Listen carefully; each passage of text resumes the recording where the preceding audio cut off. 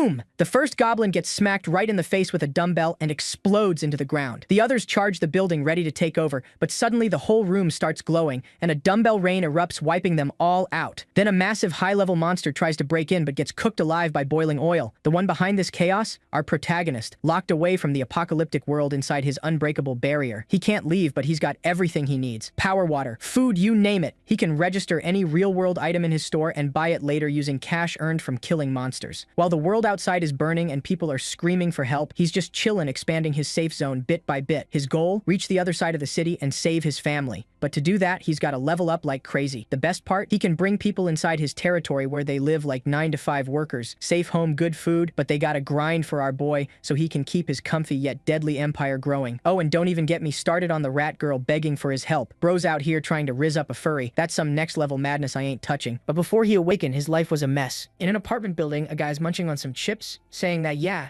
technically, the world didn't completely end. Because in theory, he's still living a normal life. Just a week ago, it was all normal, until a terrifying TV alert came on. In 2 months, the world would run out of food, and monsters, even hungrier than people, showed up to eat us. Still, God gave humans a chance to awaken powers. Even so, almost everyone died. I spent 3 months locked in my room after the world fell apart. But surviving alone sucks, because there's no signal at all. He takes a deep breath, but suddenly a loud noise echoes. He turns his head, and there's this thing flying straight toward him, slamming into the window. He falls backward in shock. The monster comes in for another hit, but then a message flashes across the glass. A creature without permission is trying to enter. The guy calms down, remembering that's the one reason he's even still alive, but he's losing it. He starts kicking the door in frustration, cursing out loud. It's been 3 days since the world supposedly ended, but he still can't leave the room. He's completely trapped inside. The system tells him that he, the super recluse, isn't allowed to go out. He yells at it, saying if this keeps up, he's gonna die. His biggest problem right now is food. The power's been out since yesterday. He's been eating whatever's left in the fridge, but that won't last long.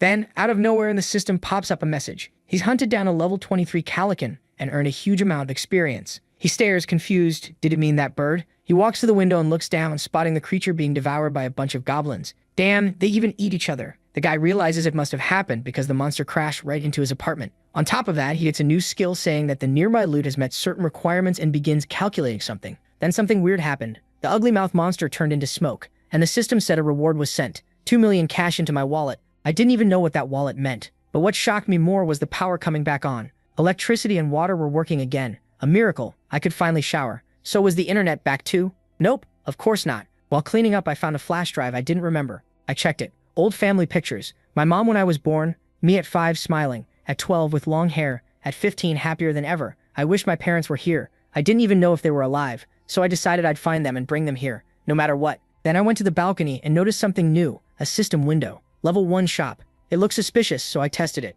It said I had 2,000 or 3,000 cash, like some kind of store wallet. Then I tried opening the window to go outside, still trapped. I couldn't leave the building, but then I realized something. I could level up by hunting monsters. If I killed the things outside, I'd get stronger. Maybe if I leveled enough, I could finally get out. But those flying monsters were terrifying. No way I could beat them. Then again, one already died on my window by itself. Maybe I should target the goblins below. They looked much weaker, so I tested it. First, I tossed a water bottle. Could it leave the building? Yes. Objects could go out, I just couldn't. That gave me an idea. I'd throw something heavy and kill goblins from up here. I got ready with a dumbbell, but the goblins started calling to each other and ran.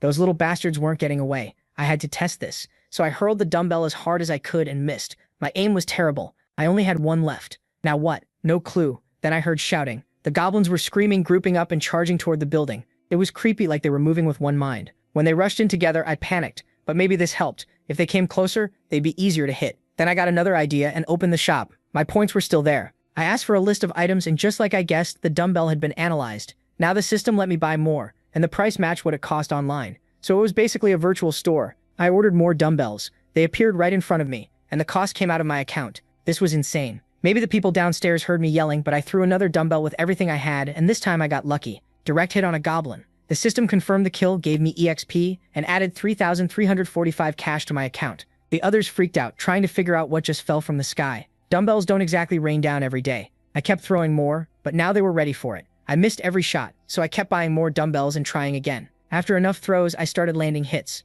That meant more kills and more levels. It felt amazing. Then the system popped up. The ultimate shut-in unlocked storage level 1. A separate space for holding items. I tested it with a dumbbell. It vanished from my hand and showed up in storage. Perfect. Then I pulled it back out right into my hand. I could store anything and summon it any time. So I decided to get cruel. I packed storage with dozens of dumbbells, then released them outside all at once. Dumbbells rained from the sky. The goblins had nowhere to run. Every one of them got crushed. I couldn't believe my power could be used like this. Now I knew I could analyze other things too, even food, and buy them with shop money. But that brought a new problem. My cash was limited, and the electric bill kept eating into it. Worse, after I wiped out the goblins, no monsters came near my apartment. No monsters meant no money, and no EXP. If nothing got close, I was in trouble. I needed another way to kill them. While I was thinking, something appeared in the sky, and I remembered it at once. The same kind of thing that attacked me before. Bad news. It was a calican, a high-level monster. I ran to the kitchen, tied shiny spoons to a chair, and hung it outside to catch the light. It worked. The monster noticed and rushed at the building, ready to strike with that awful mouth. This time, though, I wasn't scared. The barrier was still there. It couldn't break in. If it kept attacking, maybe it'd kill itself like the last one, and I'd get more EXP. But this one was smarter. It figured out it couldn't enter and flew off. Or so I thought. Instead, it landed on the roof. When I looked up, holy crap, I nearly lost it again. It kept pecking at one spot, but the barrier was absolute. Nothing came in without the Supreme Shut-in's permission. So I opened the shop and thought, if dumbbells kill goblins, what takes down something this big? Then I got it. I spent cash on bottles of oil. Perfect. I poured the oil into pots and heated it. If boiling oil could kill it, I was about to find out. Then I wrapped paper around a stick and dropped the boiling oil into storage. I lit the stick on fire. While the beast kept pecking at the barrier, I ordered the oil to fall from above. Storage opened over it, and boiling oil poured down. The monster screamed. Then I threw the burning stick, and the oil burst into flames. It worked. That beast was basically fried chicken now. It crashed to the ground, still burning. When it finally died, the system popped up. Calican defeated, EXP gained, and my cash shot up to 9,347,000. The Supreme Shut-in was richer than ever. Then something changed. I met a requirement and my territory expanded. It wasn't just my apartment anymore. It was the whole building. I also got a new ability. At first it hurt. My vision glitched. Then I could see the entire building, including the people below. A family sitting together, sad and hungry. What the hell? My eyes felt strange. Who were they? A few seconds later, my sight went back to normal. But the system now showed their information. A man, age 30, a woman, age 30, and two daughters, 3 and 6. All of them could become citizens of my territory. The system warned that non-citizens would be expelled. If I did nothing, they'd be thrown out and monsters would kill them. So I made them citizens. Then I checked the new skill. Just like I thought. Supreme Eyes level 1. I could see everything in my territory. Nothing could hide from me, and the population list appeared. 4 citizens. Out of 600 total slots. 600? No way they could all fit in my apartment, or even this building. Then I found something even better. Citizens shared their strength and EXP. If they fought and leveled up, I got a share. Perfect. That would make me stronger, faster. Then missions unlocked too, with time limits and punishments for failure. The first one, kill a goblin in 168 hours. Failing meant my manhood falls off, which is basically just death. The system asked if I'd accept, and I hesitated. Then the view shifted to the family. The little girl asked her dad what they were going to do. There was no food, and the kids were starving. He felt awful watching his daughters go hungry. But outside was pure hell. Leaving could mean never coming back. Still, he had to try. He told his wife he was going out to find food, and both of them knew what that meant. If he stayed, they'd die.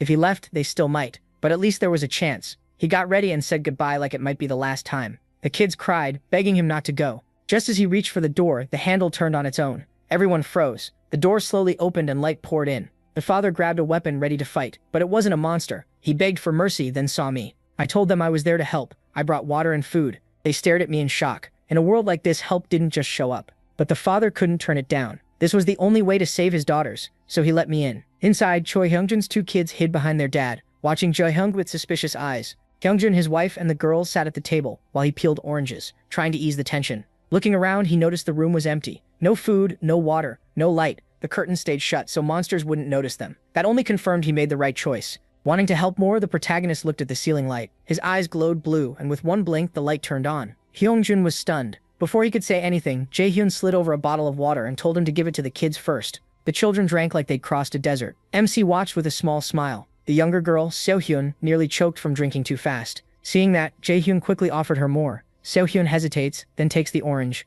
The smell alone makes her mouth water, and she hands it to her mom. Her mother gently feeds it to her. The second Seohyun takes a bite. Her eyes light up. It's sweet and full of juice, and her happiness shows right away. Watching that, Nahyun asks for some too. Hyungjun's wife gives him a piece, and soon the room fills with the kids' laughter, while Jaehyun watches them enjoy it. The system says the family's trust in him has gone up a lot. Jaehyun's trust hits 57, enough to make her a vessel. That completely catches him off guard. He still doesn't know exactly what a vessel is, but one thing is clear. He doesn't want a 3-year-old to become his vessel. Instead, he starts thinking about how to raise Hyungjun's trust to 50, since it's only at 31 right now. As Jae-hyun is thinking, Hyungjun suddenly speaks up. He thanks the protagonist with all his heart and asks how he can repay him. MC calmly says they should talk outside. Then the scene shifts. Now Jae-hyun and Hyungjun are in the hallway. He asks if he got a system message about citizenship. Hyungjun says yes. The protagonist presses further, and Hyungjun mentions that everyone froze for a moment. That makes MC realize something important. If he hadn't made them citizens in time, the whole family would have been kicked out of the building.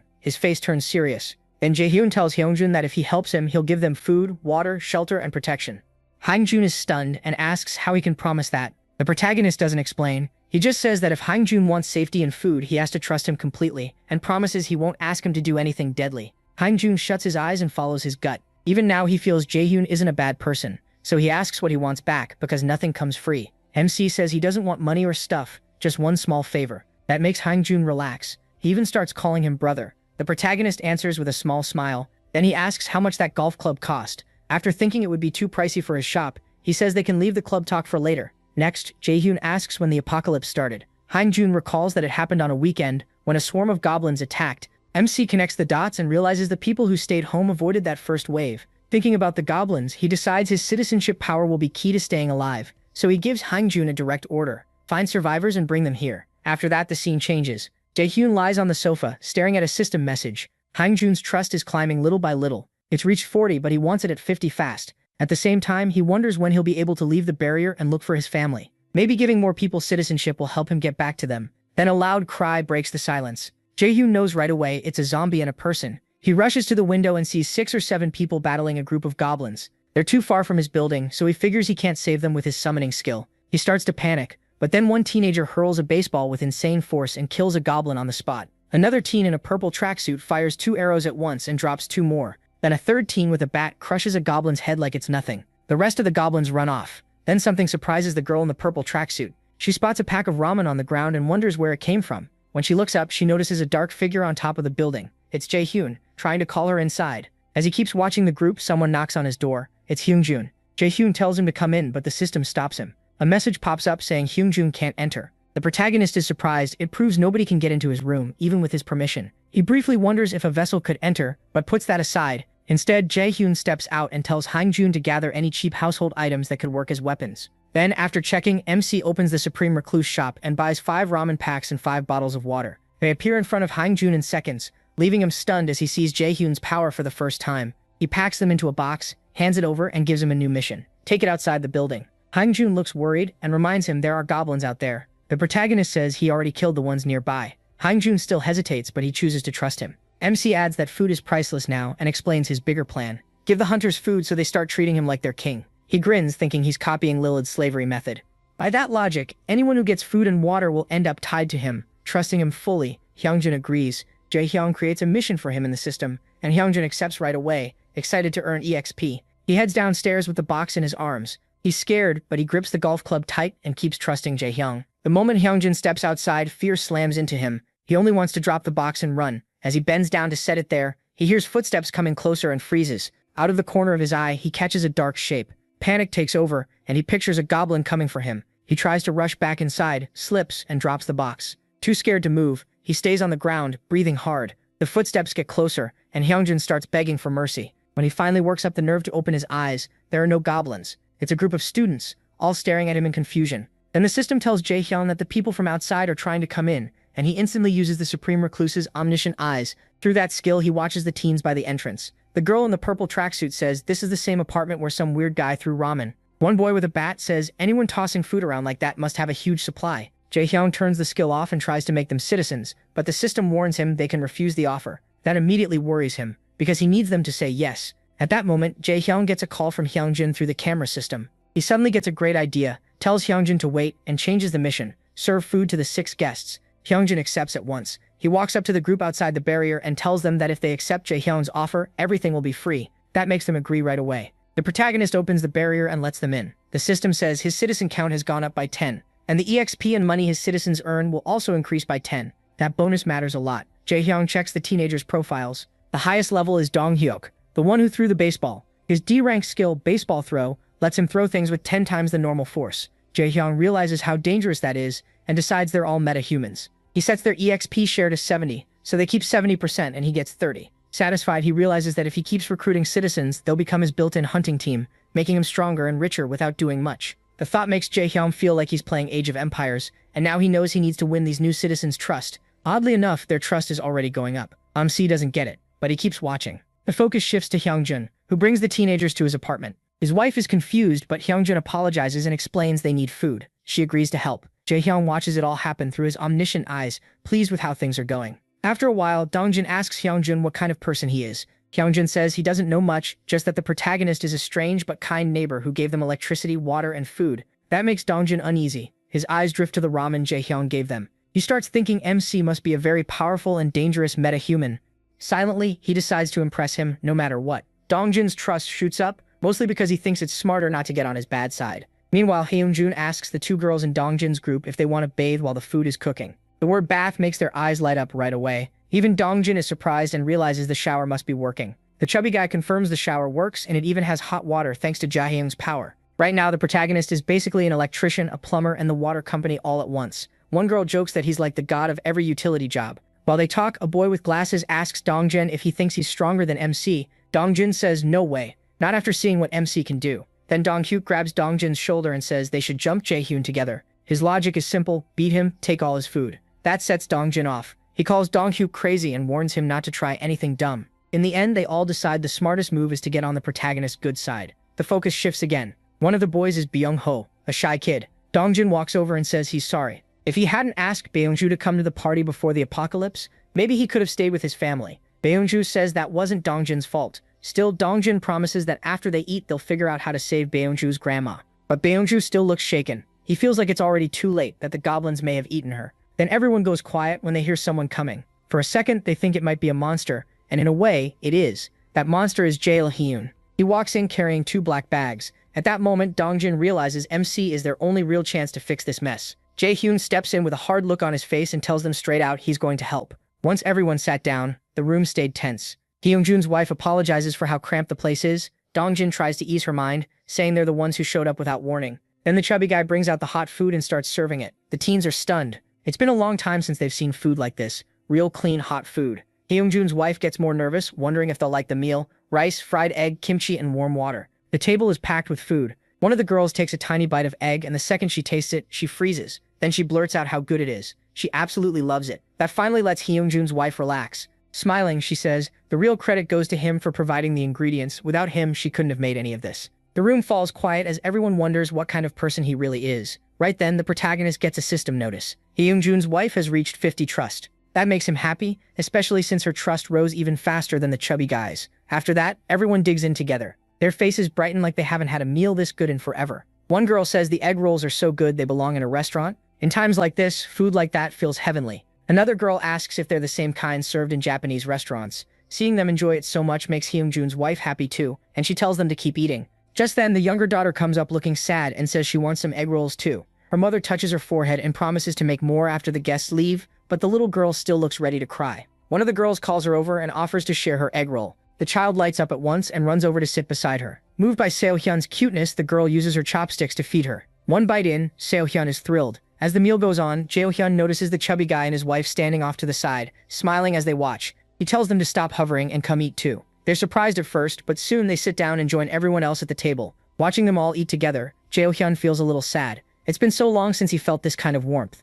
He thinks about his parents and hopes they're safe. Eventually, dinner ends. Afterwards, Seohyun goes to her mom and says she's sleepy. Her mother carries her to bed, and the older daughter heads off to sleep too. Now the real conversation begins. Seohyun says they should get back to the issue at hand. He asks Donggon why he still can't reach his grandma's place when it's so close. Nervous, Donggon says it's because of the goblins. That instantly makes MC serious. Dongjin explains that the apartment's underground parking lot makes a perfect hiding place, so the goblins turned it into their base. He guesses there are at least several thousand of them down there, and unless they clear them out, they can't get to his grandma. That makes Jaehyun think fast. His Supreme Recluse skill only covers up to the 30th floor, so the basement isn't protected. That's why he never saw any goblins. They were all underground. Dongjian keeps going, adding that every apartment entrance connects to that parking lot so no one dares leave. The room grows even heavier. After thinking it over, he says there should be side paths and smaller access routes that lead to the parking lot. Dongjian nods. That was their first escape plan, but something even scarier than the goblins blocked the way. Hearing that, the protagonist feels a chill. With a grim look, Dongjian tells him the creature looked like some mix of a wolf and a bear. Huge like a bear, savage like a starving wolf. He remembers seeing it tear through a whole group of goblins. The only reason they got away was because it was too busy slaughtering goblins and even eating them. That leaves Jake steeply uneasy. Donghye says they still don't know what it was, maybe a shadow beast since it was too dark to see clearly. MC says they can't avoid this forever. Still shaken, Donghye says they've hit their limit. If they hadn't, they would have fought the goblins already. He asks what exactly is holding them back. A girl nearby answers that their weapons are almost done for. They've been relying on bows and thrown baseballs, and sooner or later they'll run out of ammo. To Jae-hyun, that's the easiest problem here. He tells them he can handle it, then asks to see the bows and baseballs. After checking them, he adds the baseballs to his system inventory. But when he tries to register the bow, the system pops up a message saying it costs 1,530,000 won to list the high-quality compound bow. Jae-hyun pays right away and adds it to the system. With endless arrows and baseballs now available in his store, he asks if everyone knows how to shoot. The room goes quiet. Before anyone answers, the protagonist quickly buys 5 bow and arrow sets. A moment later, the weapons appear on the table. In a calm voice, he tells them that even if they don't know how yet, they can start learning now. He hands out the bows and tells them to practice. Right after that, the system shows that several trust levels have gone up. Seeing that leaves him both surprised and pleased. At the same time, hope starts spreading through the group. With Jae-hyun's help, saving Byung-ho's grandma finally feels possible. Their trust in him keeps rising. Dong-ho is thrilled, knowing these weapons will make hunting much easier. Someone else points out they won't have to risk their lives getting arrows back anymore. The whole group starts looking more hopeful. Then MC turns serious again. Before anything else, they need to thin out the goblins. Dongjin matches his tone and asks when the hunt starts. Jae-hyun says tomorrow. He promises they'll save Byung-ho's grandma the very next day. He says it to fire them up and it works. Byung-ho's face brightens at once. Dongjin asks how they're going to pull it off. He smiles and says they'll use bait. Then he lays out the plan. But after hearing it, everyone looks uneasy. They can't tell if this bait strategy will work or blow up in their faces. Even so, they cling to the hope that it'll succeed.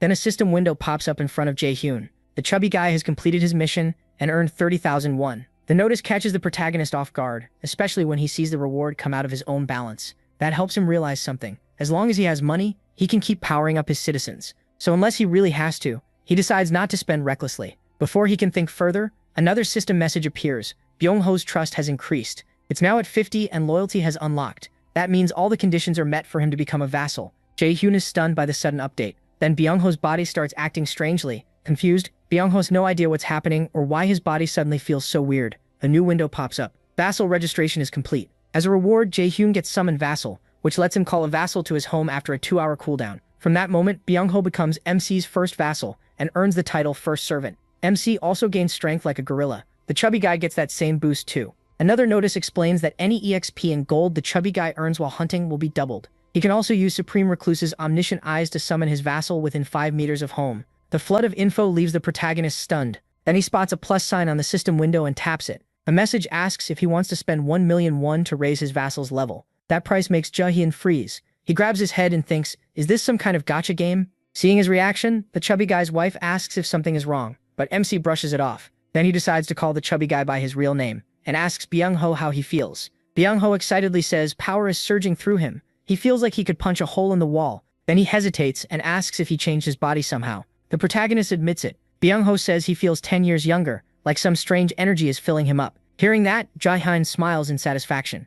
He hands Byung-ho a bow and tells him he's joining the mission. Byung-ho takes it, but his shaking hands show how scared he still is, while MC thinks to himself that citizens get 10% extra EXP, but vassals get double. That means the chubby guy is about to grow even faster. Then he tells Byung-ho to kill as many monsters as possible. Even though Byung-ho looks ready to cry, he still agrees. He is pleased with that answer and tells him he'll be counting on him. The mission finally starts as the group searches the apartment's first floor. Moving carefully, Deoksu tells Donggon that checking the first floor may be pointless since the place is wrecked and the windows are smashed. He doubts anyone survived, but Donggon says they still have to look. He reminds them of Jae-hyun's orders. They came as a rescue team and need to save whoever is left. Their job is to find survivors in the building and bring them safely to the 30th floor. After pausing, Donggon explains the heart of the plan. They need to gather as many survivors as they can so they can lure a big group of goblins into the building and wipe them out. He asks if everyone understands and the team answers with confidence, lifting Donggon's spirits. Beside him, Deoksu grips his iron club ready for a fight. Donggon tells them to begin with room 101 and stay sharp. Goblins could appear at any time.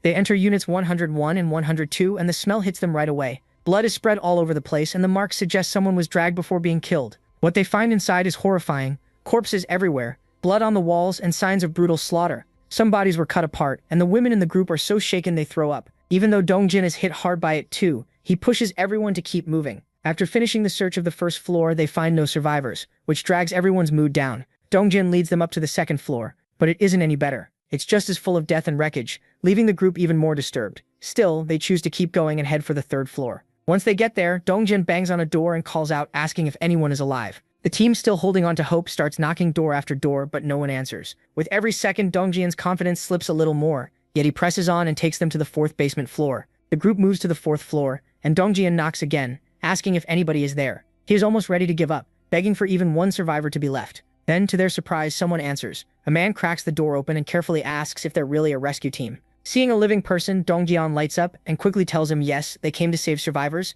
The man, worn out but still wary, asks for water. They hand him a bottle and he stares in shock. He admits he thought they were raiders there to hurt him or steal what little he had. Dongjin calmly explains they're residents from the same apartment and came to help, then asks him to come with them. Still unsure, the man slowly opens the door wider, showing 2 more people inside. After apologizing for being so suspicious, he introduces himself as Hong and agrees to go with them. Dongjin happily shakes Hong's hand and introduces himself too. Then he tells 2 teammates to escort Hong to the 30th floor and return so they can keep going with the mission. But when Hong hears about the 30th floor, he gets uneasy and says they're not planning to leave the apartment, right? Before anyone else speaks, Hong's youngest son cuts in and says someone will come save them. Weirdly calm, the boy guesses there's probably a helicopter on the 30th floor, like something out of a zombie movie. Sora explains it's not exactly like that, but if they come along, they'll get hot food and a bath. The second Hong hears bath, his daughter gets excited. She urges her dad to stop worrying and go with the team. After hesitating, Hong finally agrees. Then more survivors start joining them one after another, adding to the rescue group. As they continue, Jae-hyun gets a system alert saying his citizen count has reached 40, and the EXP and gold they earn have gone up by 90. Back with the protagonist, he decides to let the children and elderly stay for now in the chubby guy's apartment, while everyone else remains in the halls. Donghyuk walks over and tells MC they've only saved 40 people so far. MC asks if that's really all who are left in the whole building. Donghyuk sadly says anyone who came out of their rooms was slaughtered. They searched all the way to the 29th floor, and it seems a lot of people never even stepped outside. He is still satisfied with what they managed to do, though he knows the chubby guy's place is nearly full. Even so, he decides this should be enough for now. Using Supreme Recluse's omniscient eyes, the protagonist checks on everyone. He first sees Byung-ho lifting a chair, then he spots the chubby guy and the others carrying a huge water jug, working together with the women. Lastly, he sees Dong-hyuk busy with his part. They were nearly done with all the prep Jae-hyun had assigned. With a faint smile, MC tells Dong-hyuk they're ready to begin the second stage of the goblin hunt. Dong-hyuk gathers everyone and lays out the plan. They're going to draw out the goblins hiding underground. They'll begin with basement level 1. The group will split into 2 teams, lure out the goblins on B1, and kill them. After that, they'll move on and clear B2. A guy with glasses nervously asks what happens if there are more goblins than expected. What if they get cut off on the first floor? And what if something goes wrong while they're moving the goblin bodies? Before Dong-hyuk can reply, Sora raises her bow and confidently says she'll take care of the goblins before that happens. She tells the glasses guy that as his Nuna, she'll make sure everyone stays safe. Dong-hyuk backs her up, reminding them that unlike before, they now have plenty of arrows. That confidence helps the worried man accept the plan. Then a sudden sound makes everyone tense up, and they spin around to find 3 goblins right in front of them. Without hesitating, Sora fires at once, dropping 2 goblins with her arrows. Dong-hyuk rushes in and crushes the last one's head with his club. In seconds, all 3 are dead. After that, the glasses guy jokes, asking why Dong-hyuk even brought a bow if he was just going to use his club. Deok-su says the club simply feels right, though he admits he feels stronger than before. He has no idea it's because Jae-hyun upgraded it. Before he can say anything else, a woman points at the goblin corpses. To everyone's surprise, the bodies start disappearing. He is collecting the loot. Seeing that, Byung-ho stares in shock and wonders if this is another one of the protagonist's powers. Ignoring the distraction, Dong-hyuk orders everyone to move toward B1. They follow him, and Byung-ho's trust in MC keeps rising. More and more, he believes MC really can save his grandma. At the same time, he gets a system notice saying the group's trust in him has gone up. While drinking water, the protagonist reads the messages and realizes that even without meaning to, he started taking care of them like a guardian. He feels almost like a big brother. Then another alert appears saying Byung-ho has reached 50 trust and now meets every condition to become a vassal. Jae-hyun is caught off guard by how fast that trust grew. He realizes Byung-ho must truly believe he can save his grandmother. Seeing that progress, MC understands the more vassals he gains, the faster his whole group will grow. He checks Byung-ho's loyalty and freezes. It's 88, even higher than between a mother and child. After a moment, he settles down and takes it as good news. He confirms it, making Byung-ho his vassal. In his heart, Jae-hyun swears he'll do everything he can to save Byung-ho's grandma. The moment he accepts, Byung-ho starts glowing in the middle of the goblin fight. Byung-ho is totally lost and has no idea what's happening. The bright light startles everyone, even the goblins, who begin backing away. Shaken, Dong-hyun admits he doesn't know what's going on and tells everyone to retreat while the blinded goblins stumble around. The group quickly takes the chance and runs. As they fall back, Donghyun and Sora fire arrows at the goblins. Each shot lands cleanly in a goblin's forehead, dropping them on the spot. With a hard look, Sora unleashes her skill and fires several arrows at once, taking down a bunch of them. But the goblins keep coming, and their numbers start to crush the group. Seeing more rush in, Byung-ho panics and says even the goblins from B2 must have come up to B1. Nobody expected that. It looks like the goblins can warn each other somehow. As the group races for the exit, they reach the gate. Dong-hyuk tries to shut it, but a few goblins jam their hands through. Everyone rushes over to help, but it barely matters as even more goblins shove from the other side of the gate. There are just too many, and even with everyone pushing, it won't close. One goblin is forcing it open with pure strength, then more goblins pile on, making it even worse. Right then, the chubby guy uses his gorilla strength and forces the gate shut by himself. Gritting his teeth, he yells that he has to stop them here. No matter what, he can't let them through. Dong-hyu quickly tells him the others are safe now and urges him to come back fast. The chubby guy turns to run after them, but the goblins burst through the gate and knock him to the floor. He begs Dong-hyu to leave him behind, and Dong-hyu freezes, not knowing what to do. Then Deok-soo charges in, smashes a goblin with his club, and tries to drag the chubby guy back to safety. But a goblin grabs the chubby guy's leg and won't let go. At that moment, a goblin in the middle of that mess, they manage to open a big enough gap for Deok-soo to get out safely. The group keeps retreating, doing everything they can, not to get swallowed by the goblin swarm. Then deep in the basement, a terrifying beast starts tearing through goblins, ripping them apart and devouring them with ease. After wiping them out, it turns toward its only drive is to kill everyone inside, pushed by a hunger to eat more and evolve. At the same time, the chubby guy suddenly hits the ground. Certain he's about to die, he's confused when he realizes he isn't where he expected. Standing in front of him, Jae-hyun calmly asks how he's feeling. The chubby guy is stunned and worried, but the protagonist just smiles and helps him up. MC is glad he made the chubby guy his vassal, because that let him summon him here. But the man's leg is in bad shape,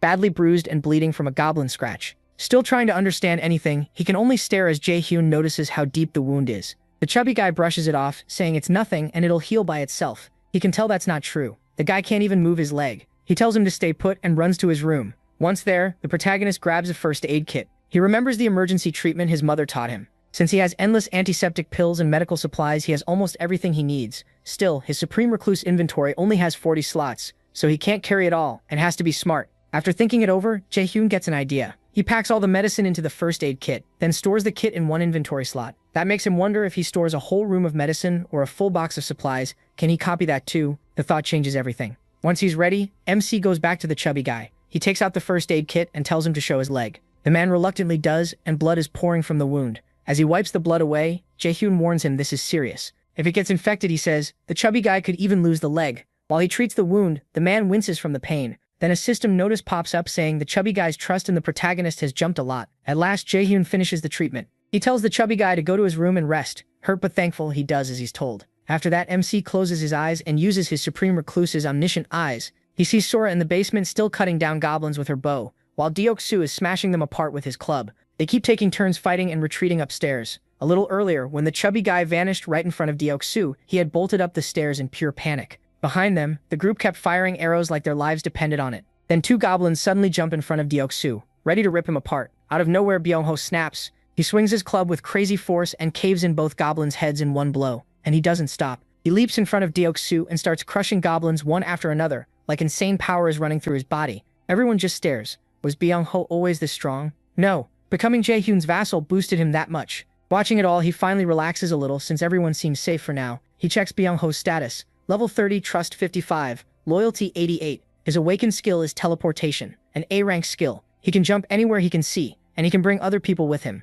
The protagonist smiles, sure now that making Byung-ho his vassal was the right call. Meanwhile, Byung-ho keeps tearing through goblins left and right. Deok-soo, still shocked, turns to Sejun, the bespectacled guy who looks ready to pass out, and asks if he can keep going. Sejun says yes. The group gets ready for the next wave. Deok-soo asks Sora if the water tank is set, and she says it is. Just then, Byung-ho races up the stairs with a whole pack of goblins chasing him. The second he reaches the top, the group dumps the huge water tank onto them. The goblins are soaked, but that alone doesn't stop them. That's when Dongjen grabs an extension cord and plugs it into the outlet. Hidden wires along the stairs light up, and the water carries the shock through the horde. The lower-level goblins fry instantly, but the level 10 ones are still standing. A system notice tells Jae-hyun he earned a huge chunk of EXP and 34 Valfor 64-1, all sent straight to his Supreme Wallet. MC grins because he leveled up and his skills got even stronger. But then something feels wrong. Pain spreads through his body and his heart starts pounding hard. His whole body burns. A purple shield suddenly forms around him, then spreads through the building and into the basement.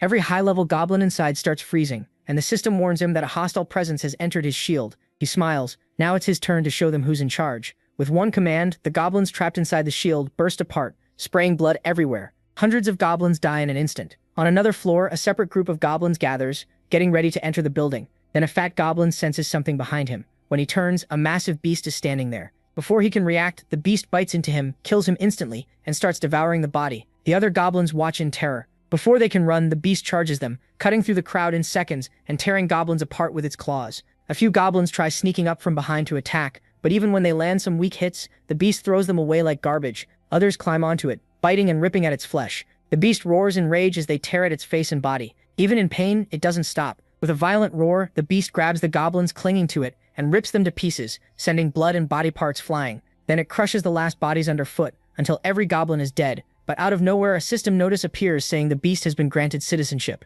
At once, the beast starts shrinking, its huge blood-covered body losing strength and changing form. A few moments later, the beast is gone, and a beautiful woman stands in its place. Covered in blood and completely naked, she collapses unconscious. Watching through his Supreme Recluse's omniscient eyes, Jae-hyun is completely stunned. He mutters, "What was that?" Then another system window appears, revealing the girl's name. The system finally reveals her name. Oh Eunju, her skill is called Dress Up Bear. Another alert says Dress Up Bear lets her turn into a monster, pushing her strength and healing to the max. Jae-hyun is impressed. She's level 33 and has an A-rank skill. Then more notices pop up. Dongjun and Hyorin's trust has reached 50, which unlocks loyalty. At the same time, Kang Dae-su's loyalty passes 30, meeting the condition to become a vassal. The protagonist smiles and tells the system to register. Kang Dae-su, just like that, he joins as another vassal. Dae-su gains Iron Knight, a B-rank skill that lets him summon a halberd and a full set of iron armor.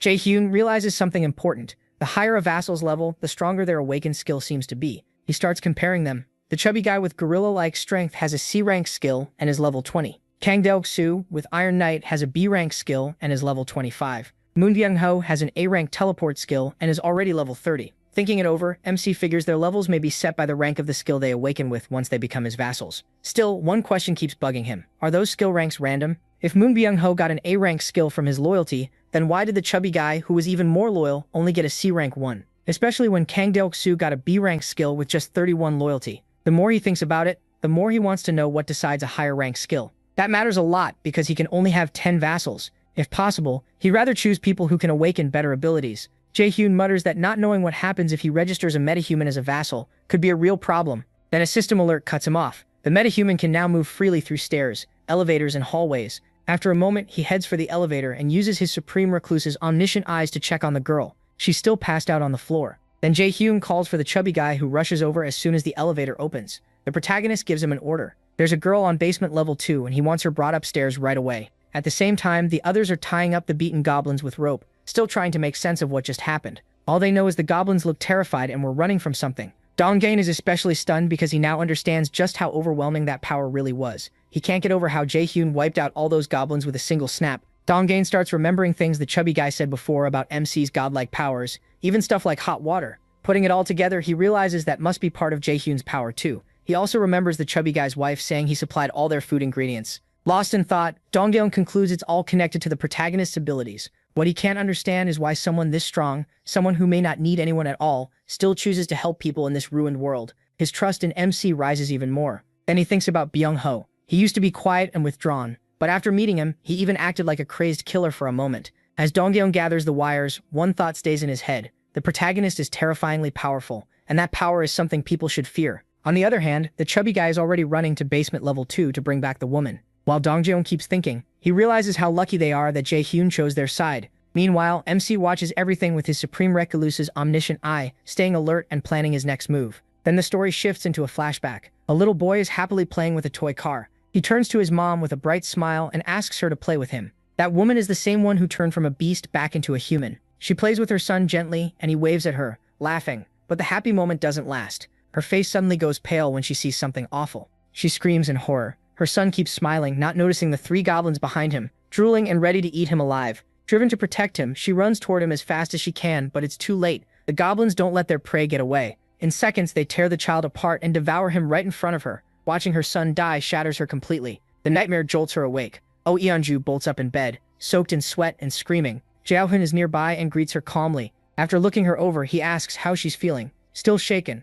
Oh Eunju grabs her head and tries to figure out where she is. He offers his hand and introduces himself, saying he's glad to meet her. But she stays guarded and asks one thing. Was he the one who did that earlier? Jaunsan looks confused, unsure what she means. She presses him, asking if he was the one who made the goblins' heads burst like balloons. It was the protagonist's domain that killed them while she was unconscious. He tries to offer his hand again, but Yeonju pulls back, voice shaking. Now she's sure he was the one who killed the goblins. That only makes her more tense and suspicious. His power is terrifying. He can erase a whole group of goblins in an instant, like crushing ants under his foot. Yeonju's thoughts turn bitter. She wonders if her son might have lived if she'd been as strong as Jaehyun. The grief hits all over again. Trembling, she breaks down and curses her own power for awakening too late. If it had come sooner, maybe her son would still be alive. Through tears, she calls out to MC, completely shattered, and he watches in stunned silence. In a desperate voice, Yeonju asks if he can save her son. Deep down, she knows he is gone, but she still begs him to avenge him by killing every goblin in the world. And just like that, another goblin slayer is born. Yeonju sits on the bed, shaking as she cries. Jaehyun stands there quiet, thinking about what she's been through. As a recluse, he's terrible at comforting people and has no idea what to say. While she cries, the system tells the protagonist that Yeonju's trust in him has gone up a lot. She keeps sobbing, saying how much she misses her son. MC wants to help, but he doesn't know how. He understands the goblins already ate her child. Still, he wonders if there's anything he can do. Then an idea hits him. What if he gave Yeonju a mission with a reward to bring her son back? It sounds impossible, but he tries anyway. Jaehyun creates a mission saying that if she kills 1,000 goblins, her son will be revived as the reward. Doing nothing feels worse, so he decides to test it. He even prays the mission will work. He knows bringing back the dead shouldn't be possible, but in this broken world, anything might be. But the moment he assigns the mission to Yeonju, the system hits him with bad news. He doesn't have enough funds for a resurrection reward. That shocks him. If he can gather enough funds, then maybe he really can revive the dead. His whole body starts shaking. This changes everything. Jaehyun suddenly sees the true scale of his role. He isn't just using the system. He is the system. With enough money, he could become like a god in this world. The problem is the system doesn't say how much money resurrection needs. Even so, the protagonist doesn't give up. Yeonju is still crying when MC calls to her. He tells her there may be a way to bring her son back. The words hit her like a bullet. She freezes, overwhelmed by shock and grief. At the same time, she thinks he might be mocking her. If this is some cruel joke, she warns, she'll never forgive him. Jaehyun calmly says he means it. There is a way, but it won't be easy. Hearing that, Yeonju grows desperate. She says she'll do anything for him, even warm his bed or become his slave. He cuts her off and says none of that is needed. She only has to do one thing, and he'll explain it later. After that, the scene shifts. Jaehyun then introduces Yeonju to Donggang. Donggang greets her warmly and shakes her hand. She introduces herself too, though she still looks serious. Then she asks him one question. Was he the one killing goblins with a baseball bat? And was Rin the girl using a bow? The detail is so exact that Dongdran and Rin are both stunned. They have no idea who this woman is or how she knows that. Rin asks if they've met before. Trying to be playful, Yeonju makes her hand into a bear paw and acts cute, asking if they really don't remember her. Dongdran, Rin, and Kang Deoksu just stare at her, totally confused. With a confident smile,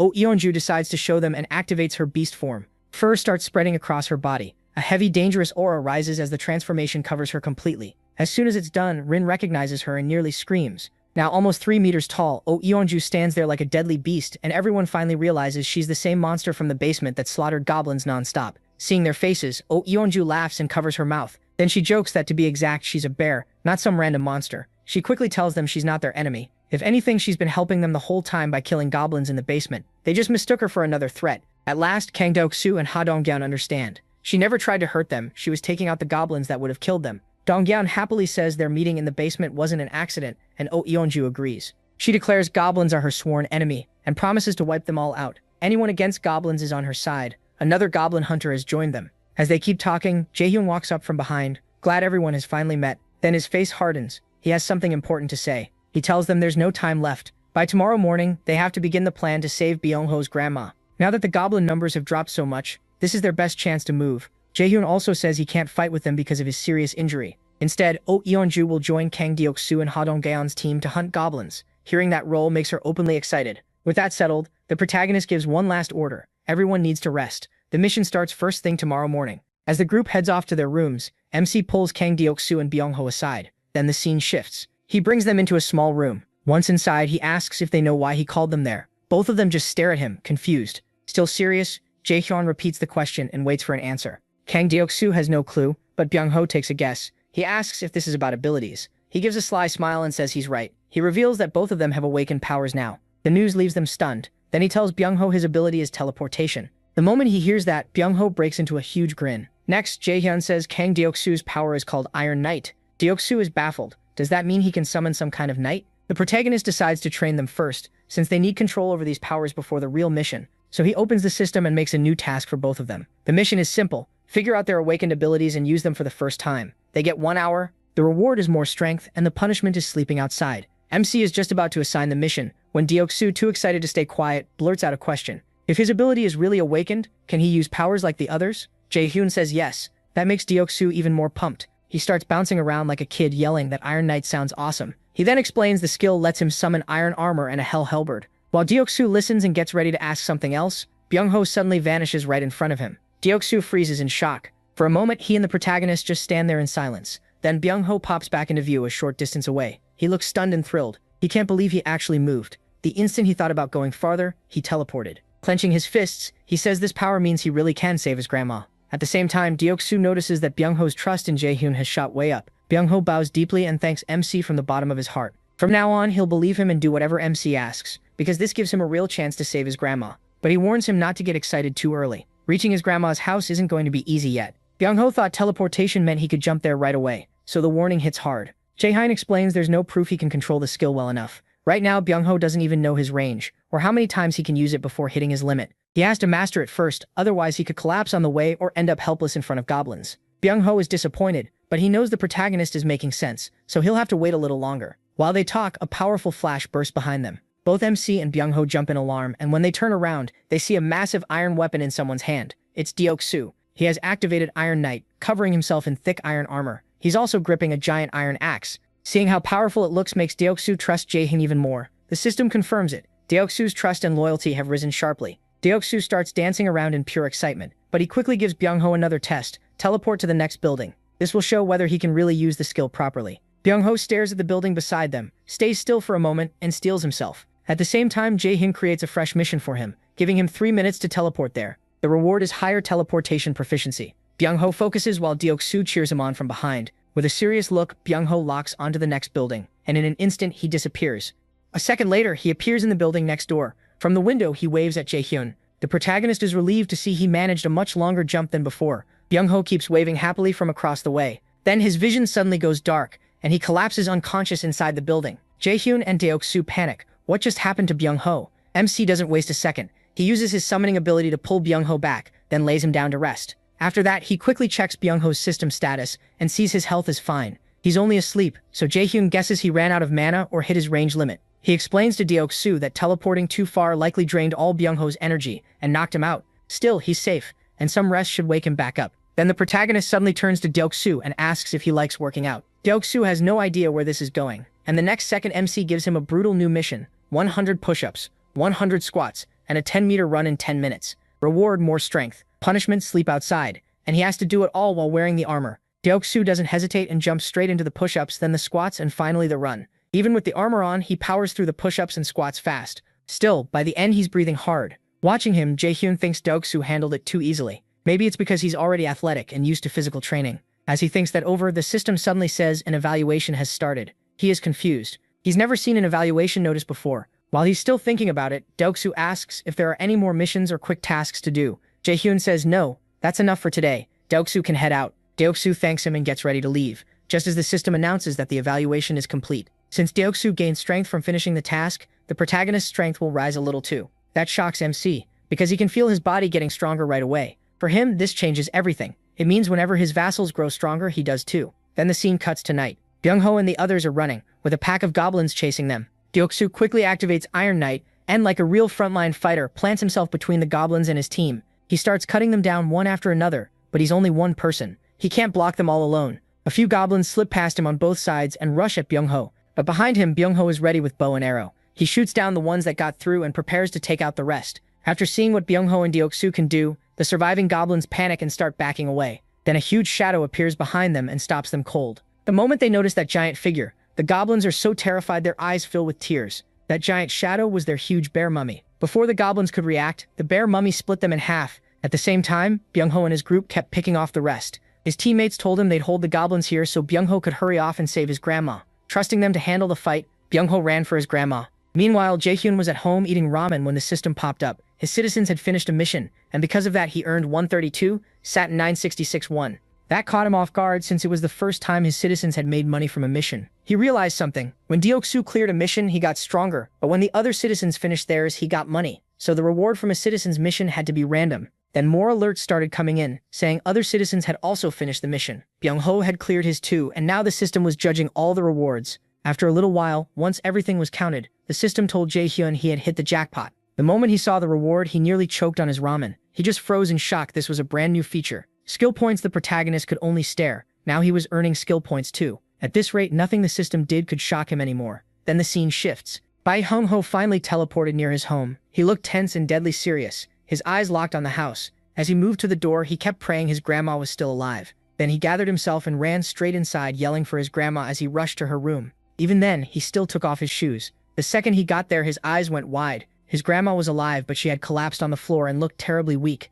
Bai Hung-ho rushed to her in panic. Luckily, when she heard his voice, she slowly opened her eyes. Her hand touched his, and in a weak, shaky voice, she recognized Byung-ho right away. That moment hit him hard. Tears poured down his face, and he cried as much as he could. She was the only family he had, and as he held her close, he kept crying, overwhelmed with relief and happiness. For a long time, he thanked MC in his heart again and again. To Byung-ho, MC had become nothing less than a god in this apocalypse. Elsewhere, he checked a system message saying Byung-ho's trust had reached 100. Now Byung-ho would do anything the protagonist asked. That unlocked another regeneration vassal slot. MC now had 11 vassal slots plus a new system function. He could level up vassals directly like game characters. That changed everything, and Jae-hyun was stunned. He tried leveling up Byung-ho right away, but the system flatly said he didn't have enough money. He needed 100 million won, around $70,000. He was speechless at that insane price. He slammed his hand down and yelled at the system for being completely ridiculous. Right then, the protagonist heard a strange sound. It was the elevator. He quickly used his supreme recluse's omniscient eyes and sensed two people. One was a chubby guy, the other a young girl, and both were standing by that guy's door looking suspicious.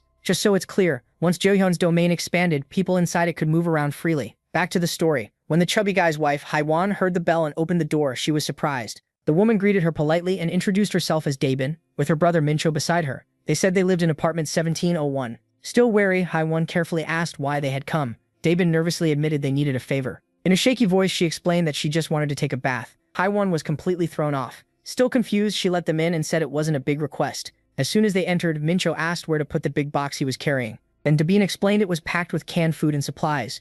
She said she couldn't ask for help during times like this without giving something back. While Minho set the box down, Hye-won tried to tell them they didn't need to do all that, but Daebin wouldn't take it back. To her, asking a stranger for a free bath without offering anything would feel wrong. Then Daebin noticed the weapons lying around. Startled, she asked if they belonged to Hye-won. Was she a hunter? That made Hye-won nervous. She awkwardly said it was complicated, and that the weapons belonged to someone else, kind of like their boss. While Hye-won explained, Jae-hyun finished watching them. From what he could tell, the siblings didn't seem dangerous for now. He decided to meet them himself before choosing what to do. Then suddenly the system told MC a red tiger was being hunted. He got a huge amount of experience points and another 4 million won, bringing the total to 39 million. His stats jumped fast, and he even unlocked a new ability. The flood of alerts hit him all at once, and Jae-hyun realized he'd messed up. He'd been too focused on the siblings. Outside, everything had turned into chaos. Everyone was exhausted and hurt after barely bringing down a giant tiger. Sehun was lying unconscious on the ground, covered in blood. It was a total disaster. Then Jae-hyun's domain spread even farther, and a sharp pain stabbed his heart. Seeing how bad things were, he urgently made everyone citizens first and decided he'd judge them later. The system then informed him that once the citizen count passed a certain point, all citizens unlocked the power of trust. He had no time to feel good about that. He was focused on the injuries. He never expected them to face a giant tiger out there. Somewhere else, Byung-ho was teleporting back as fast as he could with his grandma on his back, while the others ran behind him. Deok-soo carried the unconscious Seo-yeon. The whole situation was a mess. Jae-hyun couldn't believe how badly Seo-yeon was hurt. And on top of that, the goblins were still chasing them. Just when things looked hopeless, the power of Ga-young's arrow suddenly rose and everyone felt stronger, faster, and lighter. That was the power of trust. It boosted a citizen's stats based on how much trust they had in Jae-hyun. The protagonist quickly figured their average trust was over 50, meaning their combat power had gone up by 50%. Bai Yong-ho, who already saw MC as a god, got the biggest boost and shouted MC's name in thanks for the powerful buff. Because of that, Rin and her friend's loyalty passed the 30 mark, making them able to register as vassals. He immediately turned them into vassals. But Ga-young's trust level landed exactly at 69.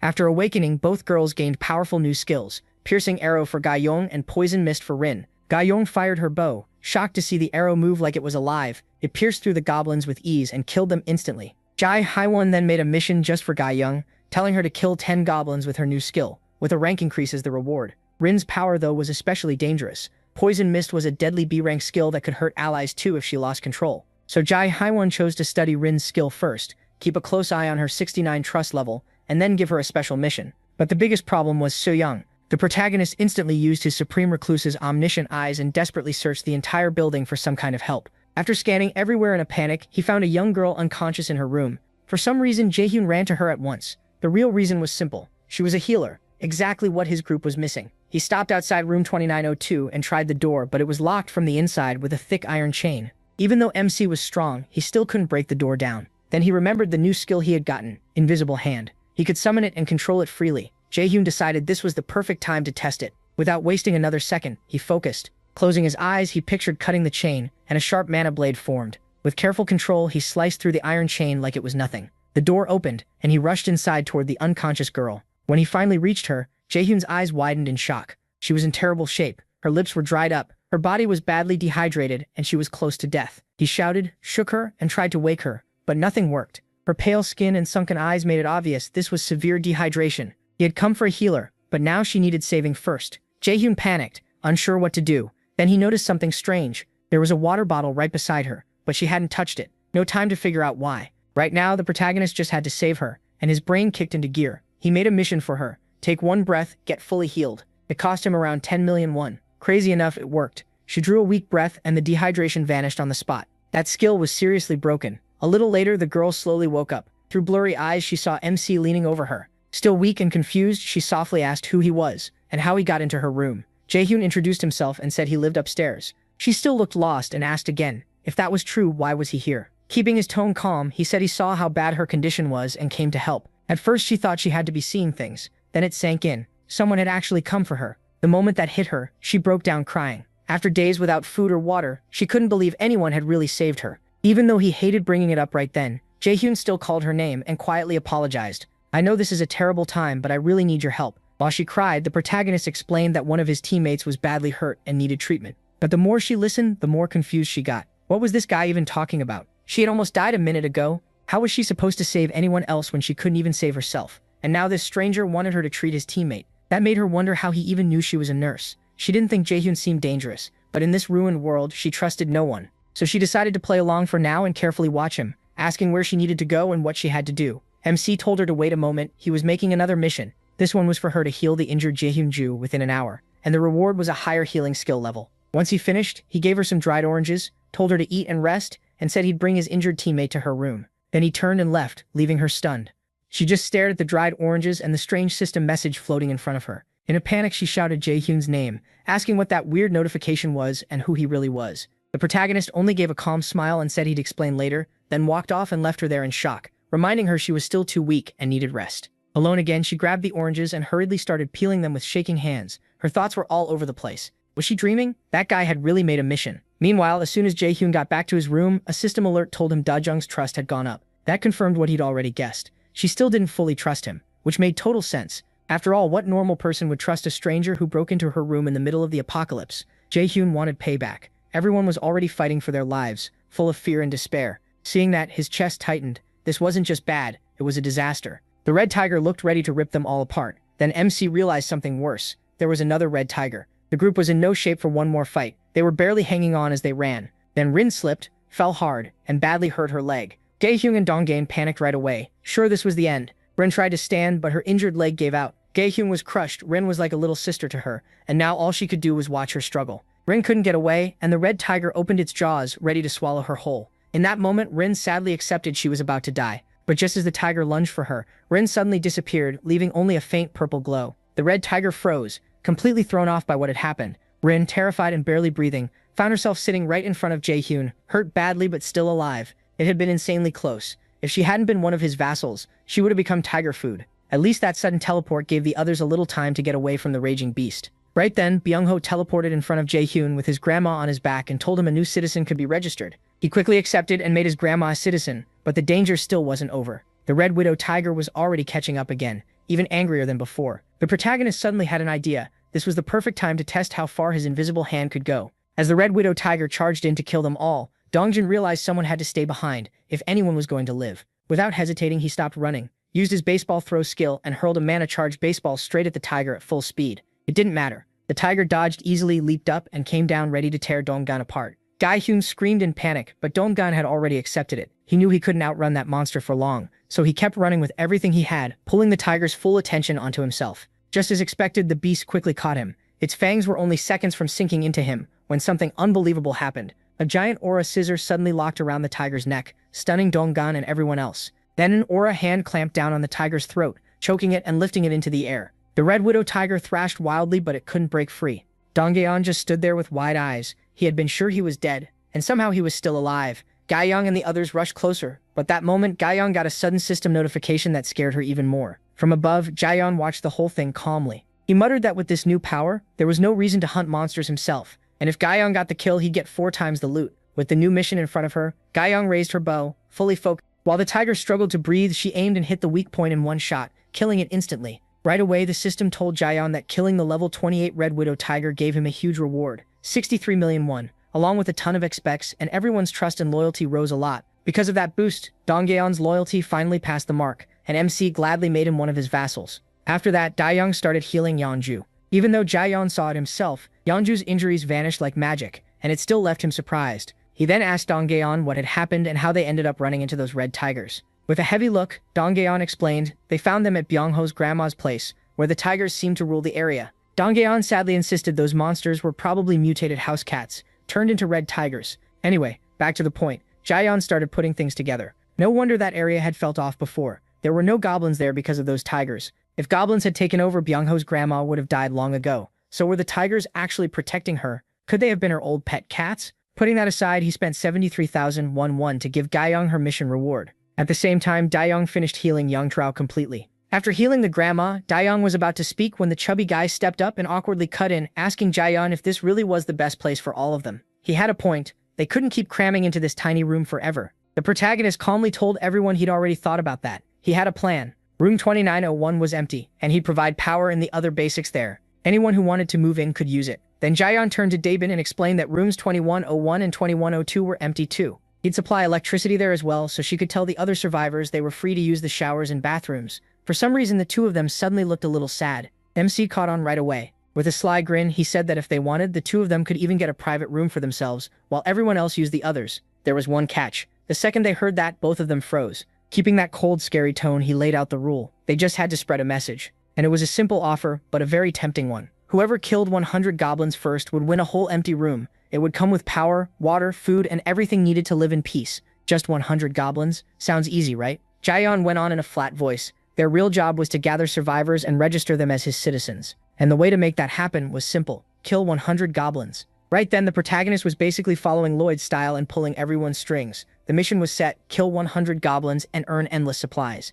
Then the story cut away. A man in a red jacket was sprinting from goblins, fighting to get away. They were just about to catch him when somehow he slipped free at the last second and dove for an open door. He slid inside and barely survived. The goblins rushed after him, but the doorway was too tight, so they got jammed up there. His teammates were already waiting behind it, ready to strike. The truth was ugly. The guy in red was just bait. Thanks to that trick, the group wiped the goblins out fast. What followed was a brutal one-sided slaughter, and leading this whole rotten team was the jerk I called Dumbass Number 1. He hurled his spear and finished off the last goblin, showing off in front of everyone. But the guy in red was fed up. He was always the one risking his neck while the others got easy kills, so he finally snapped and called it unfair. That set Dumbass off immediately. He coldly called the red jacket guy a useless loser, and said that without him he'd die like a stray dog. Then he told him to act like an obedient dog, or end up as goblin food. Things got tense fast, and the red jacket guy had no choice but to back down. Then the scene changed again. Feeling sure he'd hit 100 kills, Dumbass went to claim the reward. But Daebin told him another team had already gotten it. And the funny part, the first one to reach 100 was Daebin's own brother, so the promised room went to an elderly couple instead.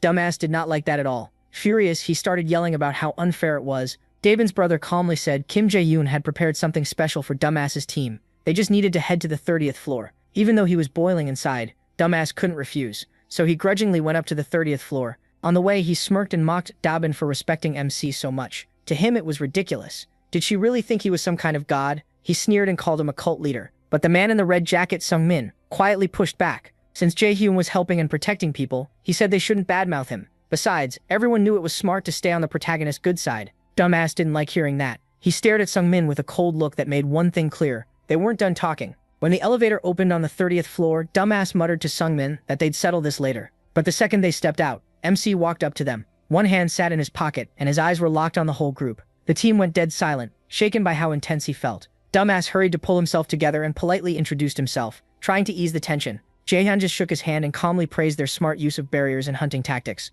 That left Dumbass stunned, and he nervously asked how he knew any of that. The protagonist ignored the question and got straight to it. Apartments 1301 and 1502 would now have electricity, water, and gas. Still suspicious, Dumbass asked how that was even possible. Jaehyun simply said they had earned it by killing 100 goblins. Then a creepy smile slowly spread across his face, and in a cold voice, he brought up Dumbass's little joke from earlier. He was talking about the cult leader comment. MC said he had zero interest in being treated like some god or playing that kind of role. The whole group froze in fear and confusion. How had he heard what was said in the elevator? Still wearing that crazy smile, he casually changed topics and said he had a small favor to ask.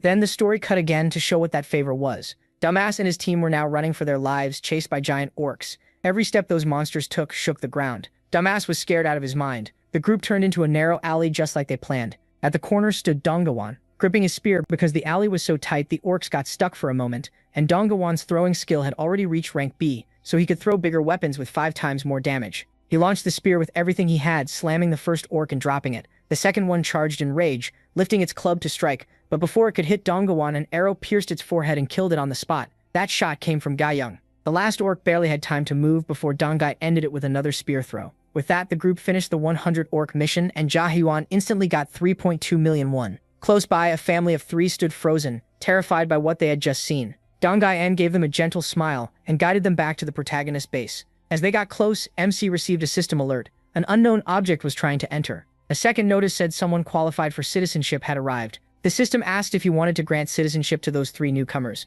and after a brief thought, he said yes. That brought his total citizens to 200 and unlocked a new skill: tax collection. It let Jaehyun take 10% of a citizen's money, without lowering what they actually had, though it could only be used once every 30 days. He quickly saw how useful that was. It meant he could slowly recover the money he'd already handed out. Even so, getting all of it back would take around 10 months. Since saving his parents couldn't wait, he decided Dongjan's team needed to head straight to the Nambuman neighborhood. To move faster, he chose to hand out 30% of the funds early and treated it like an investment. Then another alert popped up. His house declaration skill had hit level 10 and gave him 3 more skill points. Right after that, pain ripped through him again. His liver, kidneys, and heart all hurt badly as his domain spread out fast, nearly doubling and covering most of the nearby buildings. The system confirmed that Jaehyun had declared the entire building his home. Then another message appeared saying 1 billion won in subsidies had been added and a construction feature was now unlocked. The protagonist checked the options. A solar generator cost 133 million, a store cost 219 million, and a gym cost 300 million. Even with the full 1 billion won subsidy, the generator would only make 30 million a year.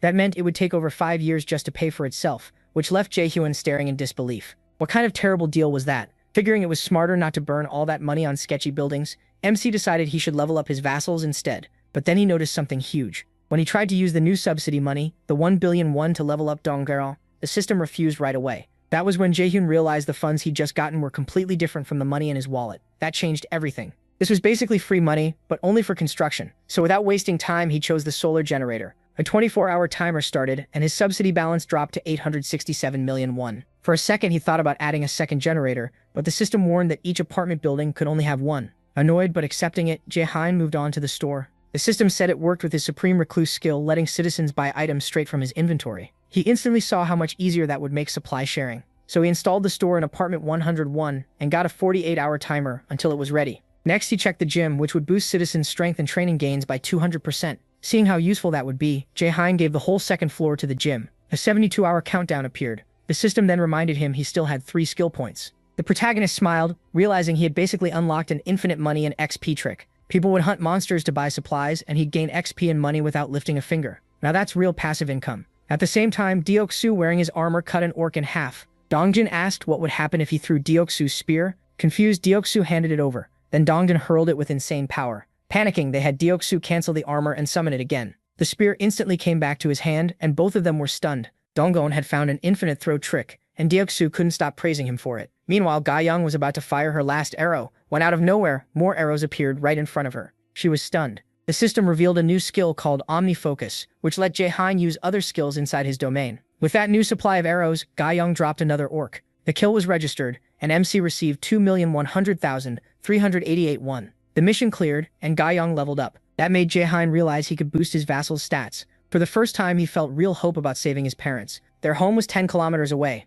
so he headed to the roof with no time to waste. His first goal was to strengthen Dongjin's team. He checked Jaehyun's status, level 22, with Crow Familiar for scouting. Next, he looked over Nayeon's profile, level 33 with Warrior Bear. Then came Dajiang, level 30 with Healing Blessing and Magic Armor. Jaehyun weighed the team options. Nayeon and Daehyung both made sense, but Nayeon's low loyalty gave him pause. Then he thought about bringing back Nayeon's son. He tried to revive him, but the system said he lacked the money. So he made a group quest to kill a level 40 or higher monster within 24 hours, with Nayeon's son's revival as the reward. Fail and death was the price. He confirmed it, and the quest went through. Then someone knocked at the door. It was Nayeon, out of breath, because she ran over the second she saw the quest. Jaehyun told her it could be done, but they didn't have much time. Nayeon dropped to the floor in tears, thanking him again and again. The system showed her loyalty had gone past 30, meaning she now qualified to become a vassal. Later, Jaehyun stood by the sink, watching the faucet turn on by itself. He was starting to get used to moving things with his mind. Seriously, he was turning into Magneto a little more every day. Now he could control electricity, water, and gas. The store added 320,981 won to his wallet for the day. He grinned, knowing sales had passed 1.5 million won. Jaehyun checked on the people inside the store, feeling like everything was under control. Elsewhere, a boy asked his friend how much money they had saved. The answer wasn't good. The bao cost 150,000 won. They only had 10,000, and it'd take 2 weeks. The boy laughed and reminded him they still had to buy food. His friend got annoyed, and the protagonist realized how much the store had changed things. Now even loose change pushed people to go hunt. The system showed the current population 789 out of 11,000. Jaehyun figured that number would start rising much faster. Then another message came in. A level 18 orc had been killed, earning him 1.2 million won. Somewhere else, Nayeon in her warrior bear form was tearing through goblins and orcs. Gaeyeon and Daehyung checked on her, and Nayeon apologized for taking most of the kills. Gaeyeon just smiled and said it was fine. Jaehyung felt pairing those two with her had been the right call. He pulled up Nayeon's new status, level 40, with the title 9th Belle. Her trust and loyalty had climbed to 66. The wildest part was her S-rank skill, Berserk. Once she saw blood, her power jumped by 300%. While Jaehyung was thinking about that, a cracking noise rang out. The three women turned and saw a massive orc step out from the dark. Nayeon transformed at once, becoming that fierce mother bear again, and charged. The fight started with both sides looking evenly matched. Gaehyung fired an arrow, but the orc knocked it away with its axe. That only made Nayeon madder, and the angrier she got, the stronger she became, until she doubled in size and lunged. The orc lord was done for, with no time to react before Nayeon slammed into him. Then the system announced her win. She had killed a level 28 orc lord and earned a huge reward, 73 million. Another notice popped up. She had unlocked an outpost. It needed a night station there for 7 days, and it cost 1,300,000,000. Jaehyun thought it was way too expensive and 7 days was too long, so he passed on building it. He knew an outpost could help his family, but moving his grandparents wouldn't be simple. All he could do was hope they were still alive. With that in mind, Jaehyun decided that the next day he'd send Donggan's group straight to the main house. Back in the subway, Jaehyun watched the fight in shock as Nayeon ripped the orcs apart. Even their pleas for mercy didn't stop her, and Jaehyun couldn't figure out how MC had recruited someone that strong. He noticed Nayeon was focused on the goblins when a new mission appeared. Return within 1 hour. Jaehyun knew even easy jobs could still turn bad. Dongjian's group showed up and he told Jihoon it was time to head back. Jihoon summoned his familiar Kami and sent it ahead. Using the crow's vision, he confirmed the path was clear. Then the group moved out. Jihoon spotted a rat, but it vanished. He brushed it off, though something still felt wrong. As they climbed the stairs, he glanced back and saw 2 small red lights in the dark. Then that same rat burst toward the group, warning that danger was coming. The scene shifted to Jihoon bowing to Dongjian's group and asking for their help. Dongjian asked if his family was even still alive in that building. The protagonist admitted he didn't know, he just needed help finding out what happened. Bao Ho stepped up first, saying he'd do anything his god, Janyan asked. The others also thanked MC and promised to help him. He thanked them and laid out the new plan. Go to Seomyeon Station, then rest first. But Nayeon asked if Jaehyun couldn't just teleport his family with his powers. He went quiet. He had already tried that more than once, and it never worked because he could only teleport people inside his domain. Jaehyun admitted he couldn't do everything, but he still promised he'd keep the promise he made to her. Right then, the system said Nayeon's trust had gone up again. She smiled and thanked him. He smiled back and told everyone to get some rest. One after another, they left. Once things finally settled, another alert appeared. An unauthorized entity was trying to enter. Jaehyun gave her citizenship, and Haeri's profile appeared, level 31, with 0 trust. Her skill was Rat Queen. The protagonist just stared. Had they really gained someone who could turn into a rat? Then the story jumped back to when Haeri found Dongjian's group in the subway fighting orcs. She chose to follow them and ended up at Jaehyun's complex. It was full of life, with kids playing and people moving around. In rat form, Haeri was stunned. She couldn't believe what she was seeing. She rushed to the apartment, then stopped behind a blue shield. A system window asked if she wanted to become a citizen. The rat squeaked, but nothing changed. She started to panic. Then the screen updated and accepted her as a citizen. The rat darted into the building and chaos broke out. People screamed when they saw it and tried to smash it. Haeri ran and accidentally slipped into the training room, where people were lifting weights. She was baffled. What kind of muscle worship cult had she wandered into? Then Haeri dropped out of rat form with a splitting headache. She laughed in relief, happy she had found a survivor camp. But that joy didn't last. She remembered the monster guarding the station she had to cross to bring people here. Then the scene changed again. Jaehyun had killed the rat, cutting off his link to Haeri.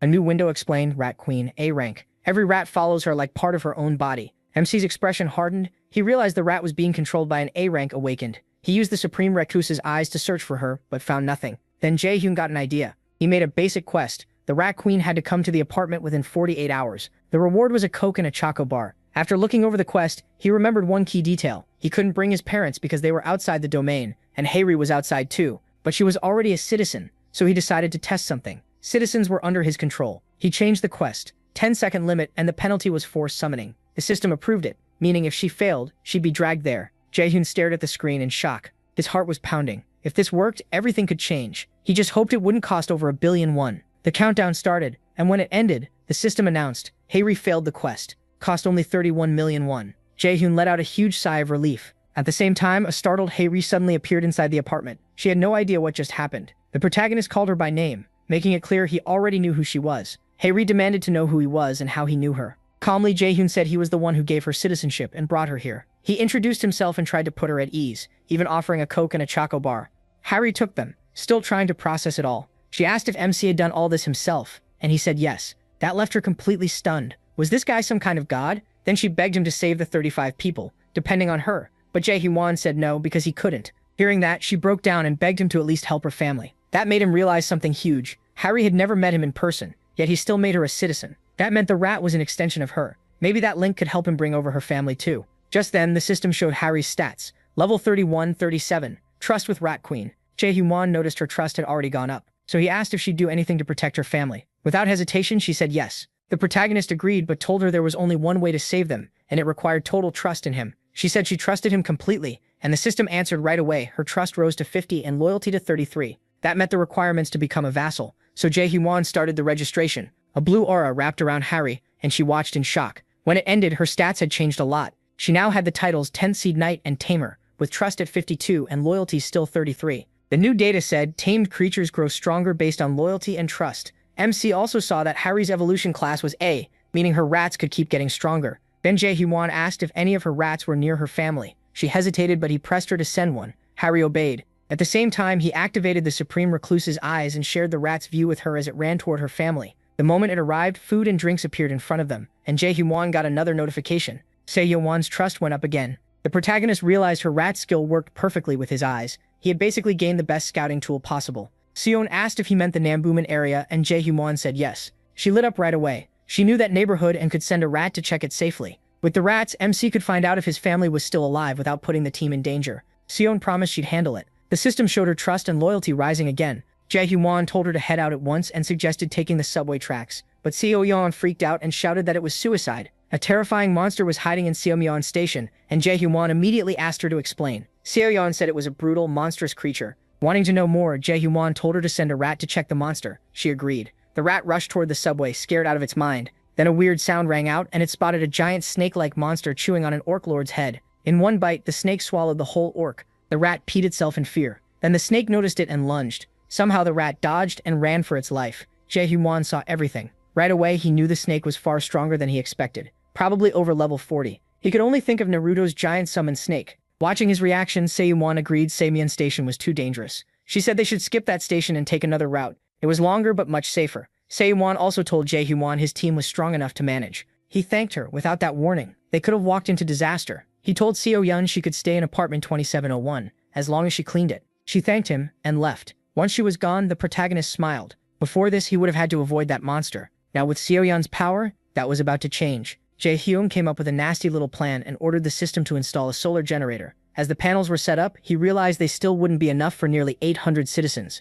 To make life better, he'd need more money and more workers. So he planned a 3-shift system to keep the place running and gather resources. In the end, Jaehyun decided the answer was simple: hunt more aggressively. Elsewhere, Donggan's team was being chased by bat-like monsters. Ga-young and the others fired arrows, bringing them down easily. Afterwards, she checked if anyone was hurt, then let out a relieved sigh when everyone was safe. But her sister brought up the snake monster at Seomyeon Station. Ga-young calmed her down, saying Jaehyun could summon them back if needed. Feeling better, the group kept moving on, until they found a wrecked train surrounded by the mangled bodies of orc leaders. Everyone stopped in horror, and the youngest member threw up. Then a chilling sound came closer, and they saw a massive snake monster. Deoksu cried out in despair. But the next second, Donggong grabbed Gaiyong and yelled for everyone to duck. The snake roared, sending out a shockwave that blasted them back. The pain was so intense it felt like their heads would split, even with the men trying to shield the women. Just then the system gave a clear command telling them to which she obeyed, running into the snake's body. That was the real start of Jaehyun's cruel plan. With a grin, he opened his inventory and through the rat inside the monster released poison gas.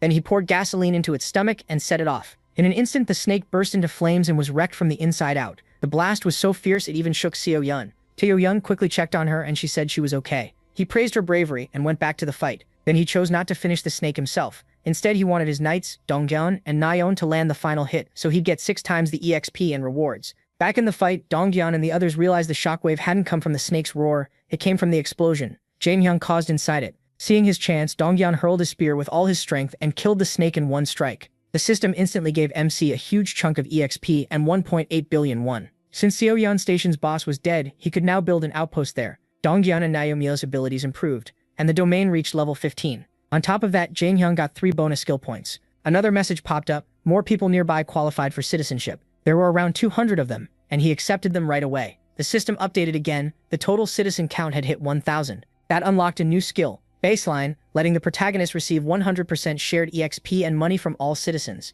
MC just stared at it. This felt completely broken. Right then, Seo-yeon came over and asked if Jaehyun could bring her family into his domain. He paused for a moment, then smiled and said yes. Overjoyed, Seo-yeon thanked him. Jaehyun asked if she could still control the rats.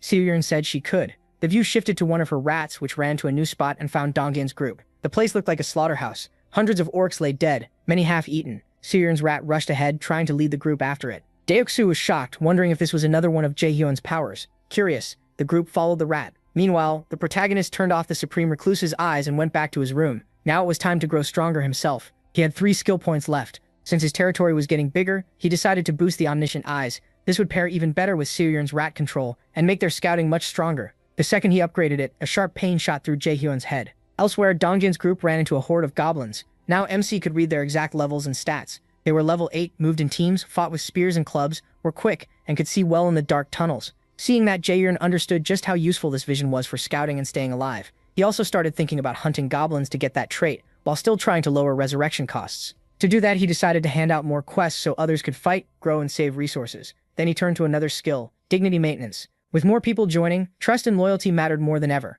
so he spent a point to upgrade dignity maintenance. Right after that, a loud gunshot shattered the silence. Jaehyun looked toward the sound, his expression turning serious. He quickly realized it didn't come from the building, it came from underground. Then the scene shifted, showing something absurd. Goblins casually carrying guns and wearing jackets and pants. What the hell? As the goblins opened fire, Dongyeon signaled for everyone to duck. Bullets flew past them, and it was obvious they couldn't win in a straight shootout. Dongyeon couldn't understand how goblins had guns, but there was no time to think. Byung-ho teleported behind the goblins, and with deadly accuracy, drove into their chests while dodging bullets and cutting them down. Another goblin raised its pistol, but an arrow struck its hand. At the same time, Gaiyong and Deoksu charged into the fight, and Nayeon transformed into her beast form. Together, they wiped out every goblin. At the same time, the system told Joyoung a new item had been added to his shop. Guns with unlimited ammo. That changed everything, but he immediately saw the problem. He couldn't just put guns up for sale. If regular people saw that, their urge to hunt monsters would shoot up and not everyone could be trusted. Up to now, he let everyone become citizens because he thought he could deal with troublemakers. But guns were different. They gave deadly power right away, and in the wrong hands, that could cause chaos. Envy, resentment, jealousy, normal feelings could become real danger. So Jaehyun decided only loyal, trustworthy people would be allowed to carry guns. He already knew who should get the first one. Meanwhile, Dongyeon's group finished off the goblins. Then to Byung-ho's surprise, a gun inside a strange box appeared in front of him. With deep respect, Byung-ho took it in silence, thanking his god Jaehyun. At this point, his devotion had gone completely overboard. After that, Dongyeon's group kept moving, with Seryun's rat leading the way. They came to a door. Dongyeon opened it and found a group of terrified survivors inside. Elsewhere, Jaehyun was outside with Seryun, enjoying a brief moment of peace when a new alert warned him that an unknown being was trying to enter. A second notice appeared soon after, saying someone nearby qualified for citizenship and asking if he wanted to approve it. Rhaenyra accepted without hesitation. Her sister Dabin teased her, saying she smelled nice and asking if she'd taken a shower. Seo-yeon laughed and said she had hot water now. From a short distance away, the protagonist watched their happy reunion. After a bit, he called out and told Seo-yeon apartment 2701 was hers, but it would get cramped if she tried to fit over 30 people in it. When he saw her worry, Jaehyun said he'd give her 3 more rooms because she'd earned it. Seo-yeon thanked him and promised to work even harder. Then another notice appeared, Seoyeon's trust and loyalty had risen again, and so had Dabin's, Seojun's, and Hyungjun's. Looking over the interface, Janyar remembered he'd leveled up earlier and never checked the reward. He found a new feature, the Guardian Beast Management System. The moment he opened it, he nearly passed out. Unlocking it would cost 1 million. While he was still staring at that price, a soft voice asked if he had time to talk. Janyar invited her in. It was Hyri, the youngest member of Donggon's group, and she looked nervous. She said she needed to talk about something important. MC told her to sit. Hyri apologized, her voice shaking, and asked to leave the group. She felt useless, like no one would even notice if she was gone. Janyar urged her to keep talking, and she burst into tears, admitting the monsters terrified her, and she felt worthless because she couldn't use her poison mist around her teammates. Janyar had expected this. He knew poison mist was risky if used the wrong way. So he reassured her and said the timing was actually perfect. He needed someone he could trust to help him. Dabin, who took care of the Dabin, worn out from caring for the injured, had asked for help. He told her he needed someone kind, honest, and caring, and she was the best fit. He reminded her that no one is useless if they keep trying. Her poison mist was rare, he said, and someday it would be a huge strength. Even if she couldn't fight outside, she could still help inside. Then Janyar bowed deeply. Hyerin was stunned and moved, then smiled. The system showed her loyalty jumped to 100. She wiped away her tears and promised to give it everything she had. Janyar smiled and said he'd keep counting on her. A little later, he thought about unlocking the new feature. The interface popped up again. It needed 1,000,001. He decided it was worth the cost and pressed yes. A golden magic circle appeared and a golden crystal egg in the middle started to crack. The light was so bright he had to shut his eyes. When it finally faded, a tiny black bird was sitting there. Jaehyun used the Supreme Recluse's eyes and learned it was a level 1, 3-legged divine raven. It carried the sun's energy, but it was still a baby and needed sunlight and protection to grow. The protagonist decided to name it Little Blackie. The bird flapped around excitedly for a bit, and Jaehyun soon realized it was hungry. So he handed it a bag of chips, and it ate happily. After that, Blackie curled up and slept like a lazy cat. Right then, Janyar got an alert. Blackie's level rose and the solar generator's efficiency increased by 100. He remembered each generator made around 80,000 to 100,001 a day.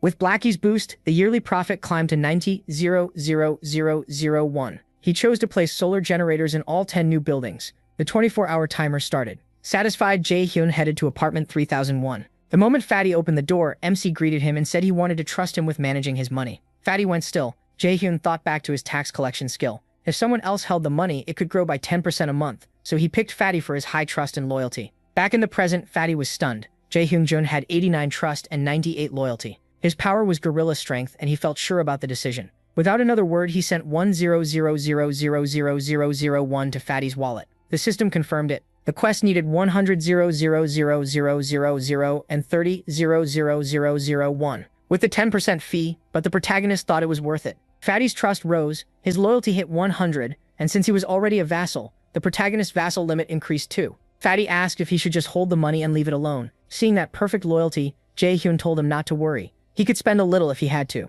Fatty thanked him, clearly thrilled. Soon after, Dabin came over and asked if she could choose anyone she wanted for her new team.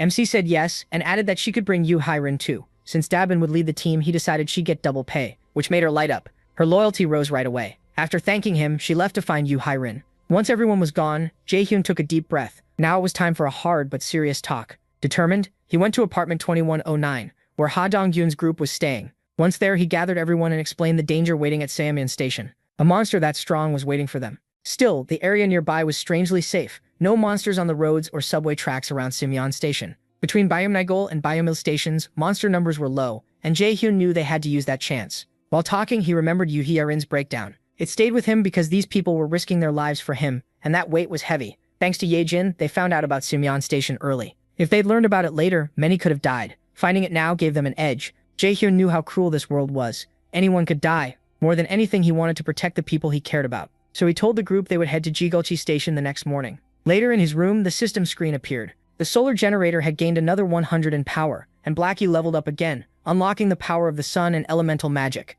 As Blackie's owner, he gained that power too. Elemental magic? That was huge. Curious, he lifted a finger and a tiny flame appeared. It felt strange but also familiar. Later in a private spot, he pictured a massive blaze. He reached out and focused hard, but only a little flame showed up. Jaehyun was let down for a second, but his curiosity quickly took over. Then he remembered the special gas from his ability. If he combined that gas with flame, the result could be deadly. It was only a tiny spark for now, but one day it could turn into a terrifying fire. Real monster-level power. Excited by the idea, Jaehyun ended the test and went back home. While eating, another alert appeared. 2 solar generators had been completed. The protagonist smiled, thinking about Blackie leveling up 3 times. Thanks to her boost, the generators were now 8 times stronger. The extra power turned into money. More power, more freedom. Things were getting really good. As he ate, Yejin came in and thanked him for letting her rest. Jaehyun told her she had earned it because her skills were top-notch. Then he said he'd need her help again soon. Dong MC's group was waiting at Seiyumyeon Station, and he wanted her to guide them. Yejin agreed and said her rats were already scouting the tracks.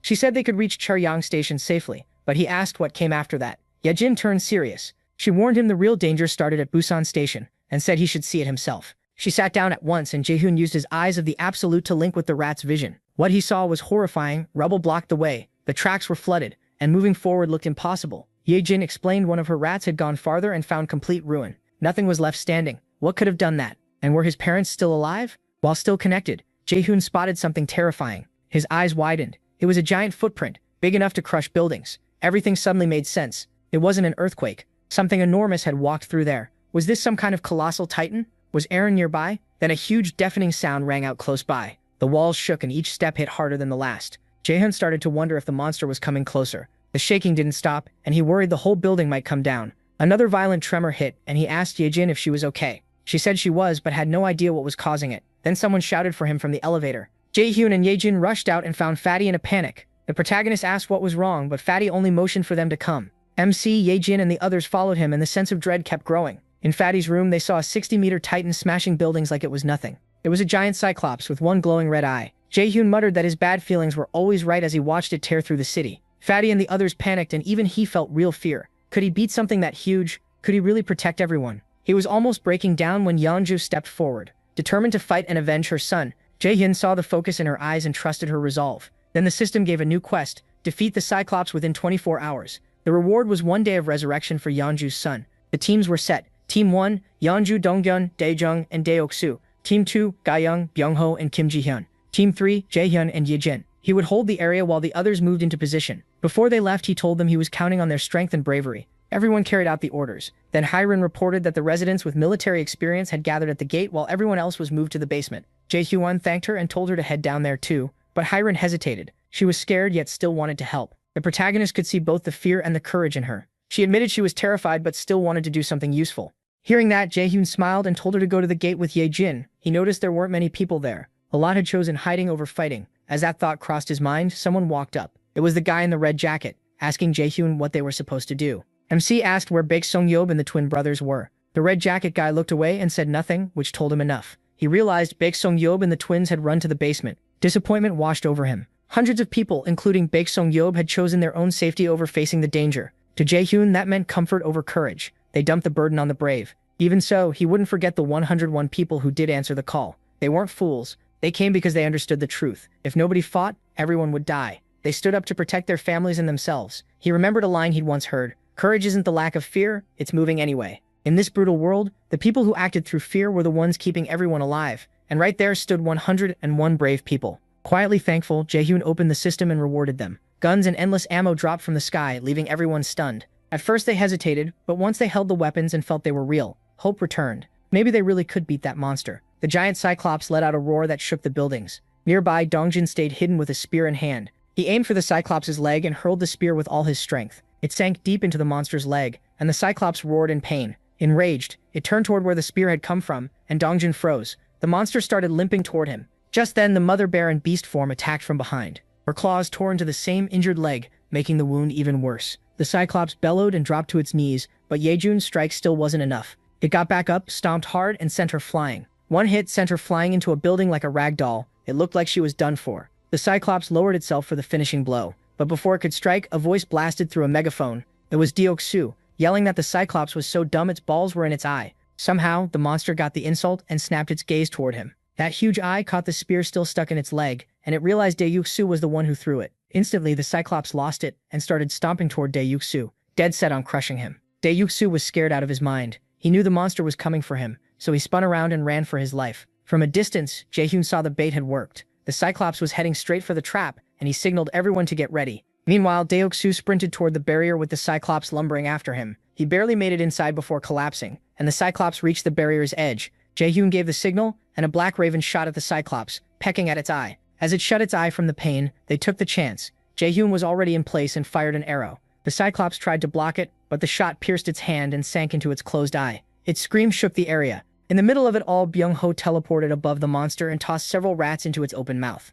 The whole setup was working. Then came the next step. Jae-hyun filled the Cyclops with explosive gas and its body started to bloat. He lifted his hands and triggered Sunfire magic. A massive blast erupted inside the Cyclops, and black smoke spread everywhere. When it finally cleared, the Cyclops was still there, charred, motionless, and slumped against the barrier. Everyone froze. They thought they were finished, and now the monster looked beaten. But Jae-hyun felt something was off. The Cyclops wasn't dead. The system hadn't confirmed the kill. He warned everyone to stay sharp. Everything had been going exactly to plan. Then Fatty called out to Jae-hyun in a shaky voice, telling him to turn around. The protagonist slowly looked back, and to his horror, the Cyclops' red eye was staring right at him with pure killing intent. MC froze in panic, unable to believe it had survived. Before he could even process it, the Cyclops raised both arms and smashed them into the barrier. The barrier stopped the hit, but Jae-hyun's nerves spiked. He wasn't sure it could take another one. He used Invisible Hand to shield the citizens. The Cyclops kept its eyes shut, and he, still stunned, watched it strike again. The barrier shook hard but held. The nearby buildings weren't as lucky, and the shockwaves started tearing them apart. A few more hits and the whole place would come down.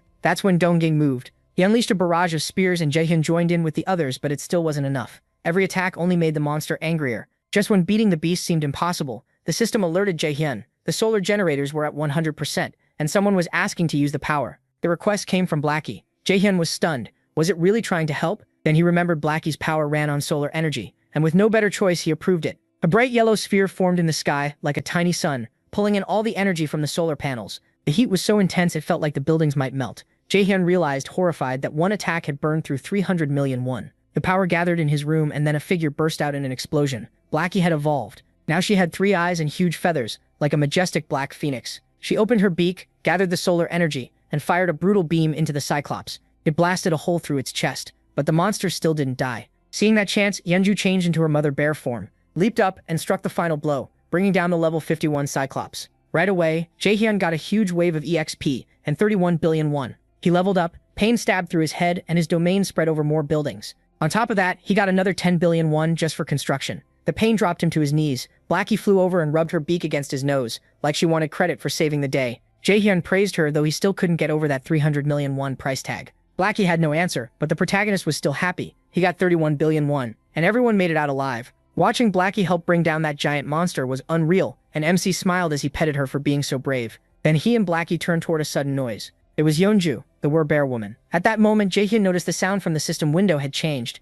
It was the sound Yeonju had waited a very long time to hear. A little earlier, inside an abandoned building, a man quietly used his ability to fill a small bottle with water. The people nearby were deeply grateful. Just having clean water to drink mattered now. But as he worked, he kept worrying because they had completely run out of food. People still lined up for the water he made, but their supplies were almost gone. He knew they'd reached their limit. A bad feeling settled in. Soon they might have to leave the place that had kept them safe. Then the whole building suddenly shook hard. Like anyone would, he asked if it was an earthquake. A man came running in, shouting for everyone to look outside, and the moment he said monster, the water user froze for a moment. Then he took off running, racing up the stairs to the roof. When he reached the top, what he saw stole his breath. The giant Cyclops was still standing, overflowing with rage and power. Beside him, a white-haired man trembled and asked what they should do. Jae-hyun was already thinking ahead, telling him to hide everyone in the basement. Desperate, he ran a hand through his hair, trying to find a plan, but it was obvious they couldn't fight something like that. He tried to calm the other man, saying there was nothing they could do except pray. It didn't find them. At the same time, Blackie's attack was already building. Then the Cyclops was suddenly blown apart. They had no idea what kind of power had done it, but when Hyuk saw it, he understood right away.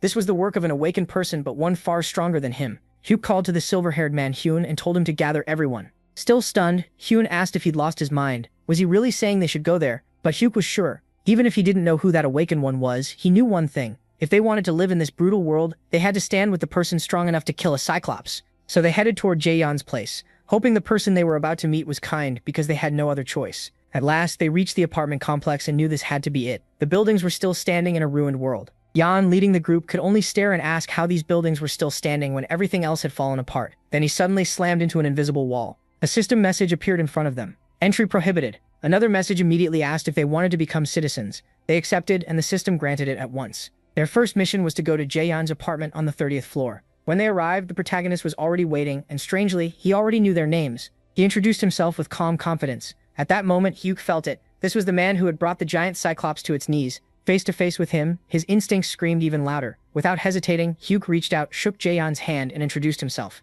Then he sincerely asked Main-tu to take care of them, knowing this was a chance he couldn't miss. Elsewhere, in a peaceful room, Yeonju the Were-bear was serving a warm meal. There was real happiness in her eyes as she warmly called for Si-woo. Her little boy ate happily, and when she asked if it tasted good, he answered with a big smile that it was delicious. Then he innocently asked whose birthday it was since they were having seaweed soup, the meal people usually eat on birthdays. She answered by hugging him tight while he said how much he loved the food. Just then the door opened. Jaehyun walked in and the boy excitedly called him Wizard Uncle. Jaehyun asked if things went well with the new residents and he said yes, he'd already given them food and a place to stay. Then the protagonist apologized and Jaehyun, confused, asked what for. He explained that the newcomers wouldn't be able to leave the house, something he hadn't expected to be a problem. But Jaehyun wasn't upset. She calmly said that being there with her son was already enough. Holding him closer, she said she was truly happy now. Then the system popped up saying her loyalty had risen sharply and she was now registered as a retainer. Still, Kim Jaehyun didn't need the message to know that. Her face, her voice, even the way she moved told him her heart was full. He could feel Oh Yoonju's feelings without any system notice at all. More time passed. Mother and son spent it together, watching TV and laughing side by side. In that quiet moment, Kim Jaehyun started thinking about his own family. It had been so long since he'd seen them. He wondered how they were doing, whether they had food, or if they were sick. Closing his eyes, he couldn't help imagining the worst in a world like this. Then Blackie suddenly showed up, making a little noise. The little creature played with the werbear and her son, and Jaehyun felt a calm thought settle in. He didn't need to rush. It could just be one peaceful day. He knew how much Oh Hyunju had endured to finally have a day like this. At the same time, he remembered that Yejin's rats were on their way to the main house. Once they arrived, he could send his family whatever they needed. So as he watched the mother and child smile, MC made up his mind. Today, he would only focus on them. This was the moment. Oh Iju's one wish had finally come true. After that, Kim Jaehyun told them to use the master bedroom. But with her son still in her arms, Oh Iju gently refused and said another room was fine. Even so, he insisted, saying the master bedroom was the warmest and most comfortable place for them. With a soft smile, he told her it was only right. She stroked her son's hair, and together they thanked Kim, the protagonist, for his kindness.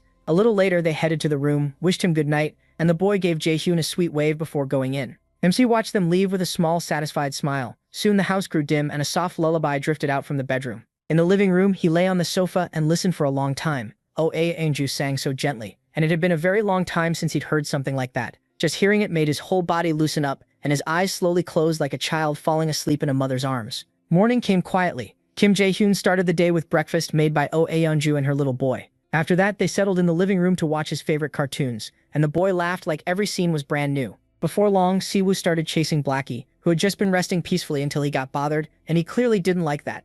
Later, after playing with all the new toys, the protagonist and the boy ended up lying on the floor for a short nap. Between drawings and laughter, the whole day was filled with real joy. But that happiness couldn't last. With Blackie on his shoulder, Jaehyun quietly cried, crushed by the fact that he could give Oh Anju's son only one more day. Not long after, Oh Anju knelt down and held her son tight as she said goodbye. She poured all her love into that embrace, while the boy, still too young to understand, innocently asked if she was crying. Tears already running down her face, she tried to stay calm and whispered that she wasn't, but his small hand touched her cheek, and he felt the tears. So Siwoo gently wiped them away, trying to comfort her. He softly asked her not to cry. Oh Kwon-ju hugged him again, and with a shaking voice finally admitted that she was scared. A world without him was too frightening to bear. Then the boy simply called out, "Mom," and promised he was right there with her. Those simple, honest words made Oh Kwon-ju break down even more. Her tears kept falling under the weight of her grief, while Siwoo still tried to calm her. Jaehyun stood there in tears too. Then the boy slowly pulled away from her arms. Looking straight into her eyes, he promised he would always stay by her side. Overcome with sadness, she called his name through sobs, but he kept walking toward the sunset. Behind him, she shakily cried out that she still had so much left to do for him. Then he stopped. Slowly turning back, he gave her a warm, gentle smile. He told her he loved her just as his body began to fade into the light. Hearing that, she froze. Still on her knees, she started trembling, the pain too great for words. But like any mother, even in terrible pain, she smiled through her tears and whispered back, "I love you." With that, Siwoo said his final goodbye with a peaceful smile and vanished in an instant. Oh Yeonju's hand dropped weakly to the floor, while Kim Jaehyun stayed beside her, silent and heartbroken. Soon after, she tried to stand, but the pain was too heavy, and her body wouldn't move. Watching her, MC could only think that hope is a fragile flower that blooms in despair. He shut his eyes and realized something painful. Anyone who holds on to hope must also face deep sorrow, no matter how cruel it is. Then he reached out his hand and gently told Oh Aiju not to lose herself in grief, promising that this was not the end. At that, she lifted her head and looked at him, asking in a shaky voice if that was really true, if this wasn't the end. With complete certainty, Jaehyun said that if there was even the smallest chance, he would bring her son back again and again, no matter how many times it took. His words gave her hope and a little strength returned. At that moment, the system appeared. Oh Yeonju's trust had reached 100, and she gained primordial vitality. The scene then shifted to the red-haired man, who was yelling in pure rage. The twins were frustrated too when they realized the standard spear, the orc spear, and all the money he'd saved were gone, leaving him lost and furious. Still angry, the red-haired man demanded to know about his brother's things. His brother said that when he woke up, all his stuff had vanished. The other twin added that plenty of other people had lost items too. There was a pattern. Everyone who lost their belongings hadn't been there during the summoning, for those who had finished military service. Then one twin muttered that they should have gone back there sooner. Without warning, the red-haired man grabbed him by the collar and yanked him forward. Furious, he asked if the twin was blaming him. The twin hurried to say he'd meant something else. Even then, the red-haired man kept shouting that following Jaehoon's orders had been stupid from the start. With the tension rising, his brother finally snapped and admitted his plan had been a bad idea all along. Only then did the red-haired man let go of his shirt. That was when it finally hit him.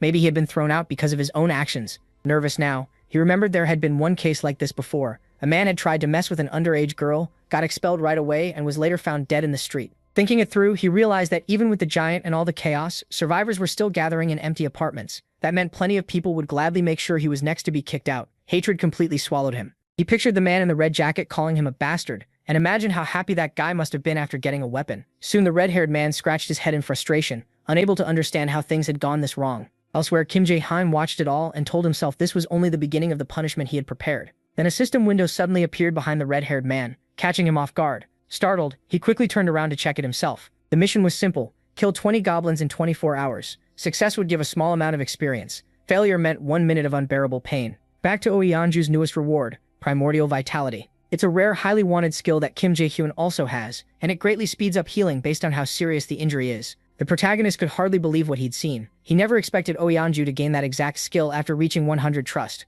Lost in thought, MC soon decided this skill wouldn't help much right now. He kept staring at the system window and thinking it through. He wasn't the one who'd be fighting, and even if he left the building, getting badly hurt was very unlikely. Still, a reward this strong for hitting 100 trust points mattered. Then he thought of Byung-ho, who was also close to 100, and started wondering what he might get. If Byung-ho gained a skill at 100 trust points and he copied it a power that let him instantly move anywhere he could see, then everything would change. He even pictured using that teleport skill with the absolute one's eye and an active advanced base. Just then, the system showed details about the advanced base, a safe zone that could be placed outside Haven. While active, it gave the city's authority and protection as long as a citizen of knight rank or above was inside. But if enemies stayed there for over a day, the base would destroy itself. With that in mind, Kim Jae-hyun realized that if his mental strength was high enough, he could jump straight to the advanced base. So he made up his mind. His top priority now was building mental fortitude, and his next missions would focus on that stat.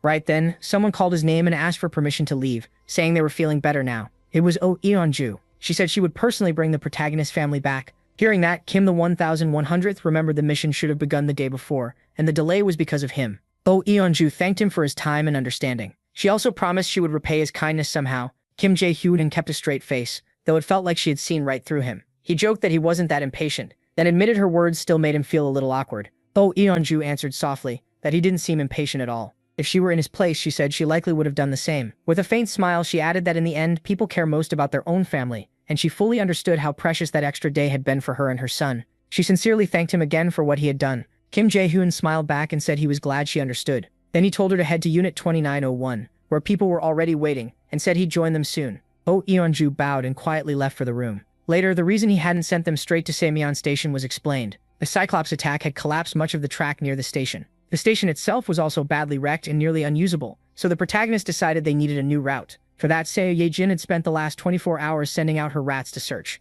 It looked like she had finally found another way in. Kim Jae-hyun activated his absolute one's eye to keep full watch over the situation. That was when something unexpected caught his eye. The system displayed a level 7 tame giant rat. At once, Kim the 1100th tensed up. He understood what it meant. Seo Ye-jin had evolved. Still stunned, Kim Jae-hyun wondered if this came from the new bond formed after Ye-jin was officially registered as his retainer. He also noticed something trailing the rat, but no matter how hard he looked, he couldn't tell what it was. Then he spotted something worse. A pack of zombies, levels 9, 11, and 13, closing in right behind it. A chill ran through him as he watched it all through his skill. The rat shot forward, trying to outrun the zombies chasing it non-stop. But then in a sudden twist, the rat stopped. It turned on the zombies and bared its teeth, growling like it had no fear at all. The zombies boxed it in from every side, cutting off escape.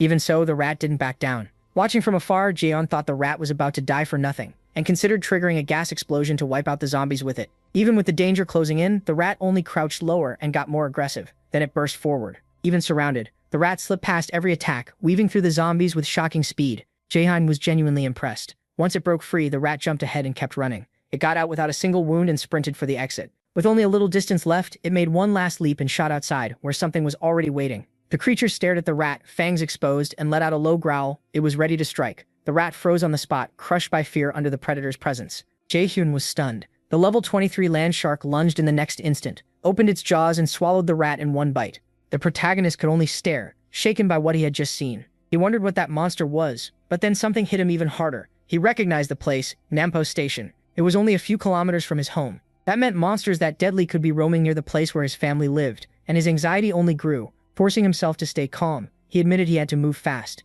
He couldn't afford to waste time anymore. The focus shifted to Dobbin, crouched over a few boxes as she sorted them. She looked worn out, but also relieved to finally be done. Then someone called out to her, the one in charge of that work. She turned and saw Jae-hyun, who thanked her for her help. Dobbin gave a small smile and said it didn't feel hard, especially since she was getting paid. Then she asked what the problem was this time. Memsi looked away, uneasy, trying to figure out how to explain the situation. The second she noticed his hesitation, Dabin grew worried and told him to just say it. Keeping his voice steady, Jae-hyun said he wanted to borrow Yubi's help for a few days, and hoped Dabin could manage things while he was gone. Caught off guard, Dabin forced a smile and asked a little nervously if that meant she'd be handling everything by herself. He said it would only be for 2 days. Even so, she knew that meant a lot more work and pressure. Eyeing him suspiciously, she asked if she'd get extra pay for all the overtime she'd have to do as acting lead. Jae-hyun smiled a little and promised to pay double for the overtime. The second she heard that, Dabin lit up. All her energy came rushing back. Elsewhere, a thick green mist from the system wrapped around Yo's body. Then the scene moved to the group gathered around a table, all focused on Jae-hyun as he began the mission briefing.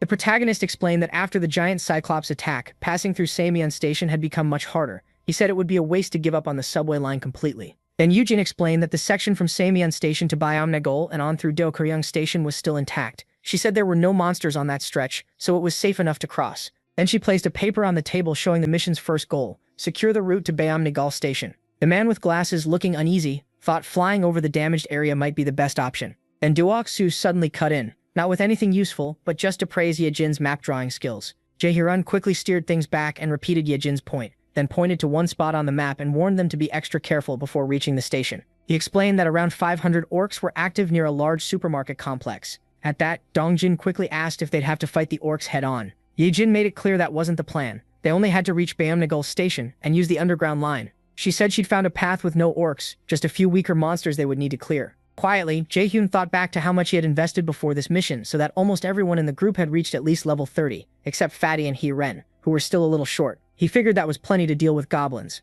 Jae-hyun said reaching Goryeo Station shouldn't be too hard. The real problem was Busan Station. The second he brought up Busan, Deoksu freaked out and thought there might be another giant monster there. Yejin quickly said that wasn't it. The real issue was the rail line between Goryeo and Busan. She explained that stretch was packed with a massive group of zombies, and without a skill that could wipe monsters out in a cramped area, going through there would be extremely dangerous. That revelation left everyone shocked, especially Hiran. Trying to steady herself, she finally spoke up. Hands shaking, Hiran told Yejin that her ability might actually help. A little later, the system announced that her poisonous mist had hit its 100,000 weight limit. Seeing that, Hiran felt frustrated that she'd already reached her cap. She opened the door to the room where Jae-hyun and Yejin were waiting. Both of them praised her right away and told her she had done an amazing job. Imsi asked if she was alright. Hiran said she was. At first she felt totally spent, but some kind of strength had carried her through, and now she felt okay. What she didn't know was that the extra strength came from Jae-hyun secretly raising his retainer management level. The upgrade had cost a lot, but he knew it was worth it since it brought him billions back. Still unsure, Hiran asked if it was really okay for her not to go along. The protagonist assured her that staying put and producing poisonous mist was already enough for the mission. With everything ready, MC activated Supreme Recluse's eyes and gave the order to begin. Right away, his skills showed the huge zombie swarm exactly where they expected. Then something grabbed the zombies' attention. They all turned at once toward it. It was a level 3 rat sprinting straight at them. For a split second, the zombies froze when they noticed what was coming. Sticking to the plan, Jae-hyun opened his inventory. A thick green poison mist poured out and spread fast over the undead horde. At the same time, the rat shot forward, slipping through the crowd and racing past the zombies. Hiran's poison mist works by paralyzing muscles, including the diaphragm, until the target suffocates. But these enemies were zombies. They were already dead and didn't need to breathe. Jae-hyun had expected that problem, so he prepared a backup plan. He had already told Yejin to step in when the time came. Among the zombies, several rats were waiting for her signal. The moment she gave the order, one rat leaped at a fallen zombie. In the reflection of the zombie's open eye, the system caught the exact second the rat bared its teeth and bit into it hard. Right then a system message appeared. A level 11 zombie had been killed. Along with the experience, 120,085 won was sent straight to the digital wallet. Then the flow broke when Yejin called out to Jae-hyun in alarm. She said something was wrong with the rats. At the same time, the system showed a worrying alert. One rat had reached level 9. That instantly made Jae-hyun tense up. He understood the danger at once. If that rat touched zombie blood, it could get infected and turn into one of them. Worse, Yejin herself might have been exposed through a bite or scratch during the fight. He quickly asked if the rats were still following her orders. Yejin said yes, but they had clearly become more aggressive. The protagonist let out a quiet breath, relieved things were still under control for now. Then his thoughts moved ahead. If they could safely reach Jagalki Station, he might finally reunite with his family. But that thought was cut off by a new system alert. An unauthorized person was trying to enter the shelter through the main gate. Jaehyun stared at the message, confused and alarmed. Before he could react, another notice appeared. The system said 157 people qualified for citizenship, and asked if he wanted to approve it. Trusting his instincts, MC accepted. Another message popped up right away. The shelter had now reached 3,000 residents. Because of that, a new ability unlocked. Economic Activity Subsidy. Jaehyun frowned for a moment, unsure what that would mean. Then he started to smile. This could actually help them. The system explained that citizens would now receive salaries based on their title or position. That pay would come separately from the chief's wallet and depend only on each person's role. Reading that, he realized this was the perfect time to give official titles to Dabin and the whole public facilities team. A weekly salary of 700,001 won, matched a daily wage of 100,011, which made the math easy. Tapping the screen, he realized there was no need to keep paying people by hand, especially since doing that before meant losing tax benefits. At this rate, he knew the public facilities department had to grow fast. The system's subsidy was basically free resources for the shelter, and it wasn't small money either.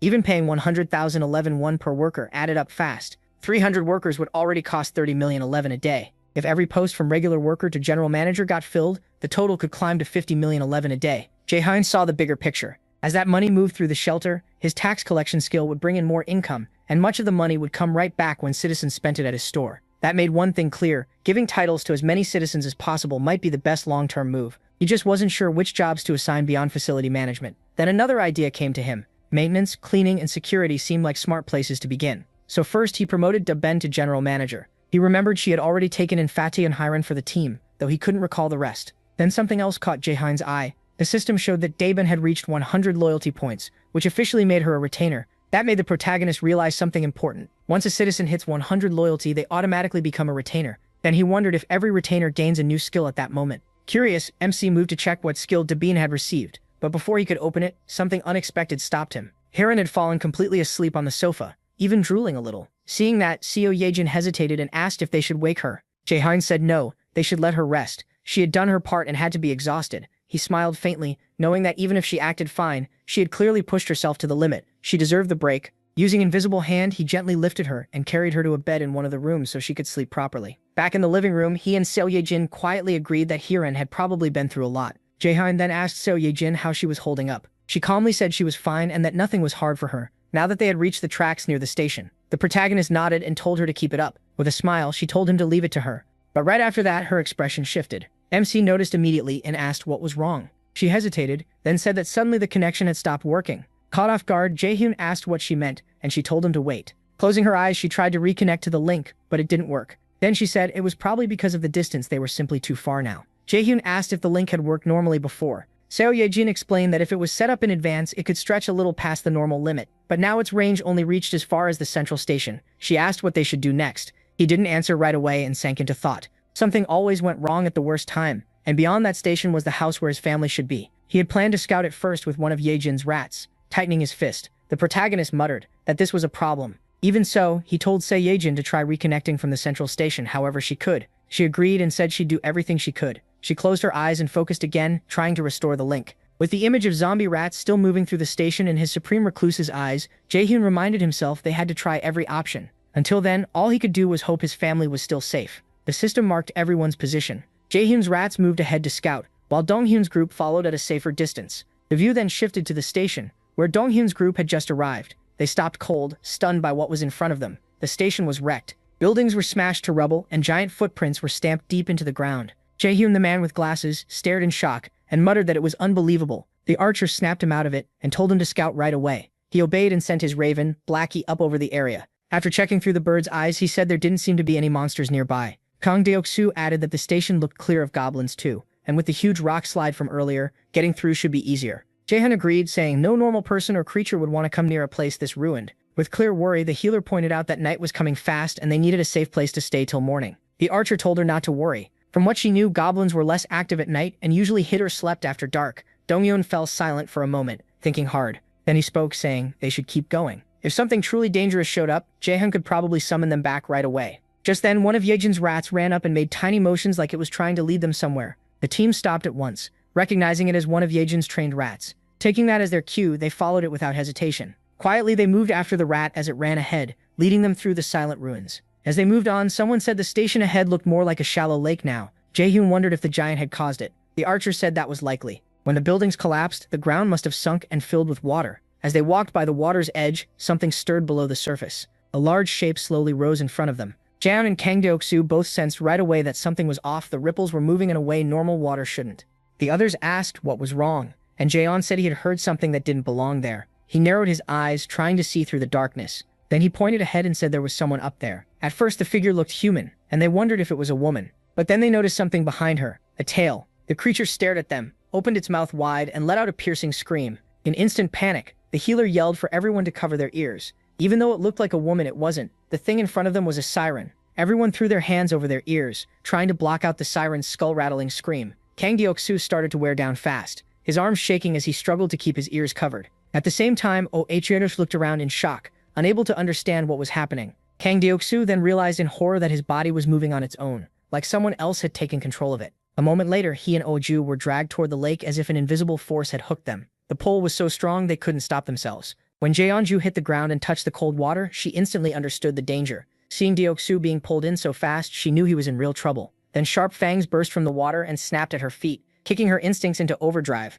She tried to swim up right away, but the monsters clamped onto her legs with brutal force, dragging her back under. Above the surface, Dongjoon and the others were still barely enduring the siren's scream. They looked ready to collapse, but kept holding on. In the middle of the chaos, the healer shut her eyes and focused with everything she had left. Then she cast magical armor over the group, covering them in a protective shield. With the barrier up, Dongjoon felt the difference right away. He said the siren's scream wasn't affecting him as much now. The man with glasses, gasping for breath, asked what kind of power the healer had. Barely standing, she begged them to hurry and save Deok-soo and Yeonju before it was too late. But right after that, something moved in the water and caught her eye. A blue creature rose from beneath the surface of the lake. Seeing it, the others stared and muttered, "What are those bastards?" No one got an answer before the creatures attacked. They came in fast and vicious. Realizing the fight had started, Dongjun shouted for everyone to get ready. He warned them the monsters were almost on top of them. Without slowing down, the creatures launched themselves straight at the group. Dongjun grabbed his steel rod with both hands and braced for the hit. He smashed into the incoming attack with enough force to shake the air. As the creature tried to recover, an arrow struck it and dropped it for good, but only one went down. More monsters kept coming. The female archer, clearly annoyed, cursed under her breath at the endless swarm. More of the monsters broke the surface, closing in around the group from every side. Growing more desperate, Donghan said they couldn't lose any more time. They had to save Daioke-soo and Yeonju now. Then something on the far side of the lake caught the creature's attention. It was the werbear woman, rising from the water with Daioke-soo in her arms. As she surfaced, Daioke-soo gasped and coughed up water, saying he really thought he was dead. The group lit up with relief when they saw he had made it back alive. Daioke-soo then turned to Yeonju and sincerely thanked her for saving him. But the reunion didn't last. The creatures attacked again right away, giving the team no time to breathe. Daioke-soo instantly activated his magical armor, covering himself in protective energy. As the monsters rushed in, he yelled that they would hold the line and fight to the end. The werbear woman planted her feet and readied herself. When one creature lunged, she drove a heavy punch straight into its face, sending it flying back. It slammed hard into a thick wooden pillar, cracking it from the impact. A goblin body had been tied to that pillar and left hanging there. At once, both Dongjun and Daioke-soo yelled for everyone to get back. The group jumped away just before the spot where they stood was struck. Bongho quickly asked Dongjun if he was all right. Dongjun said he was, then asked what had just happened. When Daioke-soo saw the wreckage clearly, he froze. He couldn't even speak. The broken pillar had dropped, and the goblin corpse was still tied to it. As everyone stared, the man with glasses told them to look up. When they did, they were horrified. There were goblins hanging high above, tied up in the shape of a giant cross.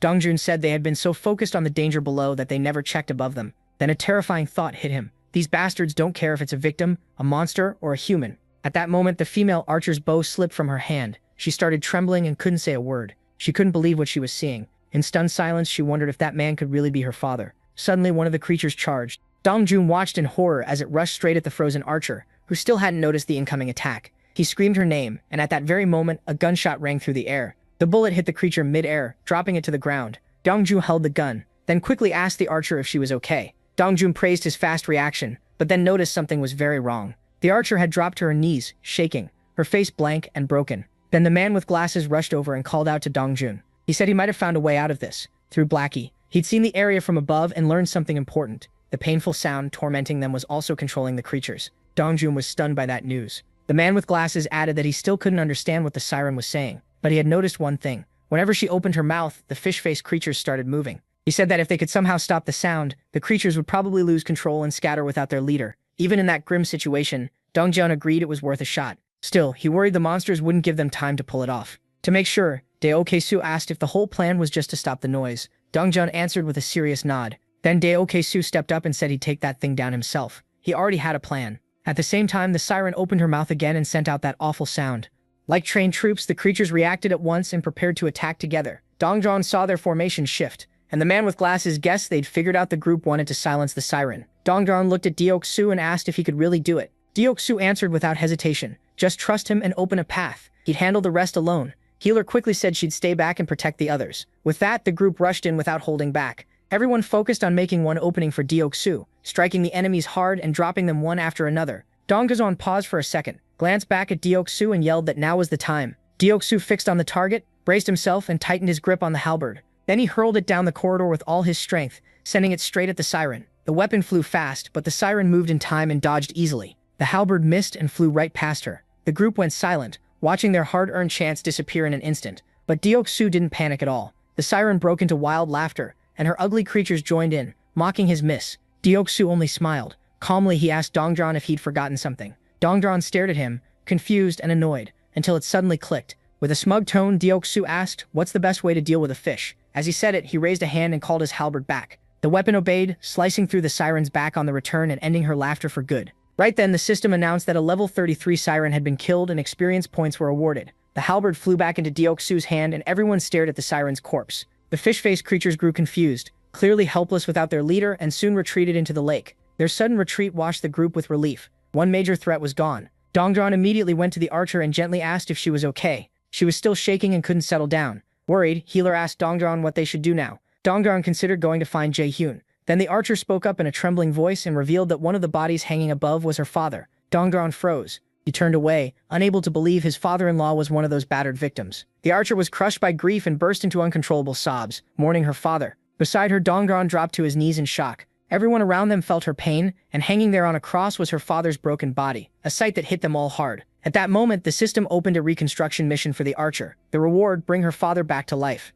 But there was a catch. It could only happen inside the absolute domain. In a panic, Jaehyun rapidly tapped the system window trying to complete the reconstruction. Yarjin was stunned to see him that desperate. Then MC suddenly stopped and began thinking it through. He remembered the trust everyone had placed in him. If things had truly become life or death, he believed he would have been called right away. So he tried to tell himself there wasn't real danger yet, and maybe there was nothing else he could do. Even so, one question kept bothering him. Was that really true? Being dragged underwater by armed fishmen was obviously dangerous. Jaewon couldn't stop worrying about his family and wanted to see them again as soon as possible, but he knew he wasn't the only one with people to protect. The others had loved ones too. Yet he tried not to think about that and told himself his own family had to come first before anyone else. With shaking hands, he finally picked an option on the system screen. A new mission was made for the group. Build a tomb within 1 hour. The reward was only a little experience, and there was no penalty. When the archer read it, she looked even more broken, crushed by grief and hopelessness. From far away, Jaehyun watched in silence through his supreme eye, filled with regret. In the end, the tomb was finished. The group stood before it in silence, heavy with sadness.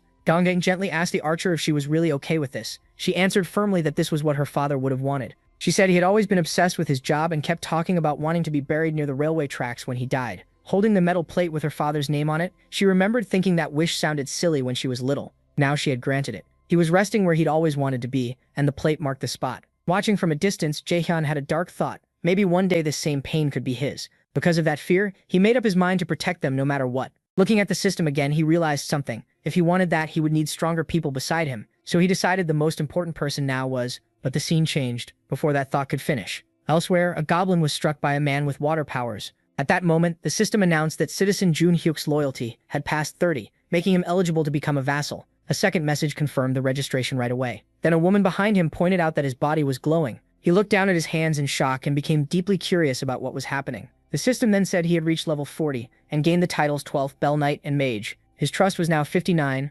loyalty 51, and his awakened skills were tied to water. Another mission appeared. Mage power increased by 100%. One new skill, Water Bomb, A rank, let him create superheated compressed water that exploded based on the mana used. His other skill, Water Control, S rank, let him freely move water with mental power. The mission was to use these skills within 10 minutes. The reward was increased mental strength, and failure meant mental exhaustion. Standing there, Jun Hyuk was stunned by the message in front of him. As he read it, someone nearby asked if he was okay, but he only asked for a moment. A smile slowly spread across his face as he figured out the mission. There were plenty of enemies around to test his new powers on. Without waiting, water began gathering around him as he started the challenge. A huge sphere of water formed in front of everyone, leaving the goblins shocked and wide open. With confidence, Junhyuk gave the command, "Water bomb." He launched it straight into the goblins, and the blast left a crater behind every one of them dead. Then he raised his hand again, using water control. With sharp focus, he lifted drops of water into the air. Two men watching quietly were left stunned by what happened next. The one in the black coat asked in disbelief if Junhyuk was really doing all that, and the other said yes, it was all his power. Smiling, Juno Hork let the tiny drops fall like soft rain, still fully under his control. Then he suddenly dropped to his knees, raised his arms, and began thanking the kindness he had just been shown. The two men grew even more confused and wondered if he was losing his mind. Right then, the system announced that his trust and loyalty had both risen. The mission was complete, and 70,251 won had been spent. Seeing this, Johor was completely shocked. He never expected an S-rank skill to awaken like that. With this, Johor became the second person after Johor to gain an S-rank skill. He was stunned. Johor had started with a B-rank water skill, and he never thought it could grow this much. He wondered if Johor's level was the reason for that huge jump. Looking at the system window, he admitted he hadn't expected this, but he was pleased with the result. He remembered how the old B-rank version used mental energy to shape water however he wanted. Now he started thinking about how to use that in his bigger plan. On his mental board, he decided Johor's team didn't need another member. That group was already balanced, so Jen kept thinking about his next move. He kept watching the screen when a new notice popped up, a goblin hunt. Level 6 goblins were dropping one after another, and both money and experience kept going up. That message shocked the protagonist. It was already late, but people were still out hunting. Then another alert appeared. Return to home had reached level 20, giving him 3 skill points and a new ability. Jaechun panicked as he read the update. The system also said his territory was expanding. The moment it did, a crushing pain shot through his entire body. He screamed from the force of it. Yechun could only stare in fear, not knowing how to help. The pain kept getting worse, and the territory still wouldn't stop expanding. Through blurred vision, Johor barely saw Yejin, asking if he was okay. This pain was worse than anything he had ever felt, like giant needles were tearing him apart from the inside. Yejin kept talking, begging him to breathe and asking what she could do, shaken and desperate to ease his pain. MC forced his eyes open, still dizzy and barely thinking straight. Through the blur, he noticed Yejin leaning way too close, clearly about to do something. With a strained voice, he asked what she was doing. Flustered, Yeo-jin quickly pulled back and started apologizing. She explained she thought he had stopped breathing and was about to give CPR, but Jaehyun cut her off and told her he was fine. Behind him, Kami was crying in worry. He gently patted Kami and softly said everything would be okay. Still trying to recover, he activated Supreme Eyes. Using that power, he checked the expansion and was stunned by the scale. The territory had spread west and north, covering streets across a full 1-kilometer area around the complex. Lying there, he finally understood why the pain had been so intense. The territory had reached its largest size yet. Then Juno Hork looked back at the system. No matter how drained he was, this wasn't the time to rest. The system showed that he had earned 3 skill points for hitting level 20. He already knew where they would go. He picked the skill he thought mattered most right now. Supreme Recluse's Eyes. As soon as he chose it, the system said Supreme Eyes had reached level 4. A new notice followed, saying a multi-vision function had been added. With it, Jaehyun's sight widened fast, like he was looking at several CTV screens at once, each with a different angle. But he soon realized it put a heavy strain on his mind, and 3 views were his limit. He checked again and saw 2 skill points left, so he used them on Preservation of Dignity. Soon the system said the skill had reached level 5, and unlocked a new feature called Mystic Draw. He also received 300 crystals, which completely caught him off guard. A follow-up message explained that the 300 crystals came from Mystic Draw. Jaehyun saw no reason to turn down a free reward, so he accepted it.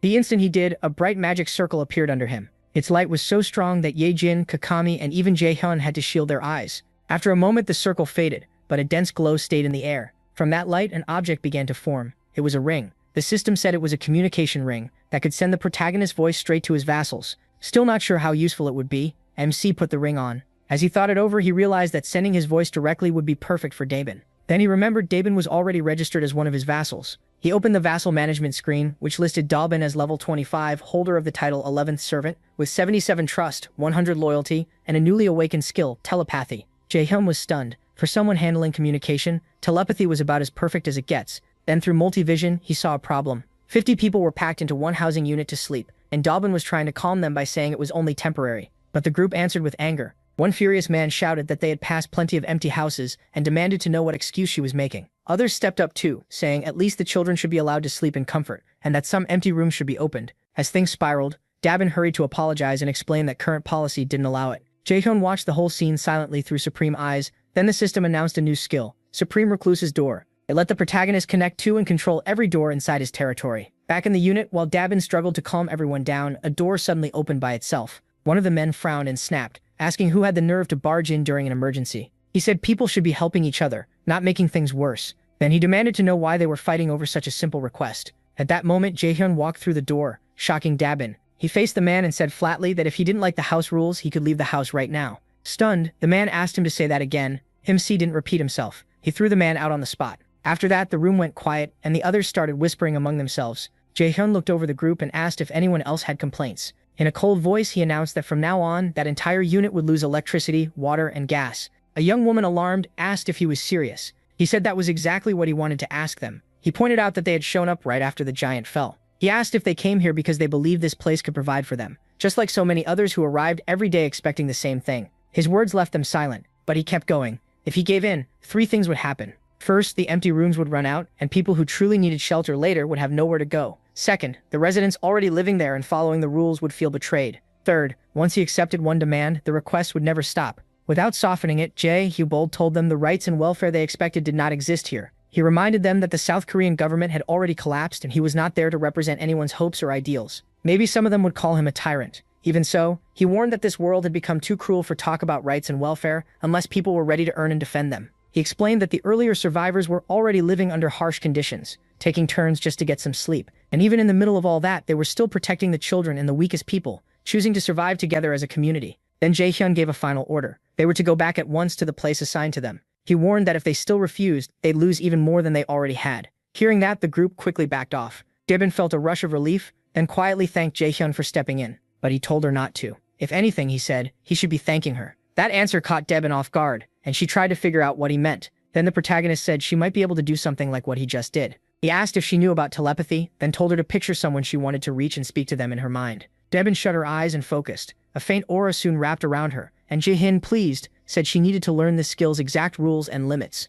The best way, he said, was to keep practicing. Just then, someone raised a shaky hand and called for MC. He and Dabin turned to a nervous man standing there with his head down. Jaehyun asked if he still had something to say. The man, upset but determined, admitted he was being bold, but asked if he could forgive the friend who'd been thrown out earlier. The protagonist asked why he should. The man said Yoon-sik was only saying what everyone else was thinking, so it didn't feel right for him alone to be punished. He bowed and said he'd take any punishment himself, but begged Jaehyun to spare Yoon-sik. MC quietly considered bringing Sung Yoon-sik back, knowing it wasn't right to ruin someone's life just to warn the others. Once he made up his mind, he opened the system and saw the man was still by the door. He asked his name, and the man said he was Kyung-hoon. Then the protagonist told him Yoon-sik would get his citizenship back. Kyung-hoon was stunned when he added that water and electricity would return too, just not the gas. Before he could answer, Jae-hyun said this was only because he respected the man's courage, and there would not be a second chance. As soon as the system confirmed Yoon-sik's citizenship was restored, Kyung-hoon rushed back, clearly relieved. A moment later, another message said Kyung-hoon's trust in MC had gone up. He briefly thought about turning the gas back on too,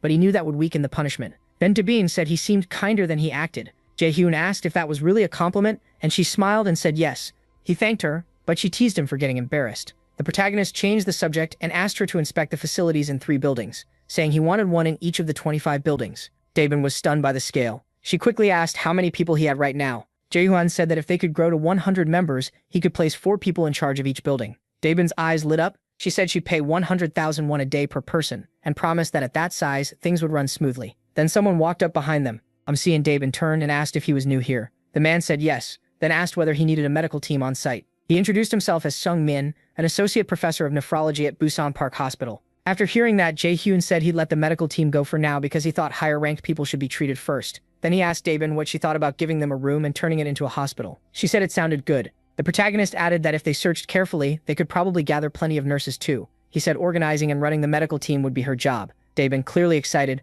promised she could handle it. After that, Jae-hyun opened the door and went back to where Yejin was waiting. She asked if he'd taken care of the problem, and he smiled and said yes. Right away, he activated Eyes of the Absolute. When Yejin spotted Dongjin's group, she asked if they'd already left. MC quickly saw they were heading for Jigalki Station and weren't in trouble yet. Then he opened the system again to finish what he'd started. Just as he expected, the last place he could invest skill points was the Absolute Warehouse. The system announced the skill had reached level 2, raising its capacity to 200 kilograms and unlocking a new feature, State Preservation. The description said it would keep an item's exact motion and condition from the instant it was stored. Since the capacity had doubled, Jae-hyun knew he could use the warehouse far more freely. His mind jumped to what this new feature could really do, and he quickly realized it could be incredibly powerful. Wanting to test it, he opened the store and bought an SW revolver and 100 rounds of .38 ammo, which appeared in front of him. If the gun's firing motion stayed preserved, Then when he summoned it again, the action should continue right where it stopped. Holding the revolver, he stretched out his arm and told Yojin to cover her ears. She looked at him in alarm, getting even more uneasy.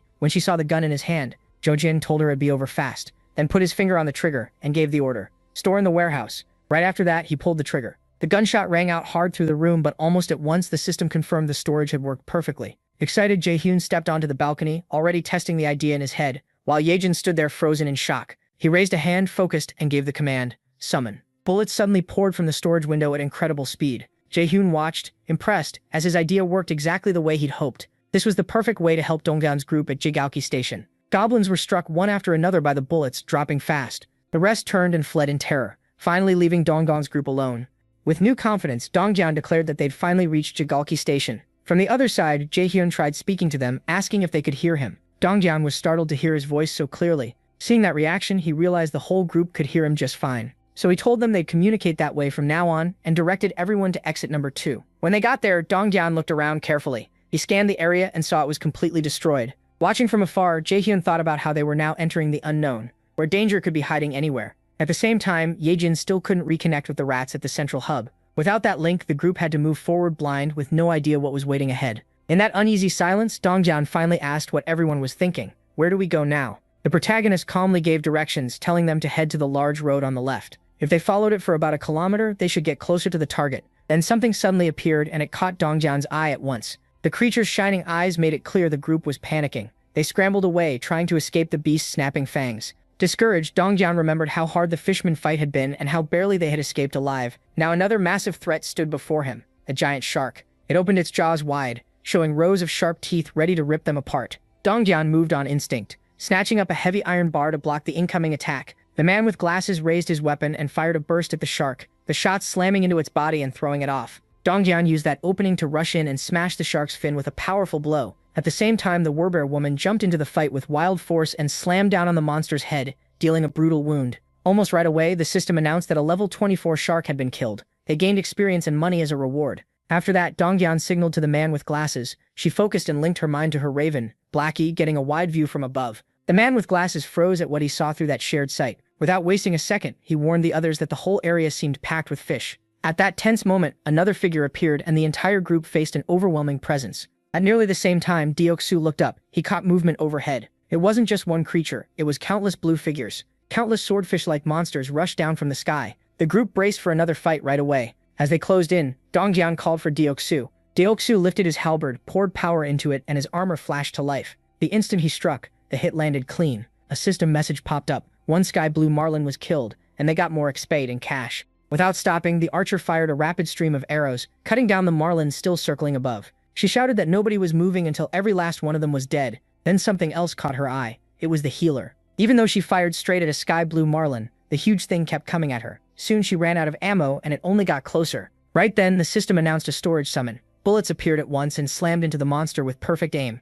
The system reported a level 17 sky blue marlin kill plus XP and 231,733 won deposited. Reading that, Jae-hyun got annoyed when he fired the gun himself. The payout was always lower, so he called out to Seyeon. He told her to forget the rats for now and shoot instead. He shoved the gun into her hands, but she hesitated and nervously asked where to aim. As she stood up, Jae-hyun calmly told her anywhere would work. Seyeon gathered her nerve and fired for the first time, and the system instantly logged the deposit. MC used that moment and ordered that the bullets she fired be sent straight into the fight. The moment he gave the command, system windows opened like gates, sending her bullets into battle. Another level 17 sky blue marlin went down, bringing more XP and money. In the middle of it all, Seyeon urgently told Jae-hyun to move, reload fast, and keep the attack going. He realized their efficiency had now gone up for the 6th time. He felt bad for Seyeon, who was clearly overwhelmed, but he knew they needed this. Just then, the door opened. Haeri, the poison girl, walked in. She stared at the chaos in surprise. Seeing Seyeon firing again and again, she asked what was going on and if this was even real. In the middle of the confusion, a huge creature lunged, but Dongyan and the werbear barely dodged in time.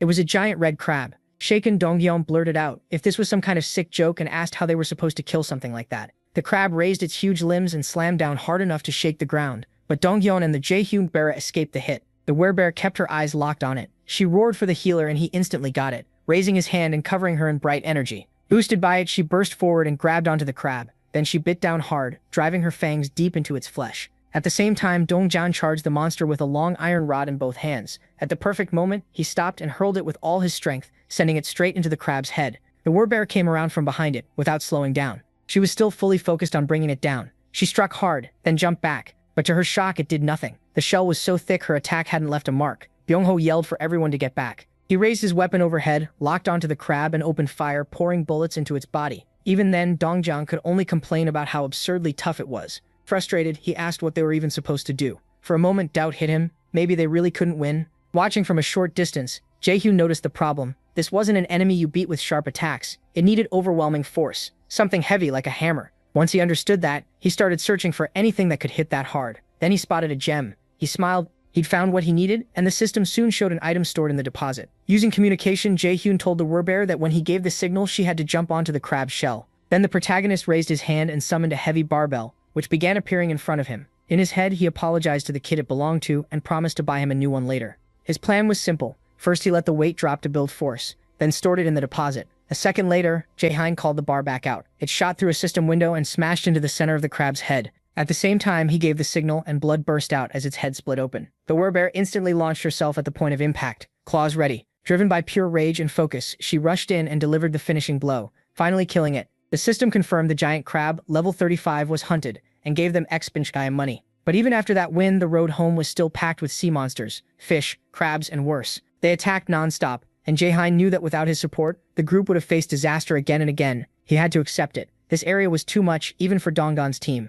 Everyone was awakened and armed, yet they still struggled just to move 1 kilometer. Jae-hyun finally admitted the chance his family was still alive was almost zero. The closer he got to home, the more afraid he became. Still, even if the odds were only 1%, he refused to give up hope. Using his skill, he checked the area and recognized a broken street. Just past the alley should be his home. Then something strange stood out, a tree. Through communication, he told everyone to stop at once. Jae-hyun knew the city better than anyone. He grew up here and he knew what should and shouldn't be there. Looking closer, he realized there had never been a tree like that on the main road, and the city never would have left one standing there. So it could only have appeared after the world collapsed. Using his skill again, Jae-hyun pointed it out to the group. He asked if they could see the huge tree ahead too. They said yes, and MC told them the truth. It wasn't a tree, it was a monster. He warned everyone to prepare for an attack. At that moment, a giant eye opened in the trunk. The thing woke up, and the ground around them seemed to tremble from its presence. The archer stood firm, eyes locked upward. She fired, and the shot pierced the trunk. But it didn't stop the monster. It kept rising, pulling itself up out of the ground. Facing that huge threat, Jae-hyun focused and hurled an iron bar at the tree, striking it dead on. Even so, the giant creature endured and kept coming. Its toughness stunned Jae-hyun, and he could hardly believe it. Meanwhile, Byung-ho teleported behind the tree and quickly raised his gun, firing a barrage that hit again and again. At the same time, the werebear charged in, forcing her way through the monster's attacks. Her claws ripped into the wood, tearing off bark and splinters. But the tree answered by unleashing a mass of trunks and roots that twisted toward her. The branches wrapped around her body, lifted her up, and pinned her in place. Jae-hyun called and the others cried out in horror, but the tree held tight, dangling her high above them like a trophy. Then it started forming spear-like branches and drove them toward the werebear. In despair, she cried out in pain. Right then, Byung-ho flashed in front of her and took her place. The werebear woman begged him to move, but he refused. He braced himself as the sharpened branch came straight at him. Then out of nowhere, the monster stopped. Its branches drew back, sliding down into the ground. Jae-hyun was just as shocked by the tree suddenly backing off. That strange pause made him wonder what had changed. Using his communication skill, he told Dongjin to pull Yeonju back while everyone else kept pressuring the monster. Dongjin hesitated, asking why only Yeonju had to retreat. Jae-hyun didn't waver, so Dongjin passed the order on. As the group prepared to attack again, she followed the order and moved back. From farther away, the protagonist kept watching, testing the idea forming in his head about why the creature had withdrawn. Deoksu also got ready, making sure things were under control. Then the giant tree stirred again, everyone tensed for battle, confused about what it was doing. But instead of attacking, the monster slowly settled back where it had been. Watching closely, Jae-hyun started to wonder if the tree simply didn't attack humans. Since Yeonju changed into her werebear form, the monster had only targeted her. That pattern was getting hard to ignore. Maybe the werebear form itself was what set it off. MC kept his eyes on it, when the huge tree suddenly rose again. From the side, a land shark charged at it with its jaws wide open. The branches shot out again and drove deep into the shark. That was all Jae-hyun needed. The tree wasn't attacking humans. Once he understood that, he told the group to leave the creature alone and keep moving. Since it wasn't hostile to them,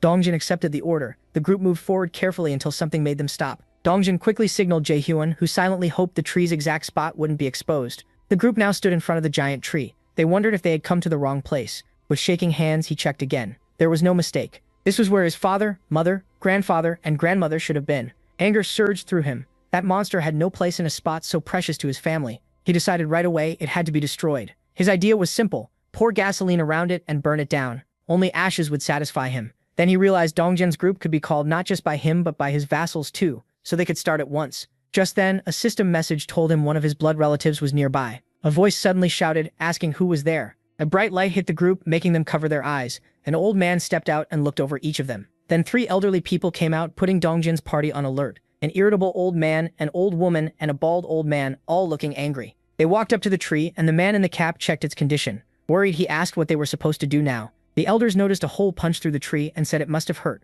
They asked Poppy if he was all right and worried the chief would be heartbroken when he saw this. At the same time, the party broke into a nervous sweat. They were the ones who had made that hole. The old man in the cap barked at them, asking if they did this. The party admitted it. He demanded to know why they would hurt Poppy when he hadn't harmed anyone. The group bowed and apologized together. Then someone called to the man in the cap and told him to look over there. He turned and saw another middle-aged man shouting that Poppy had helped them again. The old man stared, surprised, and asked if that was true. He walked over and found several middle-aged men cutting up the land shark Poppy had killed, chopping it apart with big knives. Seeing that, the man in the cap grumbled that his blood pressure was rising. Another elder complained the meat didn't taste that good, and the man in the cap snapped that this wasn't the time to whine about flavor. The other person said that wasn't the point. Meanwhile, the party watched in disbelief as these people casually butchered a land shark. As Jae-gyum took it all in, everything finally started to make sense. A tree monster that didn't attack people, and a giant tree growing only where his home used to be. He remembered their house full of plants, flowers blooming by season in the yard, and fruit trees on the rooftop year-round. After his grandfather retired, they had even built a small rooftop farm, and its vegetables sometimes ended up on the dinner table. If this harmless tree and the giant one at his home were both someone's awakened power, and if that power was on the same level as his, only one person fit. He said what he was thinking. It had to be his grandfather. Then he asked if his grandfather had awakened. Relief washed over him, and he said how grateful he was, because he had believed his whole family was dead. Level 20 monsters roamed the ground, and flocks of high-level monsters filled the sky. He had kept wondering how anyone could live through that. Then he laughed. Seo Yi-jin noticed and asked what was going on. He just smiled and said it was nothing. He was only relieved everyone was safe. Then he focused on the group again. The elders praised the younger people for their hard work. As containers filled with land shark meat, the party helped break the monster down. Dongjin asked if they had enough, and a middle-aged man warmly said it was more than enough. Just then, Jae-hun used the ring of communication to call Dongjin. Dongjin answered right away, and the protagonist told him to find out the village chief's name. Dongjin agreed and politely asked one of the middle-aged men. The man asked if they knew the chief, then said his name was Bonggyan. That confirmed it. Jae-hun had been right. It really was his grandfather. Then the scene shifted as a middle-aged man led the party away, saying they should stop somewhere first before meeting the chief. The group followed and found more people gathered there. The parking lot from MC's old home had been turned into a work area packed with land shark and other monster corpses, while people cut and sorted the remains. Middle-aged men hauled chunks of land shark on their backs, while very old people sat nearby, chatting, frying fish, and eating together. The whole party could only stare. Jae-hoon looked around and thought there were a lot of people, well over 100 at least. It felt like a whole fish market had been moved here. Most of the villagers were middle-aged or elderly, with very few young people, and since many had worked in fishing, their knife skills were unmatched. One bald, middle-aged man was slicing up a land shark when someone called out to him, calling him Old Man Park. He turned and said he'd already heard Poppy had helped kill another land shark. Another middle-aged man told him not to start talking yet. The shark was so huge he needed younger men to help clean it up. Without them, he'd have been in trouble. That's why he wanted to treat them to sashimi, and told Park to slice it fast. Holding his knife, Park nodded and said he'd handle it. In moments, he had a full plate of sashimi ready. The party stared, shocked and hungry, as Park told them to eat as much as they wanted. Ga-young asked if they had chopsticks. Park said no, and told her to use her hands. Ga-young called out to Jae-hyun, and he quickly summoned chopsticks in front of her and the others. She thanked him while Park and the other man just stood there, stunned and sweating, trying to figure out what they had seen. Ga-young took a bite of the sashimi and instantly said it was delicious. The others joined in, all saying how good it was. After everything they had been through, they finally relaxed, saying it had been forever since they last ate sashimi. Jae-hyun was happy seeing them enjoy it. Raising his hand, he summoned water and cola in front of Donggon. The two men were stunned all over again, blurting out that it was cola, and wondering how drinks like that could just appear. Dongjin offered the men some too, and the bald man asked if they were really allowed to take it. The protagonist didn't stop there. He brought out piles of rice, eggs, milk, ramen, and other basic food that was almost impossible to find after the apocalypse. The bald man could only stare at the supplies popping into existence. He asked what all this was, and if it was really for them. Dongjin smiled and said yes. The protagonist had prepared it as a gift. The bald man wondered if the protagonist was some kind of god. The other man muttered that maybe they should at least refuse once, but a voice from above cut in asking why everyone was being so loud. Hearing that, the older man looked up. A fierce-looking figure stood on a huge root-like tentacle overhead. The bald man quickly greeted him as the village chief. That made the protagonist freeze. The village chief was his grandfather. A system panel popped up. World Tree's guardian. It listed traits like mythical, chosen by the World Tree, life force of the World Tree, blessing of the World Tree, and protection of the World Tree. Then another panel appeared. It said the vassal had met the bloodline of the ultimate shut-in, and that bloodline power was unlocking. It showed Li Bangyo, level 55 with the titles Bloodline Relative and Druid, Trust at 88, and the Awakened Skill Guardian of the World Tree. It also said the condition was met, unlocking a new annex building. His grandfather stood above them, looking down over the group. A moment later he jumped. He slid down the giant root with ease, then he hit the ground hard, showing off how strong his body had become. The protagonist was stunned. His grandfather looked way healthier and stronger than before. This wasn't just his imagination. Before, his grandfather had clearly aged a lot. His mind had dulled,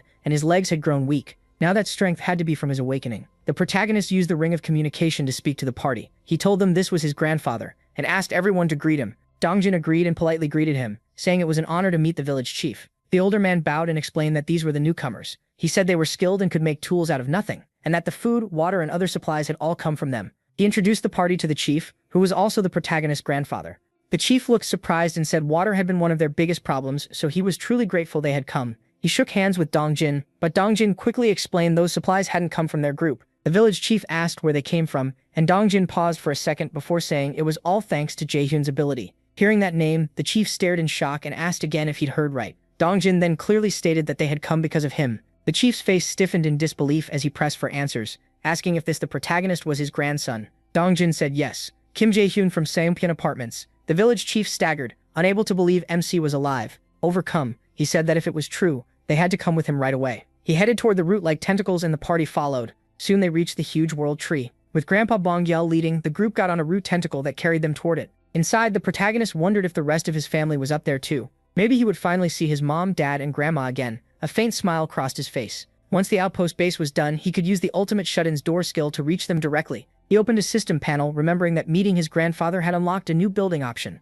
The system confirmed the condition was complete, and the annex building was now available. The annex was a safe zone built outside the ultimate shut-in's territory. Its size grew with the territory, and when active, it gave effects similar to House Declaration, but only if a blood relative of the ultimate shut-in lived there. The protagonist read through all of it, thinking that while it cost 8 times more than an outpost base, it never said it could be destroyed. He also remembered getting 10 billion won in construction support after securing one apartment complex. Even after putting solar panels on every building, he still had more than 7 billion won left. Since the annex only cost 3 billion, he decided money wasn't a problem anymore. He ordered construction at once, telling himself the price was nothing now. The moment he chose it, a shining light appeared. A blue projection spread under his feet, showing the world tree and the annex's range. It covered the area around his original home. Looking at it, he wondered if the system was showing the size in advance. The space looked almost exactly like where he was now. He guessed the annex would grow as he got stronger, making it way better than the outpost base, which had a small range despite costing 10 billion won. Smiling, he said there was no reason to hold back. Another panel appeared saying the facility needed one blood relative of the ultimate shut-in to stay there during the 7-day build time, and asked if he wanted to proceed. He answered yes, and a new panel showed the remaining time, 167 hours, 59 minutes, and 59 seconds. Seeing that, he thought all he had to do now was ask his grandfather to stay inside the area until construction finished. Then he noticed something strange. Another system panel appeared, saying the vassals had met the kin of the ultimate shut-in, and that the bloodline power was unlocking. Soon the system revealed the person's identity. Kim In-shim, level 21, with the bloodline relative title, Trust at 99, and no awakened ability. Using Absolute Eye, the protagonist realized In-shim was his grandmother. The party and Grandpa Bongyul went inside the world tree, where there was a room at the center. There, the protagonist saw his grandmother lying unconscious on a bed. Grandpa Bongyul held her hand and spoke softly, telling her to listen carefully. Then he used an ability, covering himself in green life energy and sending it into In-shim. He said the bloodline power was being released, and that the people who came claimed Jae-myun had sent them, which meant their grandson was alive. The protagonist started sweating, overwhelmed by it all. Barely able to hold back, he asked the party to find out what had happened. Jae-myun stepped forward and asked Grandpa Bongyul the question for him. Startled, Grandpa Bongyul turned and asked how the protagonist could know any of this. Nayeon explained that the protagonist was seeing through them. Grandpa Bongyul started to answer, then stopped. He looked at his wife, who had been unconscious for so long, and gently told Jae-yoon not to worry. Grandma was only overwhelmed emotionally, nothing more. Through Nayeon, the protagonist asked how long his grandmother had been unable to wake up. Grandpa Bongyul closed his eyes and remembered the past, saying she had been asleep ever since the day the apocalypse began, when monsters appeared and the world fell apart. The protagonist realized it was the first time he had ever seen his grandfather look like that, and it hurt to watch. Even though he tried to hold it in, tears filled his eyes, and soon he was crying hard. Still, he felt relieved that both grandparents were alive, even if his grandmother had been in a coma for almost a month. She looked like she was only sleeping. That state was being maintained by his grandfather's awakened power. He thought that if quests could be given to blood relatives, he'd spend anything to heal her. But the system wouldn't allow quests for family. Just then, Dajong tried to heal In-shim with her power, but sadly admitted it was beyond her. Grandpa Bongyul told her it was okay. There was nothing anyone could do. The protagonist stayed quiet, then wondered why the place was so silent. 7 people had come in, yet nobody else showed up. He had expected his parents to appear, and that made him fear the worst. Using the ring, he asked Na Yun to ask about them. She passed the question on to Grandpa Bongyul. Without turning around, he asked if Jaehyun was really watching through them. Then he spoke like he was talking to MC himself. He explained that on that day, his mother had gone to work, and his father had gone out to make money. Since his father would never leave her alone, he believed the two of them must have hidden somewhere. The protagonist listened, but his hope kept fading. Deep down, he knew even his grandfather didn't truly believe they were alive. Covering his face, he thought bitterly that unless one of his parents had gained powers on the same level as his grandfather, surviving would have been nearly impossible. Even so, he forced himself to hold on to the idea that they might still be alive. Through the ring, he announced their next destination, Yewang Nursing Hospital. The others answered with concern, They called his name, but he didn't stop. Even if the chance was tiny, he had to check. Through the ring, he told everyone to rest at his place for the night and leave tomorrow. Then a system window popped up, saying a blood relative of the ultimate shut-in was nearby. He went still. He repeated himself to the group, but his voice sounded empty as he stared at the message. Sweating, he quickly called for Seyfried Jianklertin and told her to order the rats. Seyfried Jianklertin asked what she should tell them. He answered right away. Search the area and find any survivors close by. She agreed, and he realized the system wasn't pointing somewhere else. It was here. A blood relative was coming to him, and deep down he already knew it had to be his parents. A moment later, footsteps echoed, and a couple in torn clothes appeared. A man and woman slowly came closer. Elsewhere, the older and middle-aged villagers kept cutting up monster parts in the storage area, each person handling their share. One old man in a hat sighed that they were still working this late. The bald old man beside him laughed and said that just meant they had plenty of food, which wasn't a bad thing. The man in the hat agreed, but then he spotted something far off. Dark shapes gathered over the storage area, and everyone looked up. Staring at the strange figures above, the old man muttered, asking what they were. Under the moonlight, countless creatures filled the sky. Then an alarm bell started ringing hard. A lookout on the tower yelled that monsters were rushing in. At once, the villagers scrambled. Some ran, while others shouted to move everything into the seafood storage and shut the doors fast. Just then, an old man in a red cap rushed into the room where Bongyul and the others were gathered, urgently calling for the village chief. Everyone turned in alarm. He insisted Bongyul come out at once, and Bongyul asked what was going on. The old man told him a huge monster horde was charging at them. Outside, an endless wave of monsters was already flooding toward the village. Bongyul and the party hurried out and saw the swarm closing in. Dengao asked nervously if all of them were really heading this way. Dengao raised a hand and warned everyone to back off. With that motion, giant tree monsters rose up through his power to shield the village. Then he noticed Poppy was badly hurt and asked what happened. Dengao and Ayanko broke into a sweat, knowing their own group had caused it. Dengao stepped up and said they would help too, but Dengao firmly stopped them. The horde, he said, wasn't actually after them. Confused, Dengao asked what he meant. Bongjul explained that to him the monsters looked like they were running from something, not attacking on purpose. Even so, they would still wreck the village if they passed through. So he used his power. Glowing roots burst from the ground like tentacles of the world tree, ready to stop the wave. The horde kept coming, straight toward Bongjul's towering tree monsters. Meanwhile, the party watched the creatures in the sky. Oddly, those flying monsters just passed over them without attacking. That was when Dongtrin started sweating and understood, but the monsters on land were still going to crash right into them. Dongtrin worried there was no way Bongtrin Hulder can handle that many by himself. Land sharks surged forward and slammed toward the tree monsters. He called out again, offering help, but Bongtrin snapped and ordered them back inside. He didn't need their help. Dongtrin argued that he couldn't fight alone, but Bongtrin brushed him off. He stomped the ground hard and root-like tentacles exploded upward from the world tree. They pierced the rushing monsters and killed them on the spot. Still angry, he warned the group again to stay inside.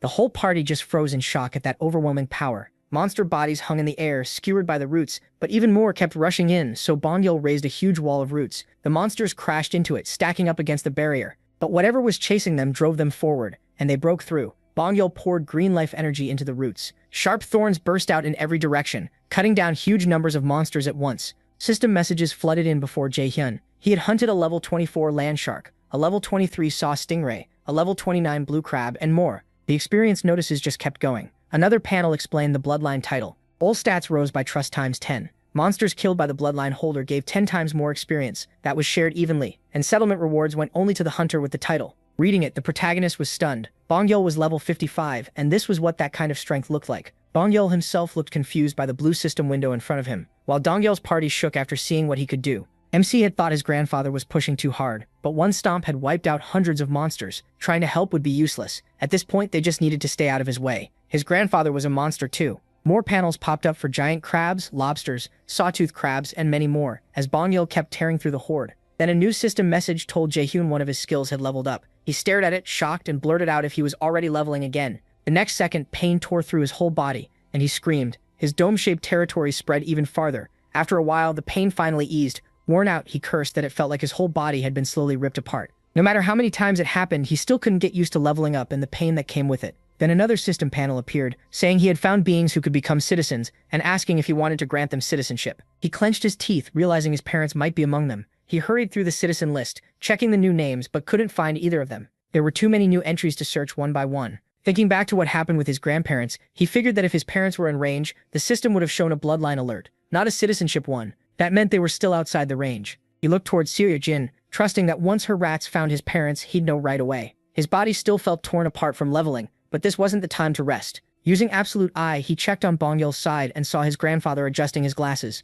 Sweating, Dongyul's group asked what was wrong. Bongyul dryly said their attitude had changed fast, which made sense since they'd seen his monstrous strength. After all, he was the true aura farmer. Then he pointed out something strange. Before, the monsters he killed disappeared, but still left remains behind. Now, not even bones were left. They vanished completely. Dongyul explained that it was probably because of his power. Ever since they came under his influence, corpses no longer stayed behind. Bongyul asked if that was it, then guessed the floating letters in the air must be his doing too. Dongyul confirmed it, and Bongyul said it really was an odd ability. He then told Dongjion's group that things look stable now, so they should head to the warehouse and bring some people. The party asked why. Pointing to the monsters still alive inside the roots, Bongjian explained that if they wanted to eat the meat, someone had to kill them fresh so it wouldn't spoil. Dongjian and the others agreed and went to get people. Watching this, Jaehyun realized he'd never thought about problems like that because he'd never planned on eating monsters. Then he noticed a swordfish-like monster that had been killed by ordinary villagers. Since it hadn't died under his influence, the body was still there. Tied up with ropes, it was being dragged into storage with the other monsters.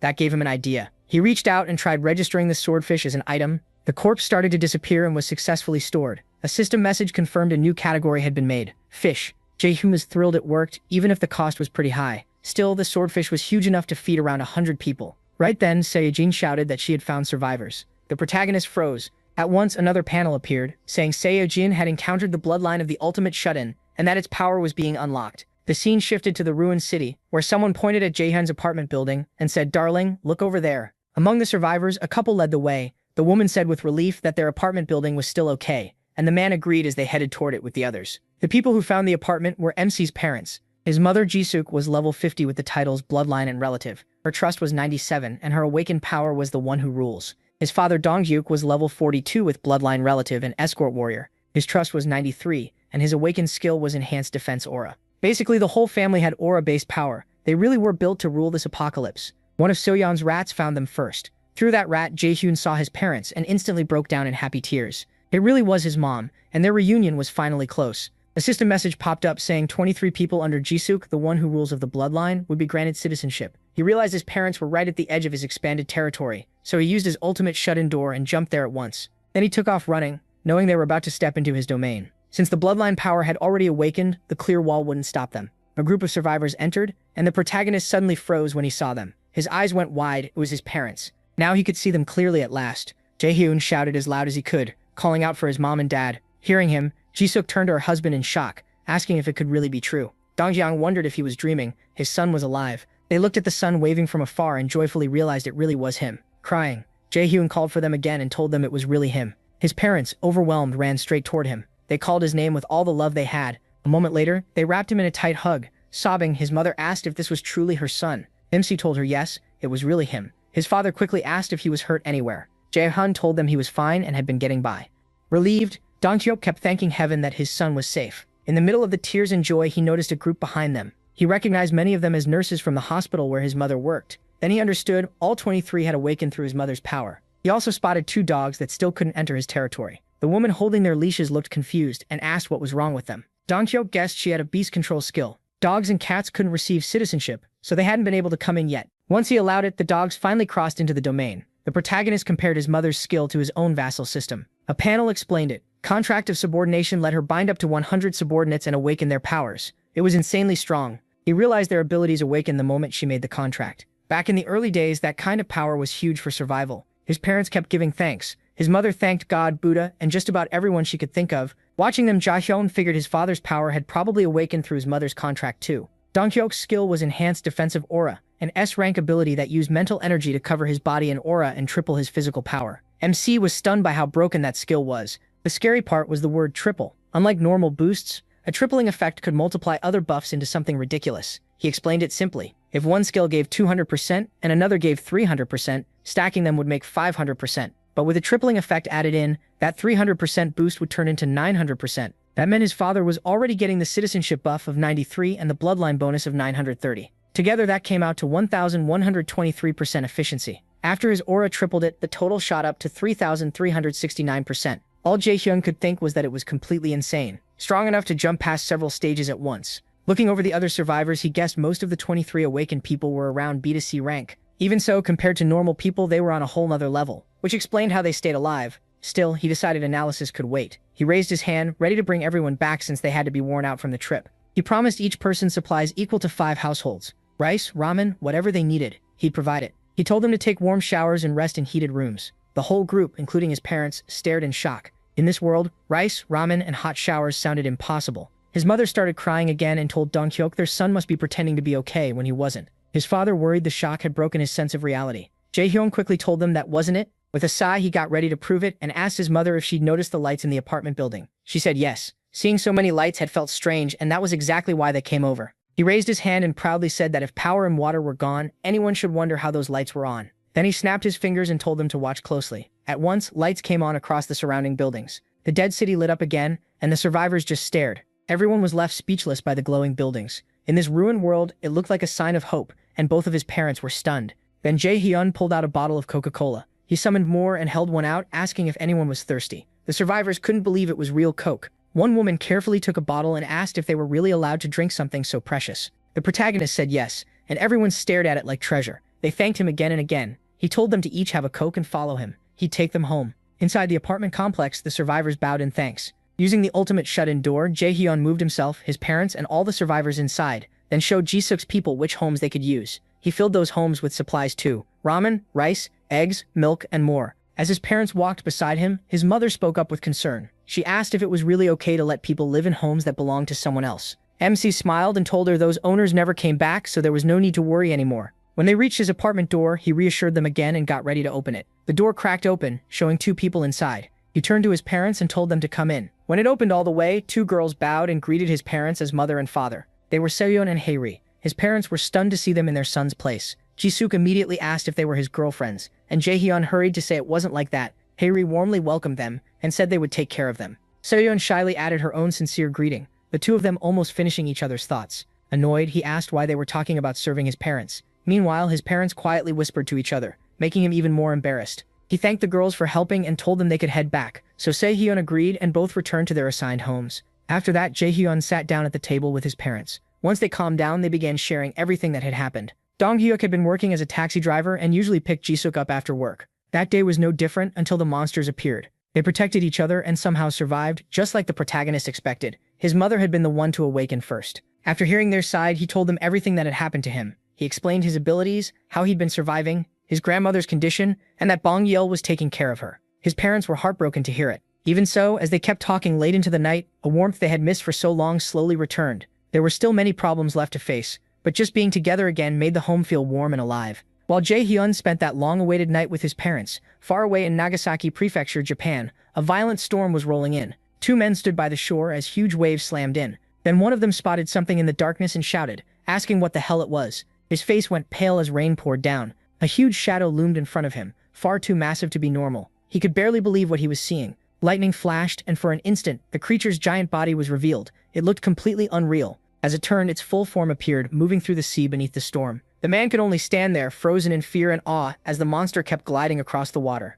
He knew one thing for sure: wherever that creature was going, destruction would follow. Not long after, the huge creature vanished back into the deep sea. The next morning, under clear sunlight, the protagonist recorded a message for his grandfather, happily saying his parents had made it back safe. When Grandpa Bong Yil got the video, he was overjoyed to learn both of them were alive. His son and daughter-in-law had survived. Back at home, Jisuk asked her son if they could see a video of Grandpa and Grandma too. He said he'd ask them to record one soon. Not long after, Dong Yil recorded a video of Grandpa Bong Yil and Grandma, and the protagonist watched it with his mother. As Jisuk saw the video, tears filled her eyes, not from grief but relief and happiness. He gently comforted her and said they'd be able to see Grandpa and Grandma in person soon. He figured that once the annex was done, he could use his ultimate shut-in door to reach his grandparents' place through his parents' house. Until then, he asked Dongjai's group to keep hunting monsters from the main house while the annex was being built. The reason was simple: time. The system said 3 night-class vassals were helping, cutting the work time by 50%. With Donggyang, and Dajang nearby, construction sped up a lot. What should have taken a week would now be done in 5 days.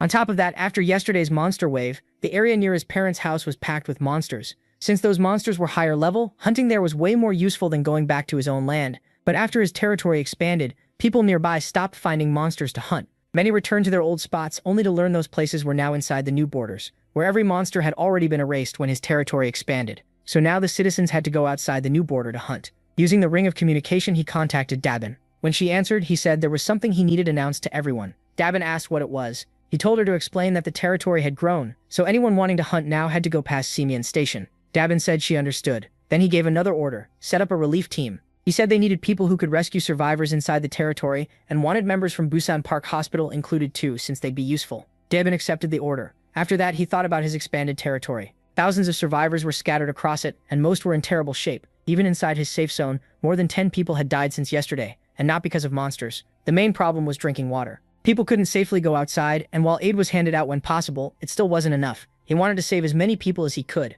If needed, he was ready to use his ultimate shut-in door to reach them himself, or find some other way to treat them. While he was thinking, Jisoo called out to him. She asked why he looked so serious, and he explained the situation. After hearing him out, she calmly said she could help. That caught him completely off guard. He remembered that some of the people his parents brought had healing or support type abilities, especially useful for dehydration, fainting, and poison. His mother thought that if she made subordination contracts with the relief team, many of them might awaken similar powers. She was right. Over 80% gained healing type abilities.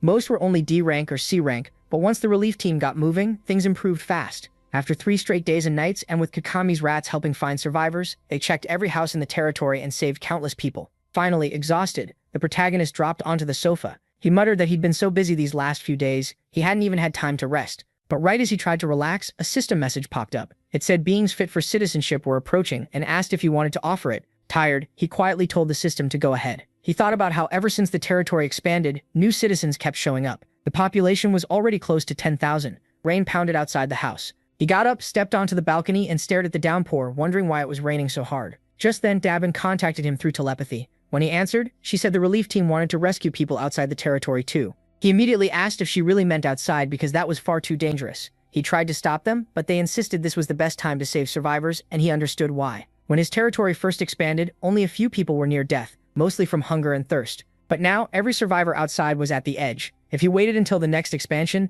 they might only find bodies. He understood their goal, but the world outside wasn't the same anymore. It wasn't just goblins now. Even sea monsters were crawling onto land. It had become a place normal people couldn't even think about entering. Even so, he couldn't help admiring the ones still trying to save others. Many had once been firefighters. Respecting that courage, he used the ring to tell Dabin to wait for now. He said he'd send a hunting team to escort them. Dabin accepted the order. Soon after, another system notification appeared. A level 33 giant crab had been killed. He noticed something odd. There was no settlement gold reward. That meant the one who killed it was family, his father. He blurted out, wondering if his dad had really gone hunting in this rain. Then he remembered how much stronger his father had become. Maybe he was actually enjoying hunting now. Since he was strong, the protagonist wasn't too worried. But the next moment shocked him. System alerts poured in one after another. A hammerhead shark was killed, then a saw stingray, then a blue crab. The kills were coming way too fast. There was no way his father was doing all that alone. So who was it? He activated his ultimate eye and looked toward his grandfather's side, then froze. Grandpa Bongyel was using the world tree's root tentacles to smash, pierce, and butcher every monster that got close.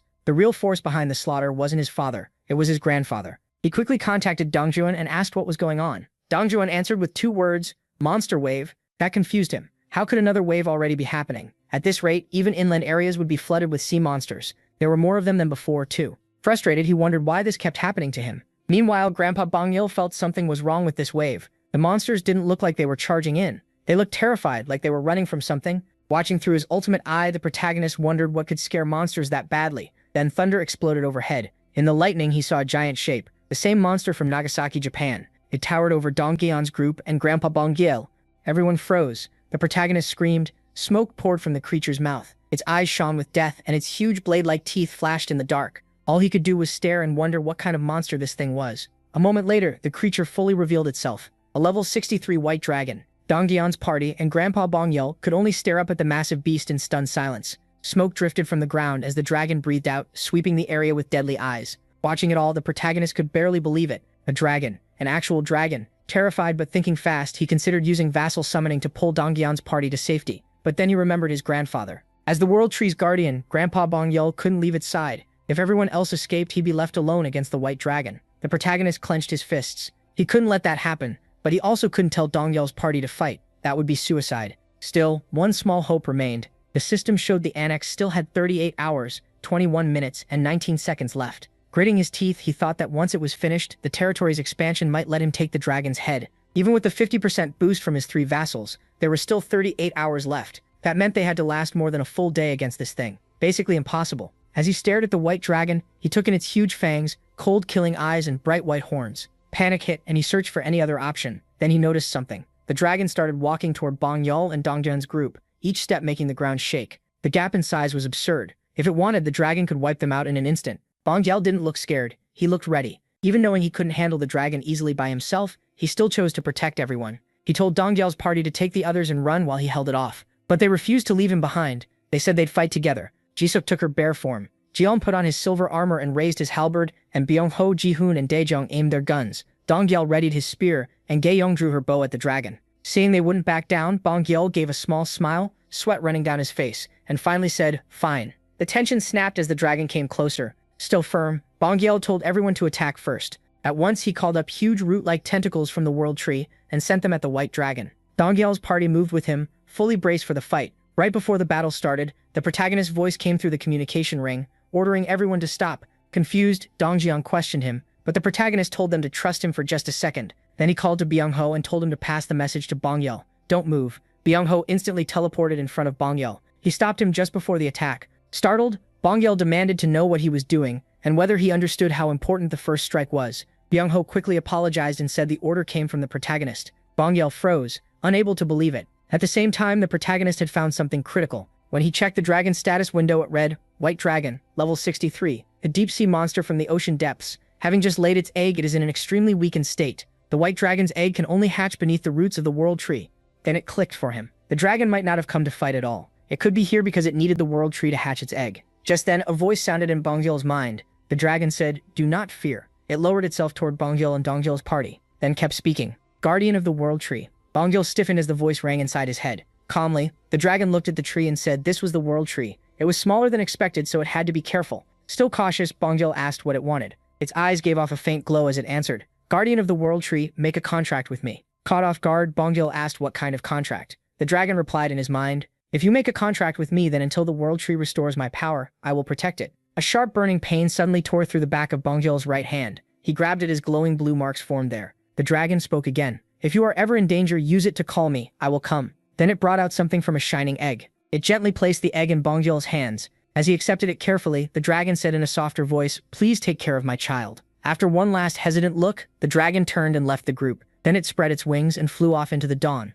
leaving everyone stunned. Once it was gone, Gaejon started shaking. Still trembling, he admitted they would have died if they'd attacked first. Byung-ho stayed calm and said they lived because they followed the protagonist's order and did nothing. Meanwhile, Bongyul stared at the egg, thinking about the contract the dragon had made with him. Then system messages flooded in. Gaejon's loyalty hit 100, and since he was already a vassal, the max number of vassals increased. The same happened for Gaejong and Dongjul. Because all three were already registered, his total vassal limit went up again. Looking at the alerts, the protagonist realized that with Geon, Gaeyong, and Dongjul all reaching full loyalty at once, his limit had risen by 3, making 18 total. At this rate, he figured he might one day control over 100 vassals. He did wish he could register the awakened his mother created, but when he tried, it didn't work. Anyone bound by his mother's contract of subordination already belonged under her command, so he couldn't register them. Scratching his head, he wondered if there was some way for him to create awakened people himself. The problem was, natural awakened were incredibly rare. Then another system notice made his eyes widen. It said Byung-ho's trust had reached 100, unlocking the skill Teleport.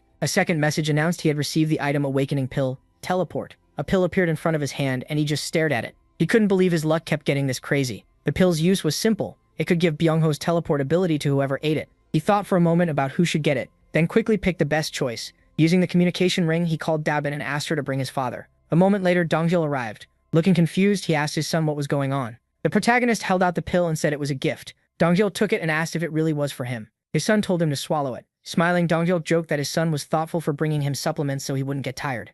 But the second he swallowed it, his eyes flashed blue. A bright aura wrapped around him as a strange new power ran through his body. Startled, Donghyuk asked what was happening and whether his son had made him take something weird. The protagonist laughed and told him to picture moving from one place to another in an instant. Still lost? Donghyuk repeated. Teleport? And his son told him yes. He shut his eyes and focused hard, sweat rolling down his face. Then in a flash, he disappeared and showed up right behind his son. Shocked, he yelled out, and the protagonist turned around just as stunned. The protagonist thought that giving teleportation to someone like his father, who already fought with raw strength, was like giving wings to a tiger. He could already picture how unstoppable Donghyuk would be. Excited out of his mind, Donghyuk asked if the pill was really what gave him this power. Right then, another notification appeared. Donghyuk's trust had reached 100 and the protagonist gained a new skill, Enhanced Protection Aura. Staring at the panel, he realized that even family members could pass on their abilities once their trust hit the max. That gave him an idea. If he could raise Jisuk's trust to 100, he could gain her Contract of Subordination ability too. He quickly checked her status and saw her trust was already at 97, only 3 points away. He grinned. No need to rush, he already had a secret way to raise it fast. That plan was the annex still being built. Once it was done, he could reunite Jisuk with Bongyul and earn those last 3 points of trust. The next morning, a system notice announced the annex was complete. Soon after, a dome of light spread around the World Tree and covered the nearby area. That dome marked the land around the World Tree as part of his extended main territory. With the annex finished, both the new area and the main territory became clear. Then another message appeared. Hostile entities detected. The system moved to eliminate them, and every nearby monster around the World Tree was instantly killed. That slaughter pushed his main territory even farther out. A stream of alerts followed, saying he had hunted a land shark, a sky swordfish, a giant lobster, and a sawtooth crab. At last, a message confirmed his skill level had gone up, proving the territory had expanded. The protagonist endured the usual pain of leveling as the annex's completion wiped out all the nearby monsters and boosted his territory again. Worn out by the pain, he dropped onto the couch and thought about how the annex had finished first thing in the morning and cleared every monster in the new area. The experience wasn't huge, but every kill still counted as his, so it added up. Kami looked worried, but he told his companion he was okay. Then another system message appeared saying beings qualified to become citizens had been found. Like always, he accepted them. Soon after, a new notice said the citizen count had reached 10,000. Since that mark had been passed, citizens could now get professions and a new building. The profession research lab was unlocked. Even with all that, something else felt more urgent to him, so he stood up from the couch, opened the door, and called for his mother, Jisuk. She looked over and asked what was wrong. Did he need to tell her something? With a small smile, he reached out and told her she had waited long enough. Now they could go see Grandma and Grandpa together, so she should get ready. Jisuk's eyes went wide. Tears started falling before she even noticed. Shaking, she asked if it was really true. A moment later, a door appeared inside the World Tree room. He opened it. It led straight from his apartment to Bongyul's room. He softly called for his grandfather. Bongyul was busy caring for his wife, but the familiar voice made him turn and ask who was there. Then he saw his grandson step through the strange door and froze in shock. Before he could say anything, Jisuk rushed forward. She didn't call him Grandpa. She cried out, "Dad!" Only then did Bongyul realize his daughter was standing behind his grandson. Jisuk threw herself into her father's arms. With tears in his eyes, Bongyul called her name in disbelief, and the two of them broke down crying together. Between sobs, Jisuk kept apologizing for coming so late and said she should have been there sooner. Bongyul, crying too, told her she and her husband had already suffered enough. He was just thankful she was alive, and their reunion was enough to make anyone tear up. Just then, a system message appeared. Jisuk's trust had hit 100, and he gained a new skill, Contract of Subordination. Watching them, he thought about his father, who still couldn't be there because he was out saving survivors with the relief team. Even so, he felt satisfied. Bringing his mother to her parents was enough for now. A faint smile stayed on his face as he watched them reunite. Later, Bongyul was up on the rooftop watering the plants. The protagonist joined him and said the World Tree had fully wrapped around the house. Bongyul admitted it had shocked him too. Then he asked how the water and electricity were still working. Bongyul said the power was coming from a backup generator, and the water was whatever was left in the tanks. But both were almost gone and the gas had already run out. The protagonist stood and said he might be able to fix that. Bongyul looked at him, confused but curious. Glancing up at the water tank, he asked if his grandfather wanted to see. A few seconds later, the nearly empty tank filled back up. Bongyul quickly climbed up to check, and was stunned to find it full. The protagonist said he had done it, and that he could restore the electricity and gas too. From now on, his grandparents could live normally again without worrying about monsters. Amazed, Bongyul asked if that was really his grandson's power. He nodded, and Bongyul warmly praised how incredible it was. He wanted to explain his powers in the citizen system better, but it felt like too much to dump on his grandfather at once, so he decided to take it slow. He waved and said he'd head downstairs first. As he climbed down, Bongyul told him to be careful, and he agreed. Once he reached the terrace floor, he decided to use his ultimate eye skill.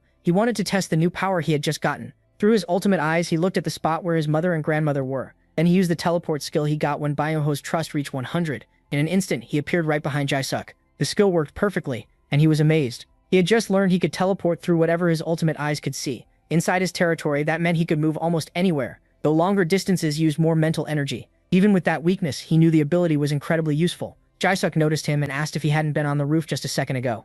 He said Grandpa was still up there, then asked about Grandma. Jisuk replied that she seemed to be sleeping, but at least her face looked better. He let out a relieved breath, but then a system panel popped up. It said a beast summon was available for 10 billion won. With the option to activate it, caught off guard, he saw the summon button was active. He smiled right away. After seeing how strong his first summon, the three-legged crow, was, there was no reason to hold back, so he immediately started the next summon. A system notice confirmed 10 billion won would be used. A green magic circle spread across the floor, and Jisuk, seeing it for the first time, asked in alarm what was happening. He calmly told her it was part of his power and asked her not to worry, just close her eyes for a moment. The light from the circle grew stronger and stronger. Both of them shut their eyes, but Jisuk still screamed as it flared even brighter. Then an egg made of fresh leaves and vines appeared, crackling with green lightning. It rose from the magic circle and floated in the air. Soon the leaves slowly opened, revealing a tiny fairy inside. She wore a peach-colored outfit, had delicate wings, and was fast asleep. She was level 1. Little by little, the fairy opened her eyes, then she smiled like an angel and began fluttering around, scattering glowing particles. Still stunned, Jisuk asked what it was. He held out his hand, and the fairy landed on it. He explained that, like Blackie, she was one of his summoned beasts, and Jisuk finally understood. Just then, Bongyel came into the room. Jisuk greeted him, and he said yes. Her son had taken care of everything. Surprised, she asked if he really had. Bongyel said the kid was unbelievable, then walked over to his unconscious wife and started pouring life energy into her. As green energy flowed from Bongyel's hand into Grandma, the little fairy suddenly noticed it. Her eyes widened, and she quickly flew off his hand, surprising him. She darted between Bongyel and Grandma, making him flinch in confusion. Before he could stop her, the fairy started absorbing the life energy he was sending out. A system alert appeared. The fairy had leveled up, and the territory's natural recovery rate had increased by 100. Now glowing bright green, the fairy hovered over Grandma and happily scattered shining particles. Bongyel stared at the creature and demanded to know what it was. Then panic turned into anger, and he yelled at it to stay back. He started scolding the tiny thing for messing with that power, until a familiar voice cut in. Grandma had opened her eyes. Sleepy but awake, she said, "Old man, what did I tell you?" Everyone froze as she kept talking. She asked how many times she told him to wash his hands after coming down from the rooftop. Bongyel could only stare at his wife, stunned that she was finally awake. Noticing his face, Grandma teased him for looking at her like she'd come back from the dead. Behind her, the smiling fairy hovered, making it clear who caused the miracle. Choking up, Bongyel softly called her, "Dear." But after waking up, Grandma was hit by a huge wave of sleepiness. Her eyelids drooped, and she muttered that she felt strangely sleepy. Then she drifted off again. Bongyel stood frozen. His wife had finally woken up, only to pass out again seconds later. Panicked, he rushed to her side and gently shook her, desperately calling for her to wake up. But Grandma didn't respond. Her breathing stayed calm. He turned to the fairy, voice shaking, and demanded to know what it had done. Startled, the fairy just looked confused and nervous. Desperate, Bongyel poured life energy into the fairy again and begged her to try one more time to wake his wife up. But the fairy was worn out. Even while taking in his energy, she shut her eyes tiredly. "I said do it," he shouted, refusing to stop. That was when his grandson stepped in and told him to calm down. Hearing his voice, Bongyel slowly regained control. He lowered his head in regret. Looking at his unconscious wife, he quietly apologized to his grandson for losing his temper. The fairy also looked completely drained after taking in so much life energy. Tears filled Bongyel's eyes as he whispered another apology. Their grandson looked over the situation and figured out the problem. The fairy's level was still too low to keep Grandma awake for long. He told his grandfather to keep feeding the fairy life force on a regular basis because as she leveled up, Grandma would be able to stay awake longer. Deep down, he started to hope they had really found a way to bring her back. Hearing that, Bongyel asked in disbelief if he was serious. The grandson calmly assured him he was. Bongyel let out a breath of relief and whispered, "Thank goodness," then looked at the tiny fairy, now asleep and softly snoring like a tired child. Watching her, the protagonist realized beast summoning was more than a simple skill. This fairy seemed tied to the world tree in a way he hadn't expected. Maybe every summoned creature had its own special condition. He still didn't know all the details, but for now, he was just glad he'd found a way to wake his grandmother again. Then a system alert suddenly popped up. He politely told Bongyel and his mom that he was tired and was going to rest in his room. Bongyel nodded and told him to call if he needed anything. Once inside, he shut the door and checked the message. It said a citizen named Shim Kuntik had died. His face tightened. It was probably one of the new people staying in the annex. With rescue teams still working non-stop and treating the injured, more deaths were bound to happen. He gritted his teeth, thinking about how broken the world had become. People were dying everywhere, from monsters, starvation, or being trapped inside their homes. In the end, survival came down to where you were when it all started. And it wasn't only their country. The whole world was falling apart. People were dying in all kinds of ways. Some lived through pure luck or strong powers, while others died without any chance to fight back. In the quiet that followed, one saying came to mind. With great power comes great responsibility. Maybe that was it. He still didn't know why monsters appeared or why only his family got these amazing powers, but he'd already accepted that the world never gave easy answers. If he wanted them, he'd have to find them himself. He clenched his fists and made up his mind to save his country, or at least as much of it as he could. The system later showed that he could give citizenship to 220,000 people, but so far he had only reached 10,000. So he planned to keep expanding and leveling up by building more annexes. If he kept going, maybe he really could save Korea. He also remembered that passing 10,000 citizens unlocked something called professions. The system said citizens could now get professions, but no new control menu had appeared.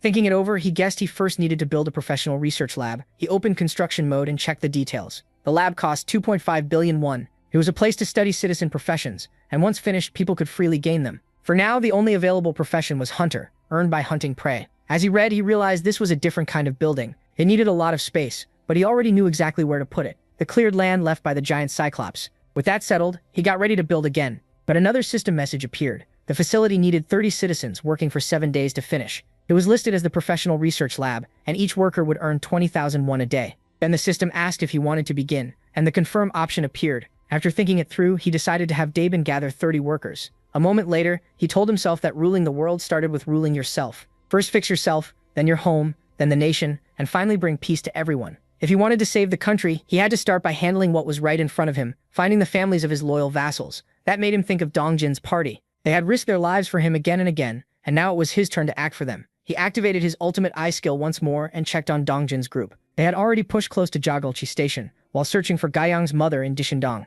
While the annex was being built, the team had kept moving toward that area. He used ultimate door shut-in again, linking his apartment door to one near the edge of the newly expanded annex zone. But monster waves had packed the area so heavily that even moving 1 more kilometer was nearly impossible. Seeing that limit, he stopped at the edge of his territory for now. Then he used the ring of communication and told Dongjin's party to pull back for a moment. Almost right away, Byung-ho teleported over and looked shocked by the sudden meeting. He asked how the protagonist had gotten there so fast. The protagonist said it had been a long time since they'd last met in person. Bai Kong-soo then asked if he was the one behind all the monster deaths nearby, and he said yes before asking where the others were. Bai Kong-soo replied that the rest were already on the way. Not long after, the whole party gathered there. Dongjin asked if the new area around the World Tree was part of the protagonist's territory. Now, he confirmed it was. Hearing that, Dongjin said their mission would be much easier with the safe zone stretched this far. But the protagonist said there was more to it, leaving Dongjin confused. In truth, he hadn't placed Dongjin's party here just to speed up annex construction. With the monster waves getting worse, traveling to Dishindong had become deadly, and even the subway tunnels, once their best route, were now jammed with monsters. But now the annex was done, and everything had changed. Smiling faintly, he said they could reach Dishindong, where Byung-ho's family lived, by the end of the day. That left Byung-ho stunned. Even with the larger safe zone, it sounded impossible. Before anyone could fully object, the protagonist told them not to worry. They had a real way to do it. He also said he had one more proposal for the group. At the same time, his mother walked into his room with a plate of cut fruit and found he was already gone. He explained that once the annex was finished, his territory reached all the way to the front of Jagolchi Station, which gave them direct access to the subway. With Seoseo Yejin's rats, he said they could use the poison gas plant again. At the same time, the professional research lab had finished assigning its workers, and Dabin wrapped up the last preparations. Now only one key order remained for Seoseo Yejin. After getting it, she started scouting the tracks from Jagolchi Station to Dishindong Station. Her rats rushed ahead, searching the route. There were still huge monsters blocking the way, and seeing that, he realized sending Dongjin's party in first would have been a disaster. The underground situation was much worse than he expected. He had thought there would be fewer monsters below because the wave had driven them up, but then he realized that actually helped him. A tight space was perfect for the poison mist plan. As the rats moved through the subway, they spread poison mist, and the giant monsters breathed it in. He expected Yohiron's skill to wipe everything out. A moment later, system alerts proved him right. Monsters like the ironclad eel and darkness octopus were killed. He gained experience, and money was added to the ultimate shut-in wallet. Pleased, he saw the subway for what it was, a gold mine, especially since Yohiron's poison mist boosted settlement income. He remembered that the power inherited from his mother strengthened the subordination contract, gave Yohiron the knight title, and raised settlement rewards even more. Her new status showed level 34, the title's 5th servant, knight and poison mage, trust at 94, loyalty at 100, and the awakened skills poison mist and poison dust. Then he checked Seoseo Yejin and saw that she had changed too. Her updated status showed level 37, the title's 10th servant, baron and tamer, trust at 72, loyalty at 76, and the awakened skills queen of rats, evolution and enchantment. He realized her old knight title had evolved into baron. The bonus stayed the same, with all her abilities boosted by loyalty ×2, and monsters killed by her rats giving triple experience and rewards. Her new enhancement skill had also powered up the rats, making them much faster and far less likely to die. Once Seoseo Yejin reported that the subway sweep was done and every monster was dead, he silently thanked her, while remembering Yohiron and Seoseo Yejin weren't the only ones tied to him through the subordination contract. The story then flashed back to when he gathered Dongjin's party and offered them the same contract. Soon after, every member accepted and the contract was complete. With that done, the party was ready to head out and search for Gayoung's family, and all of their stats had gone up. Dongjin and Daeyong both received baron titles, just like Seoseo Yejin. Oyeju though got an even higher rank. Her status showed level 45, the titles Ninth Servant, Viscount, and Warrior, Trust and Loyalty both at 100, and awakened abilities including Were Bear, Ancient Lifeblood, and the protagonist explained that Viscount worked like Baron, but was stronger because it could raise limits too. It boosted all abilities by loyalty times 3, and gave triple experience and settlement money from monsters hunted by vassals. It also raised the vassal limit by 3, bringing his total maximum to 21. At that point, Kang told the party to move out. His updated status showed level 32 with the titles Third Servant, Knight, and Commander. Commander Trust at 93, and Loyalty at 100. Trying out his new power, he gave the command, just like Sung Jin Woo, Arise. Multiple armed knights burst from the ground. His awakened skill, Steel Knight Order, let him summon not just silver armor but armored golems too. The golems handled their role well, pushing through waves of monsters and cutting them down in seconds. After seeing that, Kang urged everyone to move faster, and the group agreed. The party rushed ahead while the night golems held off the remaining monsters. Not long after, they reached the target area. Dongjin informed the protagonist that they had arrived at Jagalchi Station Exit 2. Through the ring of communication, the protagonist confirmed the route was clear and told them to keep going towards Satjishin Station. The party moved right away. He figured the track was about 3 kilometers long, which the party, now much stronger than normal people, could cross in just minutes. Just as he expected, they made it there within a single day, which left him shocked. When Ji-hoon asked which way to go next, Ga-young said Exit 2 led straight to her apartment complex, but a pack of goblins was blocking the way, chattering as they crowded the path. Dongjin warned everyone to be careful of the goblins ahead, but Ga-young had already made up her mind. She wouldn't let them get anywhere near her family. She raised her bow and swore they wouldn't get close.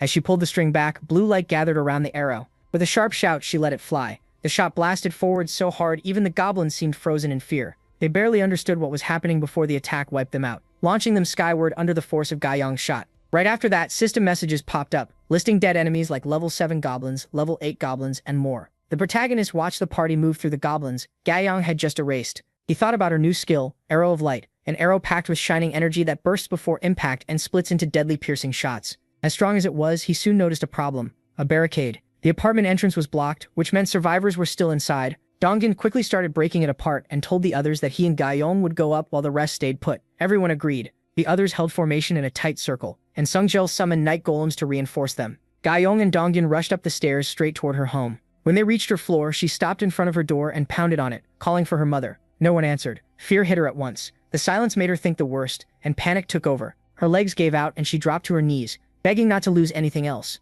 Tears poured down as grief swallowed her. Seeing that, the protagonist wondered if this was tied to the king's desperate wish for her family to rise to the heavens. Then the door, which hadn't budged before, slowly opened. A small child stood there. Ga-young's little brother. The protagonist saw both relief and sadness in her eyes as she quietly said her brother's name, Myung-hun. Ga-young immediately asked where their mother was. He said she was inside, then looked surprised to see Dongjin too. A moment later, their mother came running out shouting Ga-young's name. She threw her arms around her daughter, overwhelmed with relief that she was alive. Ga-young broke down crying and called out for her mother. Her mom quickly checked if she was hurt, asking if she was injured and whether she'd eaten. But Ga-young could only sob, flooded with relief that her family was still alive. Her mother tried to calm her, confused about why she was crying like this. But when Ga-young slowly brought up her father, her mother's face turned pale, shaking. She begged in denial. Ga-young couldn't say it outright and let out a cry that told them enough: their father was gone. Her mother couldn't accept it, and the family started crying as they understood the truth without another word. His absence broke them, and their sobs filled the place. The protagonist watched in quiet sadness, but he knew he couldn't stop there. He still had to help the families of Donggong, Sungchul, and Jihyun in Jeongdong,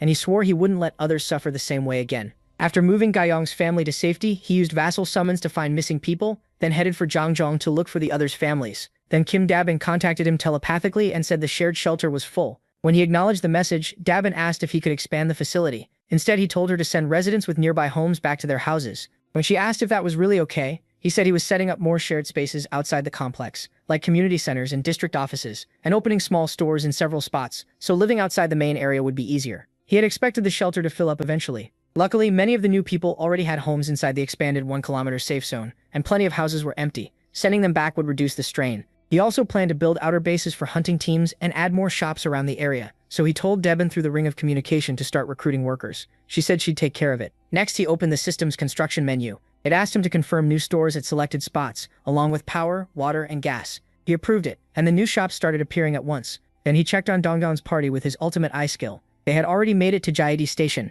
and their speed impressed him. Still, Hyeongjin's poison mist only covered the path up to there. From that point on, the group would have to clear the way themselves. That mattered even more, because the line from Jaedi to Dongni rose above ground halfway. Still, there was good news. Jaeyoung ordered his crow to rip apart a giant blue marlin, and thanks to Jaeyoung's new skill, The crow had grown bigger and stronger, taking it down fast. When a goblin swarm showed up, Gaiyong wiped it out with her arrows. Byung-ho popped up to shoot the survivors, using the invisibility skill he got through the subordination contract. Jihon's rapid growth skill kept boosting the team, and Dongwon's party was far stronger than before. Songchul summoned Iron Knight golems to crush nearby monsters, while Dongwon told everyone to stay behind the summoned unit. With barely any direct fighting, the party pushed ahead, slipping past enemies, while the golems held them back. But they finally stopped when Dongwon called a halt. A dead end blocked the way completely. Donggaeon decided they had to go down below. The protagonist figured the drop wouldn't be a problem. Most buildings there were only 3 stories high, and the party was around the mid-30s in level. What worried him more was whatever had destroyed the bridge in front of them.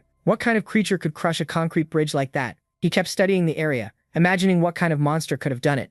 There were no giant footprints, so it wasn't a cyclops, but something that strong was clearly nearby. They'd have to stay careful. Using the ring of communication, he told the party to move with caution, and they agreed. He guessed Dongzhan's group had likely gone down toward Dongni Station. To reach Dong, they still had to pass several stations, starting with Myungri, Onchanga, and Busan University, leaving about 4 kilometers to Zhongzhan. He also remembered they said they lived in the same apartment complexes, so getting there should have been simple. Quietly hoping they'd all arrive safely, he was suddenly startled by a ringing sound. It sounded like a doorbell, even though there shouldn't have been one where he was. He used multivision to look inside the apartment complex, and found a group of men gathered in front of his own unit. He wondered if the sound had come from his place. Since Kim Dobin usually handled people coming to see him, something like this had become rare. He told Seo Yan he was going to check his apartment for a moment, and after she agreed, he teleported home. Curious, he got ready to find out who these people were and what they wanted. When he arrived, one man was still knocking on the door and calling out to ask if anyone was inside. Another asked if they even had the right apartment, but their leader insisted this had to be the place.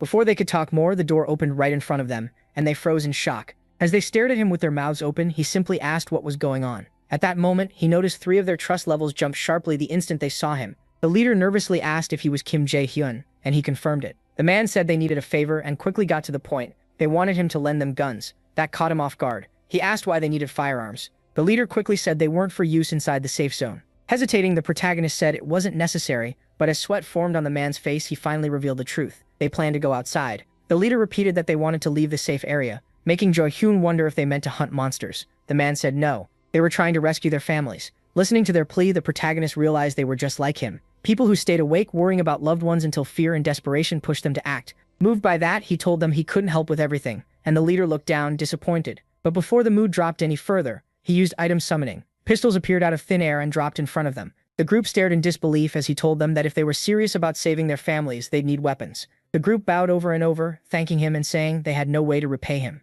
Jaehyun told them he had one condition. The leader looked stunned, and MC explained that they had to make a contract with him. It was a subordination contract, a crazy strong skill that let him choose up to 100 awakened followers for free. But there was one weird catch. Curious, the leader asked what they had to do. Jaehyun briefly wondered why his mom had never used all 100 slots. Then he gave them the answer. They had to kneel. Everyone froze and awkwardly asked if he was serious. He just as awkward said yes, that was part of it. He even felt like some kind of tyrant saying it. Still, the leader dropped to his knees first and asked if this was right. The protagonist quietly thanked him. Then he stepped up and held a hand over the man's head. Red-faced, he said that from now on, the leader would follow his orders. The man looked lost, so Jaehyun explained. He just had to say he accepted. The leader did, and a strange aura wrapped around him. The system showed his info. Jang Sung-jun, Trust 48, with telekinesis and A-rank skill that uses mental power to move things. Sung-jun stared at the light around him, clearly shocked by what he felt. After reading that, MC was stunned. An A-rank ability was way better than he expected. The others rushed in, asking what that light was and whether Sung-jun was okay. He said he felt fine, just different.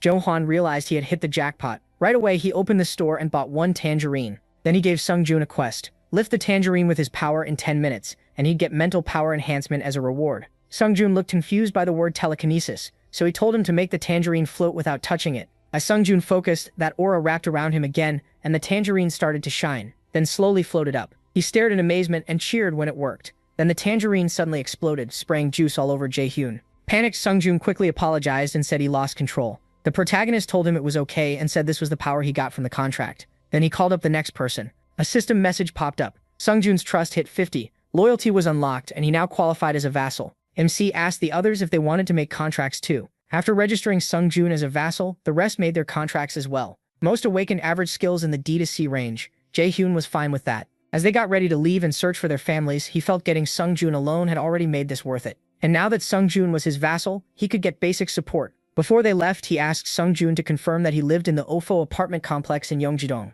Sungjun said yes, and the protagonist wished them all luck. After they were gone, he muttered that it was time to head back. He used teleport right away and appeared behind Sebe, making her jump. Jaehyun said he was back and asked if anything happened while he was gone. Sebe told him things had gone bad. At Dongjun's party, a huge level 45 twin-headed ogre had shown up. The monster loomed over them, staring them down. Jaehyun saw its size at once and realized it was the same monster that destroyed the bridge. The ogre attacked, forcing everyone to scatter. Jae-suk's crow darted in and damaged one of its eyes. But Young-ho teleported, turned invisible, then fired his gun at the injured head. Kang ordered his armored night golem to hit the ogre's leg, but the twin-headed ogre struck back and crushed the golems under its foot. It still looked completely unfazed. Kang gritted his teeth, realizing they had barely done anything. Donggun thought that if they could open even one small gap, they might still have a chance. At that moment, Jaehyun used item summon and dropped a barbell right above the ogre. The hit slammed it down to its knees.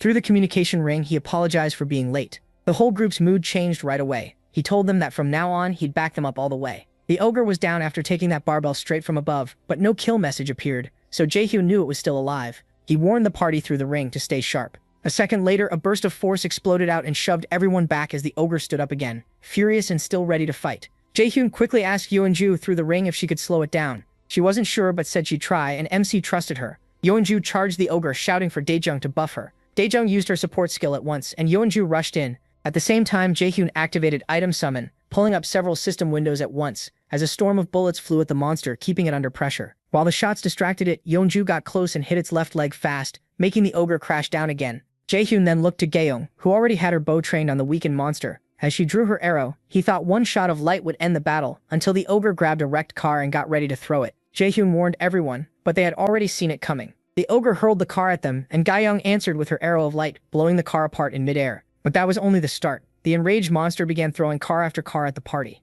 In the middle of the chaos, Jaehyun called out for Yeonju, who tried to rush in again, but now the ogre had noticed her and threw another object straight at her. Then a huge truck came flying, and Gaeyoung shouted a warning. Fear filled her face as the truck came within inches. Watching it happen, Jaehyun froze in terror and felt himself falling apart at the thought of losing someone important again. He desperately searched for any way to save them. Then, at that last second, a blast of purple-black energy shot toward the truck and blew it away. The beam punched through it and stopped it cold before it could hit Gaehyung. A huge hole tore through the truck, and Gaehyung stood there unharmed, staring at the damage and wondering what those black flames were. Everyone turned in shock and saw Dongjeon surrounded by black flames. He stepped forward with overwhelming force. Dongyeon told everyone to move. He was going to kill the monster. Rage and power poured off him. Jaehyun dropped to the floor, stunned. He could barely process what he was seeing, even when Sehun worriedly called out from beside him. He told her he was fine and said his legs had just given out, but his head was spinning from what he had seen. He was sure that power wasn't one of Dongyeon's awakened skills, and that raised even more questions about where those black flames came from. Meanwhile, Dongyeon summoned his spear, pulling the ogre's attention to him. The monster roared and threw more cars, but Dongyeon tightened his grip. Black flames wrapped around him in the spear. When another car flew in, he brushed it off as nothing, and threw his spear, slicing the car in half before it kept flying toward the ogre. The spear hit, and in the next instant the ogre was swallowed by a huge explosion that erased its upper body. A system panel confirmed the level 45 twin-headed ogre was dead, giving Jaehyun a big chunk of experience and money in his ultimate shut-in wallet. Dongxian stood there victorious, and Kang shouted in surprise and joy as he celebrated the win. Dongxian smiled at the group while Gaeyoung checked on Yeonju, who shakily gave a thumbs up to show she was okay. Then Byung-ho asked Dongxian what kind of power that was. Still confused, Dongxian said he hadn't activated it himself, and guessed maybe Jaehyun had done something. The protagonist kept thinking about those black flames, wondering if they only appeared in special situations, or if they belonged to neither of them. He still had no answers, but that wasn't the biggest problem right now. Another system message appeared saying his skill level had gone up. As his territory expanded again, a wave of pain hit him so hard that he screamed. Jaehyun endured the same terrible pain that always came with leveling up, clutching his chest as low groans slipped out. Jaehyun noticed and called to him, but he said he was fine and somewhat used to it by now. As always, his territory spread, monsters inside it died and turned into experience, and people in the new area became citizens. But this time, something was different. A new system panel appeared saying he had discovered a dungeon and as the first one to find it, earned 100 crystals. MC stared at the message, shocked that a dungeon had suddenly appeared. Since the reward was crystals, he guessed the place had to be tied to them somehow. The system said the dungeon was behind an apartment complex halfway up Hwanggyang Mountain. Gaeyeon decided to send Junhyuk's party to check it out. He figured that if he made subordination contracts with Junhyuk and the whole party, their combined strength would be more than enough. Then he wondered where Junhyuk was and used his ultimate eye to find him. Through it, he saw Junhyuk and his party facing several goblins. Then the goblins suddenly dropped dead for no clear reason, leaving Junhyuk totally confused. Watching through his skill, the protagonist realized his territory expansion had killed the monsters Junhyuk's party was fighting. A second later, he used the communication ring and Junhyuk jumped at the sudden voice. Through the ring, he told Junhyuk to gather everyone and come to his house. He had something he needed from them. Then he headed back to the apartment through the ultimate shut-in door. By then, Dongjian's group was almost there, so Seon wasn't needed anymore. He thanked her for everything she'd done. She paused, feeling like she might still be able to help. But he smiled and told her she'd already done more than enough. He said he'd call again if something came up, but for now she should go rest with her family. After a brief hesitation, Seol-yeon agreed. With a bright smile, she said she was heading out. He told her to get home safe. She thanked him, and he smiled back. After she left, he figured Dongjian's party should be arriving soon. Last time he checked, they didn't need any more help from him. They were strong enough to break through on their own now, and the biggest problem, the territory's main boss, was already gone. Now all they had to do was finish the run. The view shifted to Dongjian's party as they kept rushing ahead. The protagonist thought the timing was perfect. They were almost at the apartment complex where Dongjian's, Kang's, and Jihan's families were waiting. Kang's eyes filled with tears the moment he spotted his home. Hope hit Dongjian and Jihan too. They just wanted to get inside, save everyone, and bring them out alive. Kang shouted for everyone to give it everything they had and keep moving. So the party ran harder toward the complex. They believed they were only moments away from seeing their families again. Excitement built fast. Kang even pictured all of them reaching the safe zone together and finally living in peace. But before that thought could finish, he saw something ahead and froze in horror. He stopped dead. Dongjian asked why he'd suddenly stopped. Kang's face answered first, pure fear. Swearing under his breath, he got Dongjian and Gyang's attention. His hand shook as he warned the group. Fear spread through the party when Kang said they might already be too late. Dongjian's face also turned pale. Then he saw it too. New monsters coming straight at them. They were level 31 black orcs, blocking the way forward. Seeing that, the protagonist felt a chill. High-level monsters in the 30s were pouring out of the underground parking lot. It was hard to accept, but the meaning was obvious. There was almost no chance anyone in the complex had survived. It was a total disaster. Right then, Kang shouted the summon command, and several armored night golems appeared to meet the orcs. The protagonist grimly thought Dongjian's family, Kang's family, and Gyang's family were probably already gone. Blinded by rage, Kang ordered the golem cavalry to wipe them out. The golem knights charged straight into the orcs. Nearby, Gyang kept watching Dongjian, worried about how he was handling the thought that his family might be dead. Dongjian's anger exploded, and the mood around him turned heavy. His eyes held only one thought: kill every orc here. Then black flames wrapped around his body. As the golem cavalry collided with the orcs, a spear covered in black fire appeared overhead. The flames blazed as it fell, and in the very next moment, the spear slammed into the orcs and erupted, blowing a huge number of them apart. It was Dongjian who threw it. Smoke rose from his body as he stood there with a dark, locked-in stare. Without wavering, he announced that the fight was starting now. Then Dongjian charged the orcs. His spear was still burning with black flames. When the orcs rushed him, he flashed past so fast they couldn't track him. They understood only when it was already too late. Dongjian had already pierced their heads and killed them. Nearby, Kang fought in heavy armor while Gi-hun fired live rounds into the orcs. Kang pushed forward with his halberd and one huge swing crushed the orcs in front of him. Every attack carried the rage burning inside him. Soon the protagonist joined in too. He used item summoning and live ammo started raining down on the black orc army. Looking over the field, he realized the regular black orc grunts weren't the real issue. Dongjian's party had grown too strong for them. But the next second, one armored night golem was hit and had its head split open. That made it obvious the normal black orcs weren't the real threat. The dangerous ones were the black orc warriors. They were on a whole different level from the others. As soon as he understood that, one of those black orc warriors stepped into view. Using the communication ring, he told everyone he'd support them from behind and warned them to watch the armored orcs and tighten their formation. At that exact moment, a warrior orc raised its bow and fired at the party. The protagonist stared in shock as the arrow flew right at their healer. Dior! He shouted for her to move, but he was too late. The arrow hit, and her eyes went blank for a second as the shock caught up to her. The whole party cried out her name. The arrow had gone through her stomach. She fought back a scream as pain tore through her. Dongjit saw it and froze, too stunned to speak. The protagonist could hardly believe it. Dongjit, who always stayed calm and gave orders fast, couldn't say a word. Out of everyone there, the enemy had struck the weakest point in the party, the healer. With an arrow stuck in Dongjit's stomach, healing magic wouldn't work properly. That meant they couldn't count on her support anymore. Yeonju could last for a while thanks to her strong recovery, but if the fight dragged on, the party would lose the edge. The protagonist knew the outcome was basically being decided right there. If they were going to run, this was the last chance. He prepared to use Vassal Summon and get them out. But at that same moment, a black orc warrior moved to strike Dongjian. The protagonist yelled his name. Then Dongjian did something no one expected. She yanked the arrow out of her own stomach and threw it away. The protagonist was stunned. She shouted that she was fine, loud enough for everyone to hear. Dongjian told them to get it together and keep fighting, then started healing herself. She reminded them they still didn't know what had happened at the complex until they checked for their families themselves. At the same time, Dongjit snapped back to focus just as a black orc warrior's axe came down on him. He blocked the strike and drove a hit into the orc's chest. The protagonist knew that even if Dongjit pulled the arrow out, the pain would slow her down for a while. Normally, the smart move would be to retreat right away, but like everyone else on that battlefield, he was burning with rage. So instead of running, he opened the status window and chose to strengthen his allies. He called out Dongjian, Kang, and Ji Yun, then ordered the system to raise all three to level 40. A warning popped up saying each level would cost 1 sextillion 0000000. He didn't hesitate. In an instant, Dongjian, Kang, and Ji Yun all hit level 40. Dongjian immediately felt the change. The protagonist told them he'd boosted their levels, then said they were going to crush every enemy in front of them. Backed by his support, the party charged the Black Orc warriors head-on. Kangong used his power and summoned far more armored golem knights than ever before, even if the level-ups alone cost over 10 quintillion. He didn't care. The armored knights stormed the Black Orcs. When one orc warrior swung an axe at a knight, it couldn't even leave a mark. The knight answered with one clean slash and took its head off. As the fight kept raging, the protagonist remembered all the party's money he'd spent on reclaiming land, keeping the utilities running, and building new facilities. Then Ji-Yuan lifted a hand and summoned several crows, sending them out to attack. The crows swarmed the orcs without stopping. He decided that if he'd used their money for all that, the least he could do now was this. So he raised Dongjian, Yeonju, and Kang to level 45, spending 18 sextillion. To him, if that price guaranteed victory, it was worth it for Dongjian's sake. With their new strength, Yeonju, Kang, and Dongjian rushed the orc warriors. Now at level 45, they moved in to slaughter them. The battle dragged on for a long time.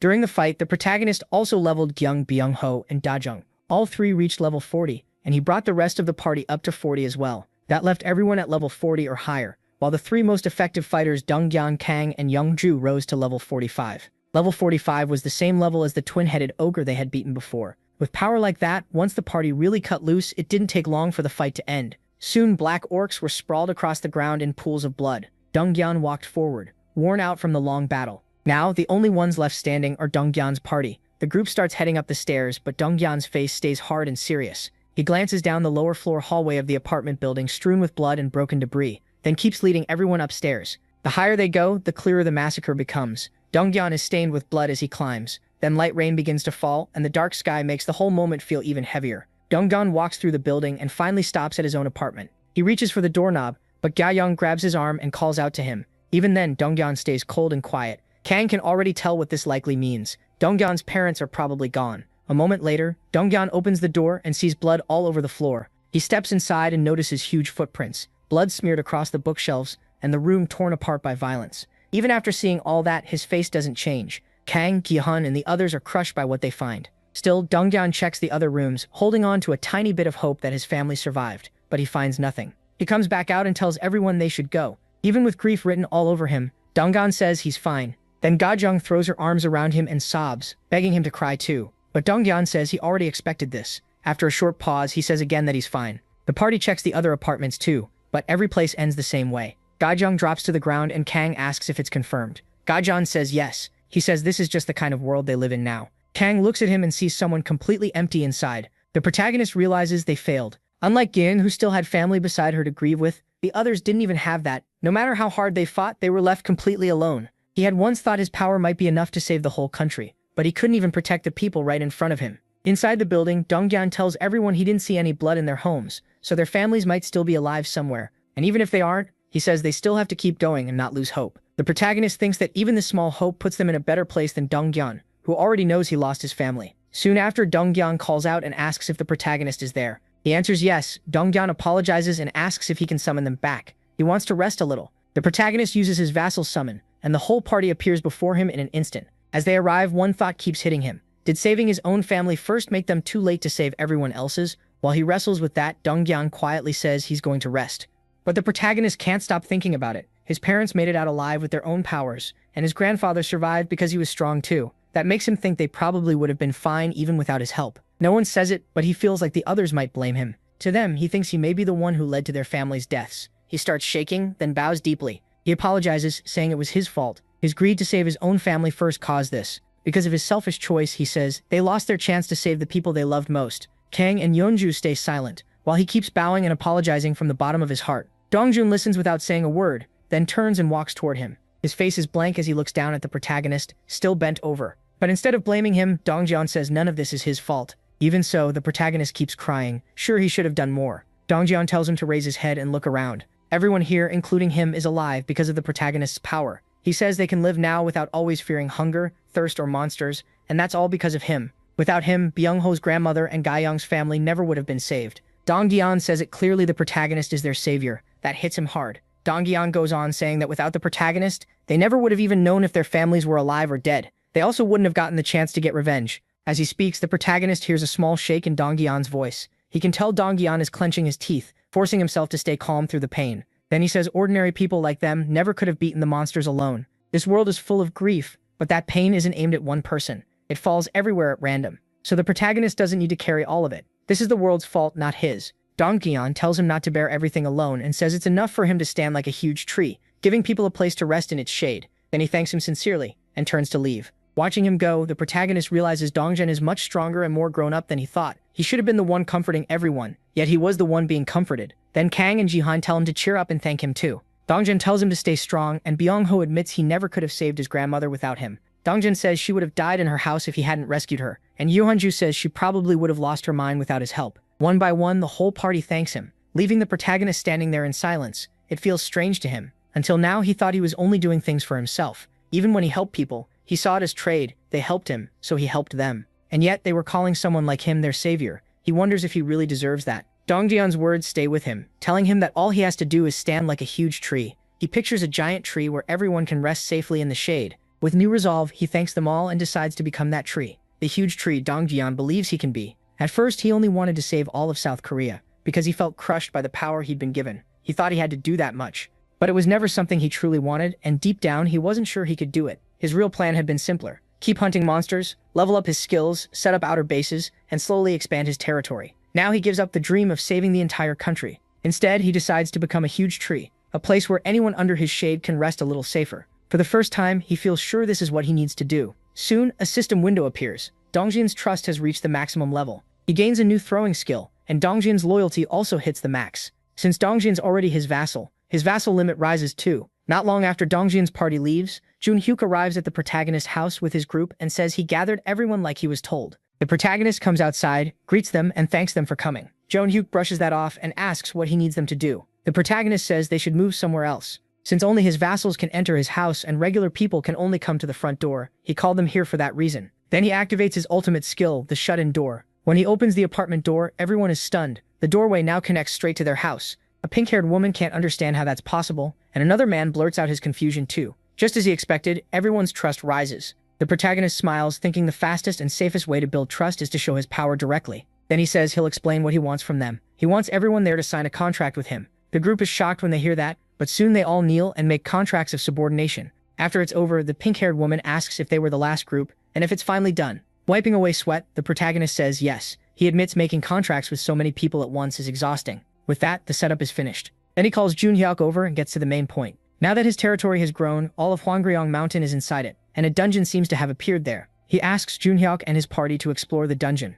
After thinking for a moment, Junhyuk smiles and agrees, thanking the protagonist for trusting them with something this important. But before the protagonist could say more, a message hit his mind. It was Dabin. She said the item he asked for was ready and told him to come at once. He replied that he was on his way. Our protagonist heads up to the 21st floor. In the elevator, he thinks about how Junhyuk quickly agreed to handle the dungeon raid, which finally takes some pressure off. For the first time in a while, he can breathe. What felt strange was this. Even after the subordination contract, Junhyuk's skills stayed the same. Like Ayong before him, only his knight title changed to Viscount. In Junhyuk's group, the real standouts were Ayong and a few others. They got B-rank abilities, while most of the party ended up with C or D-rank ones. As he keeps making contracts and gathering more data, he starts to see a pattern. Getting higher rank abilities seems tied to something people are born with. Potential. Since he can only have 100 subordinates, it's better to choose the most gifted people from now on. Just then, the elevator reaches the 21st floor. Dabin spots him right away and happily calls out to him. He tells her she did well, but she laughs it off and says it wasn't hard. He says he'll still make sure she gets a bonus.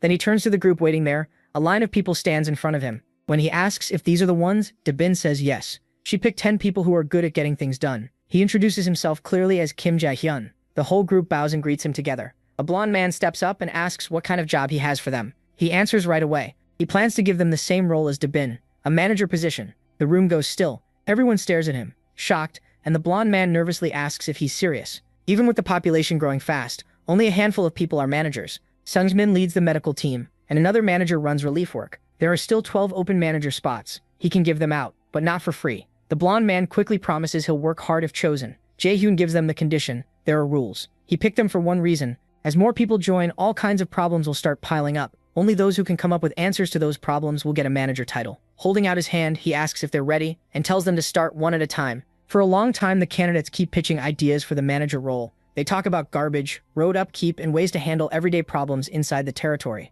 The ideas keep coming, and most of them are solid. One smart plan follows another. Dabian really did gather capable people. Then someone raises his hand and says he'd like to try. Jae-hyun tells him to go ahead. The man suggests creating a group to keep order inside the territory. Nothing serious has happened yet, but without something holding things together, trouble feels unavoidable. The protagonist asks if he means something like the old police. The man says yes right away. Then a man in a red jacket cuts in, apologizing and saying that mention of police reminded him of something. Jae-hyun lets him speak. The man says police station armories have guns, even rifles. That hits MC hard. Rifles in a police station? Aren't those military weapons? The man explains that South Korea is still technically under armistice, so in emergencies, some police stations keep weapon stockpiles. Of course, only larger stations have them. He starts thinking hard. If they can get those weapons, building a force to keep order would be much easier. The closest station should be Busunjin Police Station in Singmyeon. He asks the man his name, and the answer is Nam Jae-ho. Jae-hyun immediately tells Jae-ho to gather a team and go. Startled, Jae-ho asks if he has to go himself. The protagonist tells him not to worry.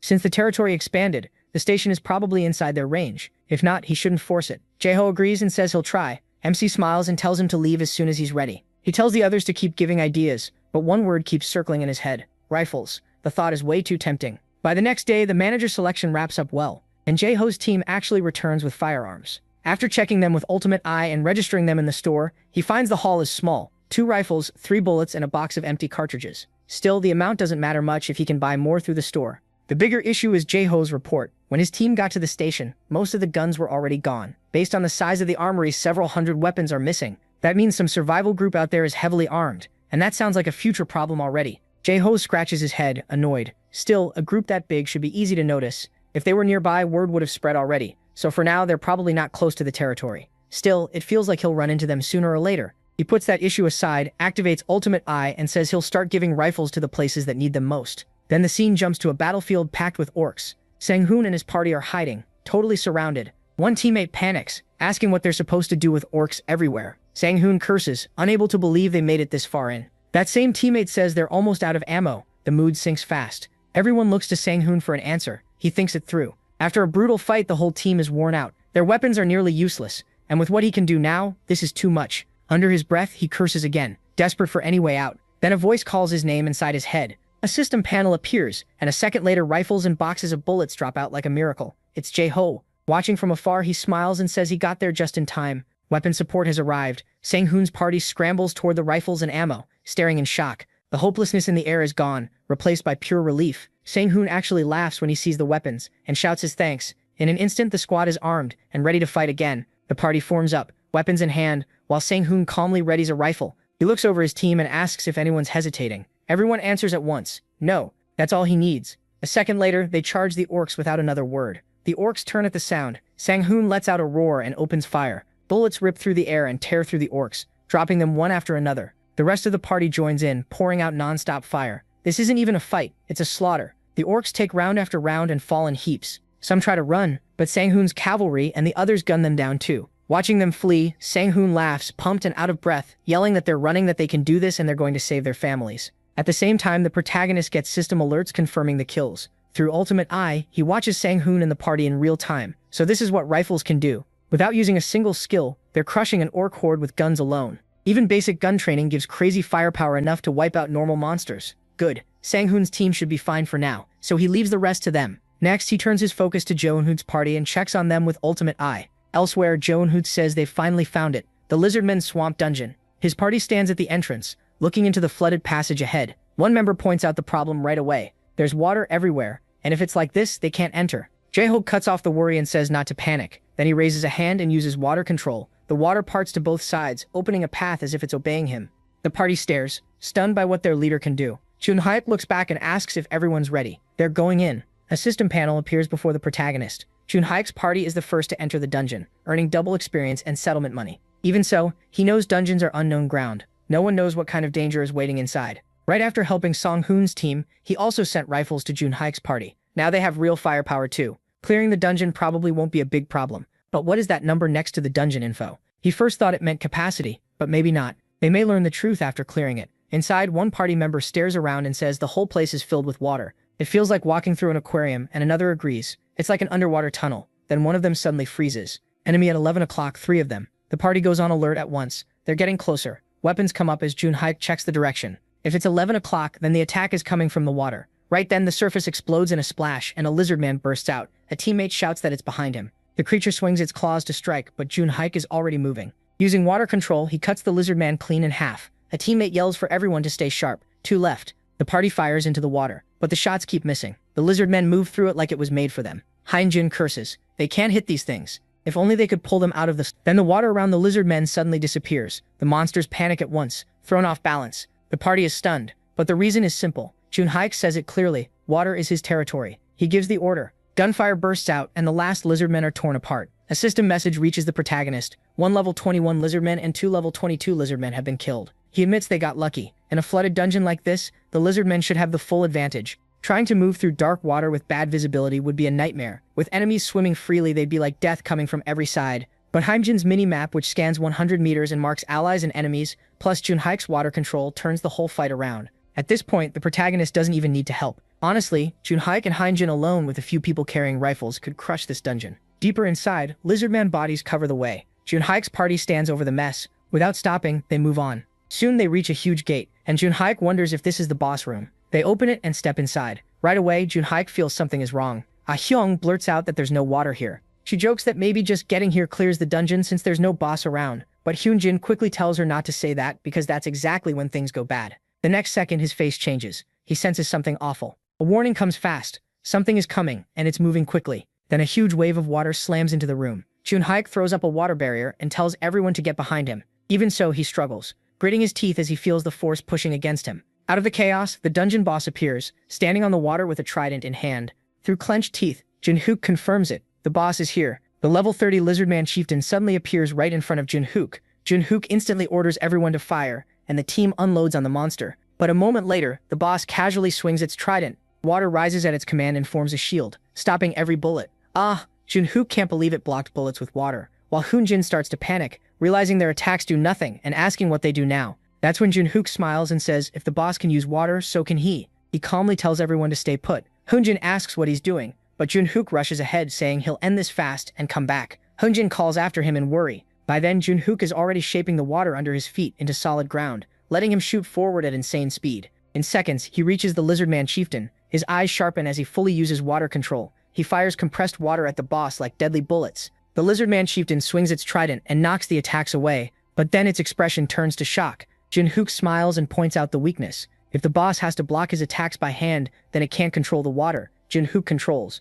That was just a fake out. Junhook is already behind it. In the next instant, he uses water control to seal off the lizardman chieftain's breathing. He gives the boss a quick goodbye and triggers water bomb. The dungeon boss's head explodes. The party is left speechless, shaken by how overwhelming their leader is. They think the dungeon is finally cleared. Junhook lands and a system panel appears. It says Junhook killed the lizardman chieftain and gained experience. Citizen Junhook has slain the ruler of the lizardman area, earned 10 crystals, and cleared a dungeon for the first time, gaining 100 more crystals. Later, when Junhook's party comes out, the dungeon info has changed a little. The number that used to be 10 is now 9. The protagonist realizes that number shows how many clears the dungeon has left, so there are 9 runs remaining. If they finish those runs and collect enough crystals, a mystic draw will open. That means he could get another divine item, like the Ring of Communication. Using the ring, the protagonist contacts Junhook right after the clear. He checks if Junhook is okay, and Junhook says he's just a little tired. Relieved, the protagonist asks if Junhook can clear the dungeon once a day. At first, Junhook is surprised. Then he grins and says it's easy.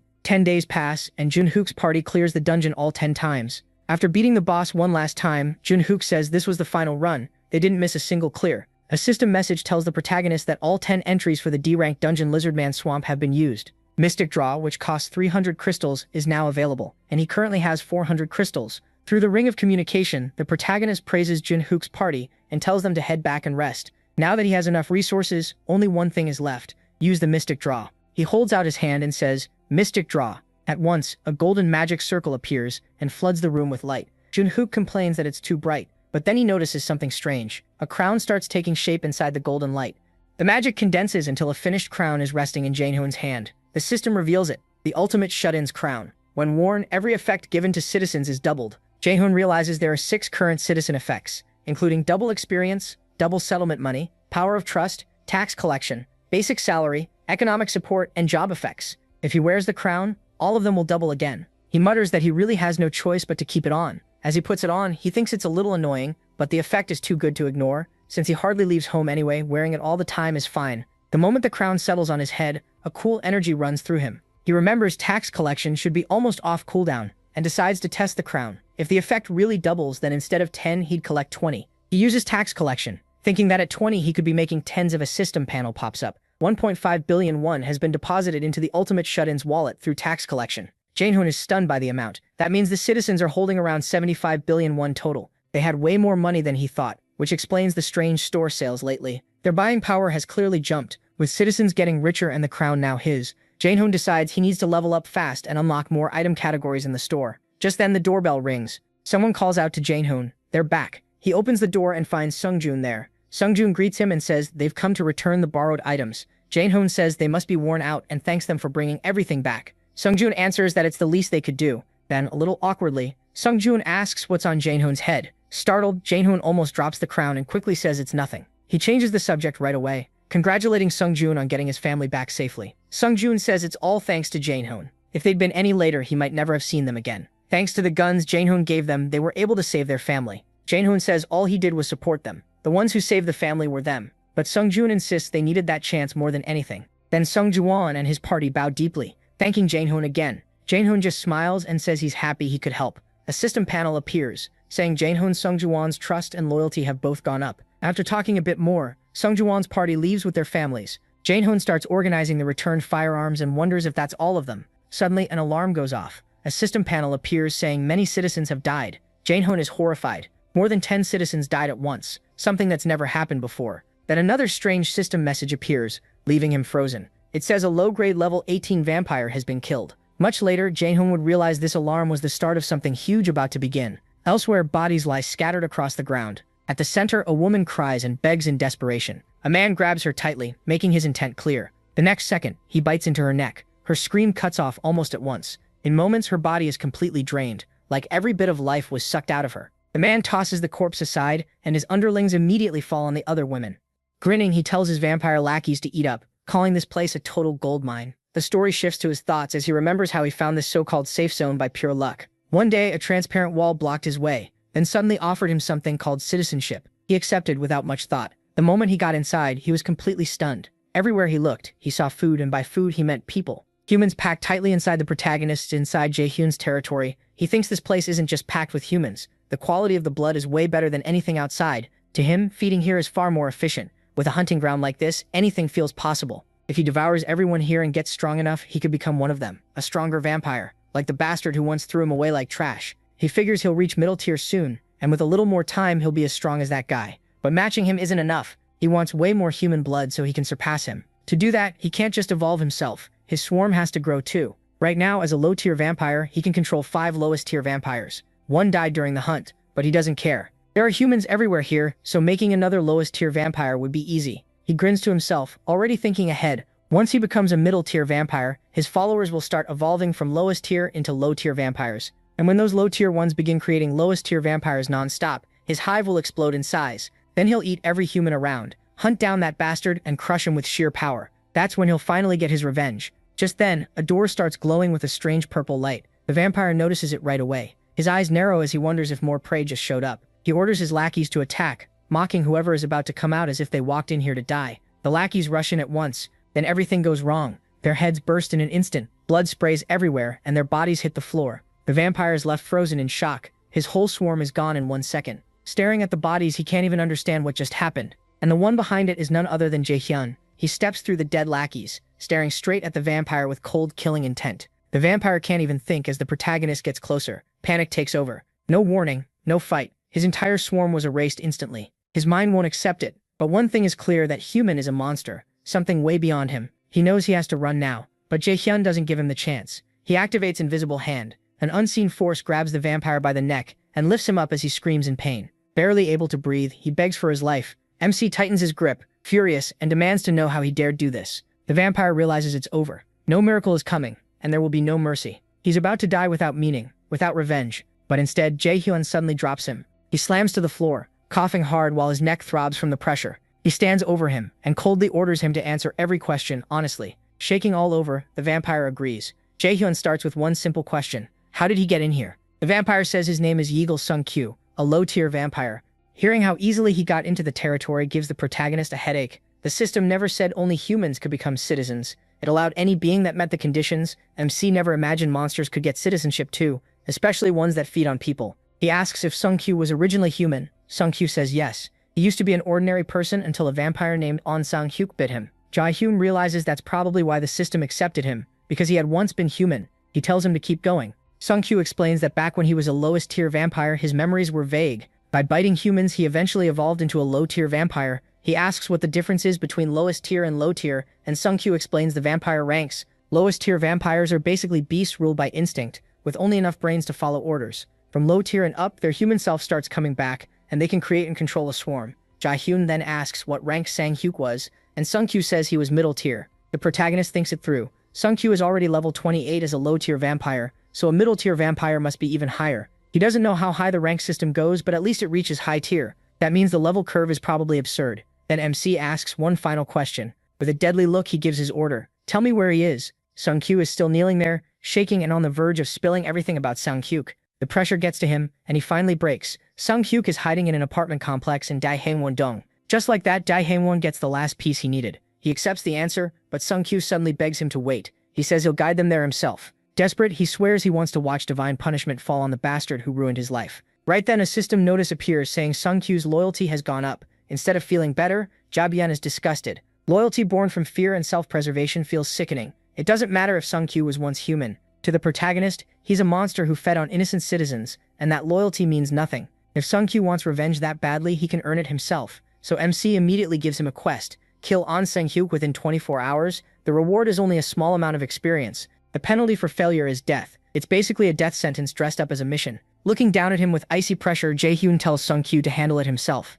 In his heart, he never planned to spare him. His voice turns even colder as he orders Sung-kyu to find Sang-hyuk and kill him on his own. Sung-kyu panics and begs for human blood. He says that if he can just reach middle tier, killing Sang-hyuk would be easy. He shuts him down at once. If Sung-kyu so much as touches a human, his head will explode. The warning terrifies him. The protagonist knows this quest will probably get Sung-kyu killed, but he also can't risk him going after random people, so he opens the store instead. An M16 and 100 rounds appear in front of Sung-kyu, leaving him stunned. Jae-hyun wonders if even a tiny bit of hope will be enough to move him. He tells Sung-kyu this is his chance to get revenge on the one who turned him into this. Sung-kyu grabs the rifle tight. Now he thinks it might actually be possible, so he accepts the mission. Jae-hyun gives one last warning. Do your best and kill every vampire. But if that gun is used on anyone who isn't a vampire, he'll kill Sung-kyu instantly. Sung-kyu nods wildly and runs off in fear. After that, MC uses the ring of communication to call Seo-ye-jin. Once he confirms she can hear him, he asks her to attach a surveillance rat to one man. He tells her to come to his house soon, and she agrees right away. Standing over the bodies of his dead citizens, he thinks about what this means.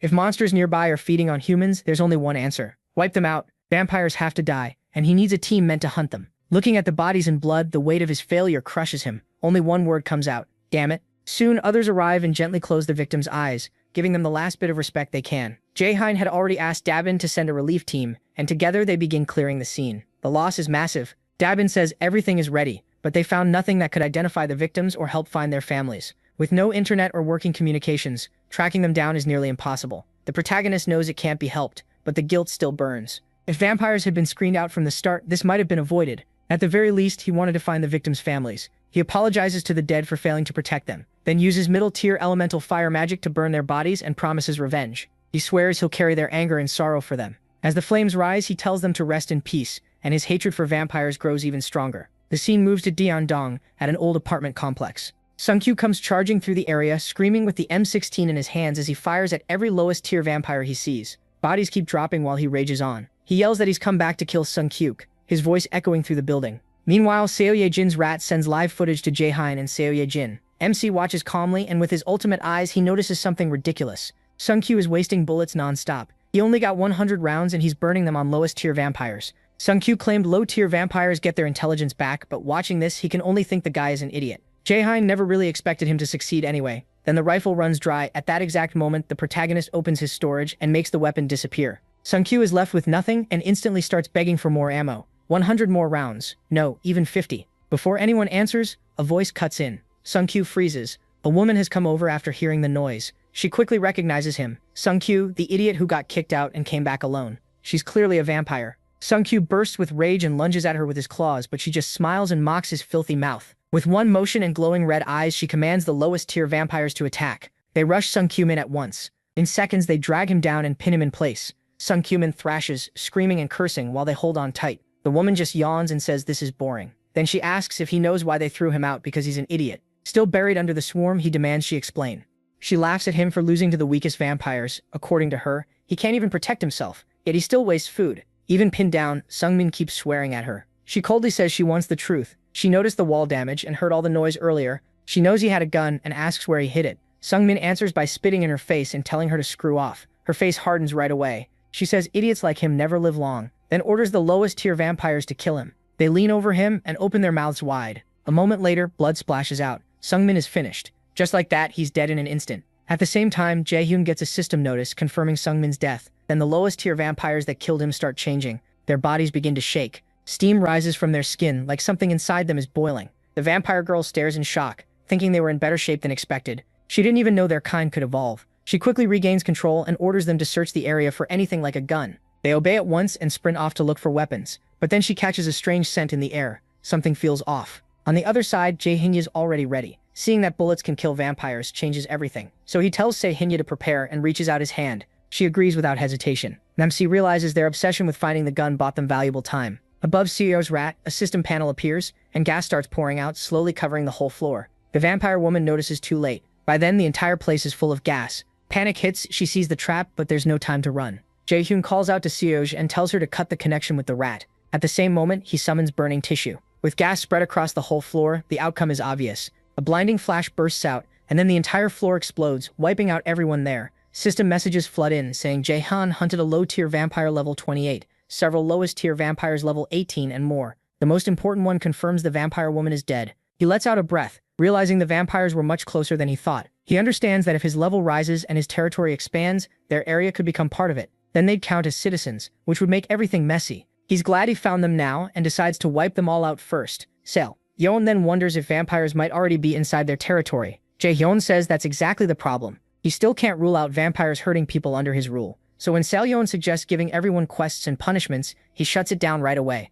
It's too extreme and hurting innocent people would destroy trust. She quickly realizes she went too far. The protagonist knows that kind of move would cost him support and throw everything into chaos. There's only so much he can do alone, and he wishes he had a way to sort citizens by their nature. Right then, a system panel pops up. His citizen count has reached 30,000, unlocking the achievement system. Jae-hyun freezes in surprise and checks it right away. He learns that clearing certain achievements lets him create titles with custom effects. He instantly sees how huge that is. So he sets one achievement condition, killing a citizen. The system accepts it and asks for a title and effects. He figures this can help expose vampires, since they're the most likely killers, and the small chance of citizen-on-citizen murder is something he can handle. Jae-hyun asks if titles can be removed anytime, and the system says yes. That settles it. He names the title Murderer and gives it these effects. All stats down by 80%, both hands sealed, and a visible murder mark on the body. The system shows the price 40 million, 1 to create it, and 4 million each time it's used. MC goes ahead without a second thought. The achievement is registered successfully. One of his biggest worries is gone. Now he can punish murder fast, and in a way everyone can see.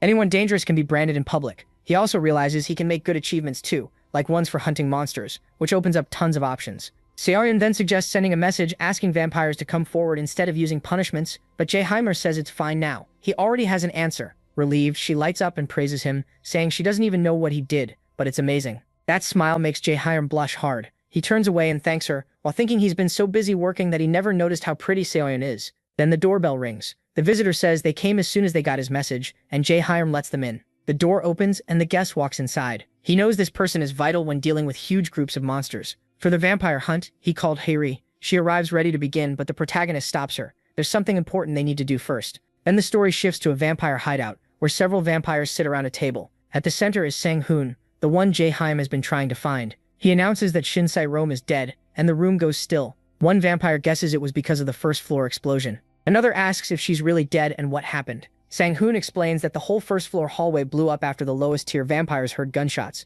so it was probably those bastards. A masked vampire slams the table, convinced it was the cops. Sang-hoon agrees and anger spreads fast. Some want to kill them now and bring back their heads. Others say they should have torn them apart earlier. But one bald vampire says it isn't that simple, because the enemy has guns, and another warns that open war would be risky. Sang-hoon feels like something isn't right. They already knew about vampires, so a sudden all-out attack doesn't add up. How did they find the base and why move now? There are too many questions. Even so, everyone keeps pushing for a decision. Sang-hoon finally says they'll attack. The room erupts, but he adds they won't fight head-on. Instead, they'll use the enemy's lack of supplies, sneak in from inside, and break them apart. He starts naming the one who'll handle it, but loud pounding suddenly shakes the door. Then the knob begins to turn. A second later, the door swings open. The meeting is cut off, and Sang-hoon angrily demands to know what the hell is going on. The door slowly opens wider, and a lowest-tier vampire stumbles in, coughing so hard he can barely stand. He warns them it's dangerous, and says they need to get out now. Sang-hoon demands an explanation, but the vampire keeps coughing and says there's no time. He urges them to go outside and mentions the rats before he can finish. Chaos hits. Seon's rat suddenly leaps into the room. The lowest-tier vampire sees it and goes pale with fear. The rat lets out a sharp squeak.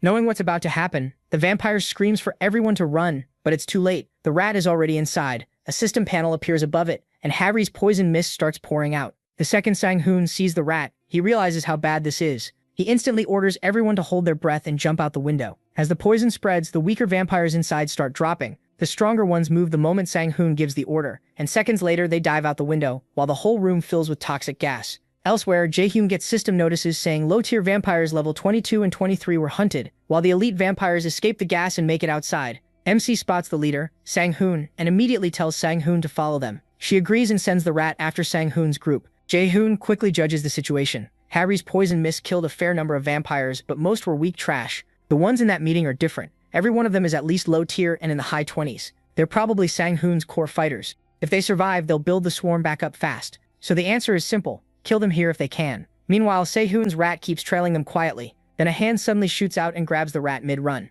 The one holding it is Sang-hoon himself. Now that it's caught, all the vampires stare at it like hungry beasts. The rat squeals and struggles in Sang-hoon's hand, but he doesn't hesitate. He crushes it barehanded, splattering blood. At that same moment, the damage hits Seo-yeon back through the link. She cries out, and Jaeyeon quickly asks if she's okay. She says yes, but the backlash clearly hurt. He immediately understands the problem. They failed to kill even one top vampire. He wanted them gone before they could learn anything about them. Now the survivors will know how deadly the poison mist is, and they'll figure out the rats are the delivery method. So there's a good chance they won't stay in closed spaces anymore. They might even move their whole base. The protagonist tells Seo Yejin to keep watching in case they relocate, even if he knows that won't be easy. She nods and accepts. Still, Jaehyun sees the bigger problem. Whenever one of Seo Yejin's rats dies, the backlash hits her mind, so this poison mist plan gets harder to keep using. That means they need backup, and the only team strong enough for enemies like this is Dongjin's party. With his ultimate eye, MC starts tracking down Dongjin's teammates. His search lands on a gym. Someone is bench pressing a crazy amount of weight, and it's Dongjin. His fiancée Ga-young asks how it feels, and Dongjin says it's much lighter than he expected. That shocks her because it's 350 kilograms. He casually tells her to try, and Ga-young instantly refuses. Even so, Dongjin tells her he'll help. Her face turns pale. She clearly wants no part of that weight, but she still lies down on the bench. She warns him to step in, the second she can't handle it, and he tells her to trust him. Then she lifts the bar, and to her surprise, it moves. Not only that, it feels easy. Stunned, she asks how that's possible, and wonders if Dongjin is secretly helping. He just laughs and says he isn't touching it. Watching through his skill, Jaehyun remembers how Dongjin looked after returning from Jongjeon. When he learned his parents were gone, his face stayed blank, but the pain in his eyes was obvious. Now that heaviness is mostly gone, that's a huge relief. Thanks to Ga-young and her family staying by him, Dongjin seems a lot better. At this point, he looks ready again, so he moves on to the other party members. He finds a knight training, cutting down a goblin with a halberd. Ga-young tells Kang the soldiers move much more naturally now than before. Kang agrees. They've been training non-stop, and after wasting time just drinking, he finally realized he couldn't stay weak forever. Ga-young says he feels the same, then shows off something new. When Kang turns to look, he's stunned. Ga-young's body has changed. His hands now look like crow wings. He asks how it looks, then says they should hunt a little farther out today. A system message pops up. Ga-young's crow command has evolved into crow synchronization. It says fusion only works with a target whose affinity reached 100. Seeing that, Jaehyun realizes something important. Skills can evolve through effort, so Jaehyun must have fused with the crow he always keeps nearby. That would make scouting way easier. If he can fly like that, his search range will grow a lot. From what Jaehyun sees, both Kang and Jaehyun are ready. Then he checks the last member, Byung-ho. Lately, Byung-ho has been driving far away to hunt. Right now, he's in the back seat while Youngju drives and Da-jung rides beside her. Byung-ho wonders if Kang and Gaehyun are drinking again today. Youngju tells him to let them be. They'll come around eventually. Even so, Byung-ho asks if they really will. She answers with confidence. They're strong and they just need time. For things like this, time works best. Gaehyun agrees. Honestly, he'd rather give them even more time to heal. But in this whole area, Dongji-yeon's party is the ace team. They've gotten the most support and have the most raw power. So the protagonist activates the communication ring and contacts everyone in Dongjin Haim's party. Dongjin first, then Gayoung, Jaeyoung, Kang, Yeonju, Dajung, and Byung-ho. After greeting them for the first time in a while, he asks if they've rested well and says he has something important to discuss. Deep down, Jaeyoung already knows it. No matter how he looks at it, they're the only ones who can handle the vampire problem. Meanwhile, the surviving elite vampires meet again. Tempers flare as one of them says they need to strike those bastards first. This is basically a declaration of war. Their people were killed by that rat, and they can't just sit still. Soon, everyone looks to Song-hyuk, while the others keep talking and pushing for action, saying they'll go the moment he gives the word. Song-hyuk stays quiet and thinks. Then the vampire in the ski mask speaks up. Before anything else, he says they need to move the hideout. If the enemy attacks like that again, they'll all die here. Another vampire snaps, asking what the hell he's talking about. He says running away is pathetic, but the ski mask vampire calls him an idiot right back. The enemy can attack with a single rat, so staying in an exposed base is stupid. Even then, the other vampire insists that just proves they need to hit first. The argument keeps going while Sang-hyuk watches in silence. The ski mask vampire presses harder. Do they even know who they're fighting? The other one scoffs and says, who else could it be? But those gun freaks? But Sang-hyuk finally steps in and says that's wrong. The other vampire turns and asks if he actually knows who the enemy is. Sang-hyuk says no, but he's sure of one thing. The group they suspected doesn't have powers like the ones they just saw. Then he points out something strange nobody else seemed to notice. The bodies disappeared after they died. Right before he escaped through the window during the poison attack, he saw low-tier vampires get hit and drop dead. But as soon as they died, their bodies started vanishing bit by bit, and when Shin Se-ram died, her body was gone too. At first, Sang-hyuk thought the explosion destroyed it, but now he isn't sure. Gunfire, explosions, poison rats, too much about this doesn't match the cops. So if it wasn't the cops, then some unknown group is targeting them. The real question is why. The ski mask vampire urges Sang-hyuk to decide fast. They need to gather the survivors and leave now. If they don't even know who the enemy is, staying here is too risky. Sang-hyuk goes quiet and thinks, then his mind slips back to an old memory. In it, a man stands before him and confirms that his name is Sang-hyuk. After Sang-hyuk answers, the man says he'll be gone for a while and gives him an order. He must eat everyone in the apartment complex, grow a swarm and rule it. Until the man returns, he is not allowed to leave. Sang-hyuk thanks him for trusting him with such an important job, but carefully asks what he should do if something happens that he can't handle alone. The man smiles, amused, and praises him for being careful. He says the others would just get excited about becoming stronger. Sang-hyuk thanks him again. With a wicked smile, the man says they'll set up a backup plan. If something truly dangerous happens, Sang-hyuk will be told where to find him. The memory ends, and Sang-hyuk returns to the present. He calls to the vampire in the ski mask, revealed to be Sun Ji-hun, and asks a simple question whether he's the fastest vampire here. Ji-hun says yes, confused by the sudden question. Sang-hyuk's face turns cold as he decides they are not moving. They will stay and wait. Ji-hun immediately objects, but Sang-hyuk cuts him off. From the enemy's recent moves, Sang-hyuk believes they'll attack again soon. Before that happens, Ji-hun must deliver a message to the one who created Sang-hyuk, Jeong Young-hoon. Sang-hyuk tells him to say they need Young-hoon's help.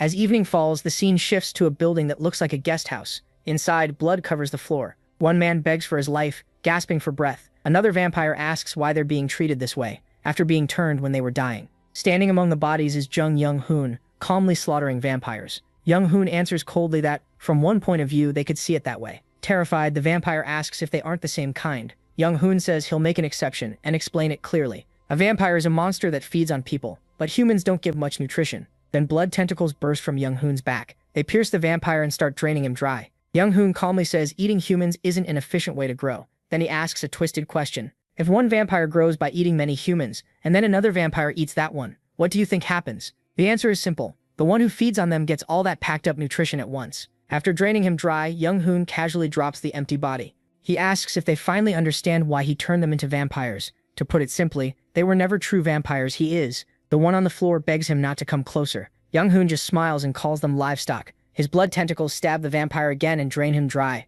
As the blood whips suck out the last drop, Young-hoon calmly judges the result. He says the vampire matured well, but it's still not enough. Young-hoon thinks back, remembering it's been a while since he raided another stash. By now it should be ready to eat. The problem is, he can't remember where it was, so he tries to recall the place. Just then, the front door opens. Sun Ji-hoon steps inside, politely gives his name, and says he's one of Sang-hyuk's men. He explains that an unknown group attacked Deondong, so Sang-hyuk sent him here to ask for help. Young-hoon silently stares at the unexpected guest. Then it suddenly clicks. Now he remembers that place was his food stash. It was them. Ji-hoon finally notices the piles of dead vampires around him. He panics, wondering what the hell happened here. Meanwhile, Young-hoon finishes remembering the place. Deondong. Night falls. Outside the vampire base, Dong-jin and his group get in position. Dong-jin asks if this is the place Jae-hoon mentioned, then tells everyone to ready their weapons. From here on, they're wiping out every vampire inside. The whole team prepares to kill. But before Dong-jin's group and the vampires clash, the story jumps back a little. Jae-hoon reveals vampires exist,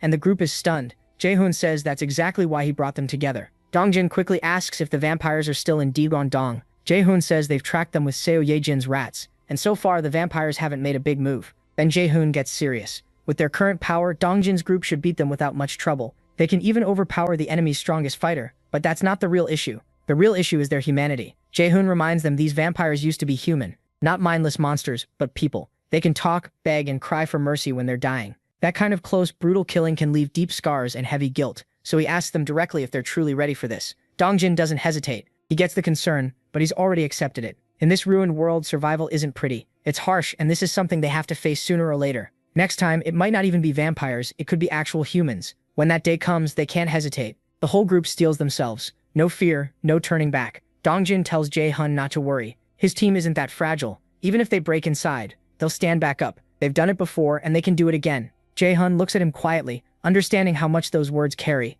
This is a man who lost his family and still chose to protect others. Then Dongjin jokes that if things get too hard, Kang and Ji-hoon can always drink their pain away like before. Jae-hoon lets out a small laugh. Maybe he really was worrying too much. Once again, he decides to trust them. Then the story returns to the present. Inside the vampire base, Sang-hyuk taps his claws on the table, clearly annoyed. Jae-hoon should have been back by now, and the delay feels wrong. He starts wondering if something went bad, maybe even with Young-hoon. Nearby, the masked vampire Shim Hyung-sik starts trashing Jae-hoon. He calls him a coward who probably ran to save himself, but Sang-hyung shuts that down right away. That's not the kind of man Jae-hoon is. Still, the delay is strange. Maybe he ran into a monster, and the moment that thought hits, a spear tears through the air at terrifying speed. Before Hyung-sik can react, it blasts past them. Both he and Sang-hyung are left stunned. The force behind that throw is insane. They look over and realize who it came from. Dongjin's party has arrived. Dongjin gives the order to attack. At the same time, Sang-hyung commands every vampire in the base to move. The whole place goes on alert. Already furious, Hyung-sik charges straight at Kang. Kang doesn't even flinch. As Hyung-sik rushes in, Kang lifts his halberd and cuts him clean in half with one swing. The vampire side goes completely still. Even Sang-hyung can't process what he just saw. Hyung-sik, one of the strongest low-tier vampires, was killed in a single blow. What kind of monsters are these people? A system panel appears, confirming the kill. A level 28 low-tier vampire has been hunted. As Hyung-sik's body dissolves away, Sang-hyung finally realizes it. These are the same people who used rats to interfere with their base before. Through the building's speaker system, Sang-hyung gives a full battle order. Every vampire is told to fight back, no matter the cost. Young-hoon trusted them with this place, and they refused to lose it. At least that's the idea. But reality says otherwise. Dongjin's party moves like veteran killers. Jae-hyung shoots an arrow straight through the bald vampire's head. Youngja in bear form tears through enemies, while Jae-hyung picks them off from a distance with her rifle. This isn't a fight, it's a slaughter. And Sang-hyung can only stare. They have the numbers, yet they're getting crushed. They can't keep up at all. These intruders aren't just strong, they know exactly how to kill. Panic starts setting in, and Sang-hyung knows they need another plan. But he's already too late. In a flash, Dongjin appears in front of him and drives a spear through his body. Sang-hyung can't even understand what just happened. Dongjin tells him they'll never win. Vampires only steal from others, but his group knows what it means to lose everything, and that's why they can't be stopped. Then he follows with a storm of spear strikes that rip through Sang-hyung. Barely alive, Sang-hyung calls out to Young-hoon in his mind, hanging onto the promise from before. Right then, something crashes down from above, slamming into the middle of the battlefield. Dongjin instantly feels the danger and jumps back, because the one who just arrived is on another level.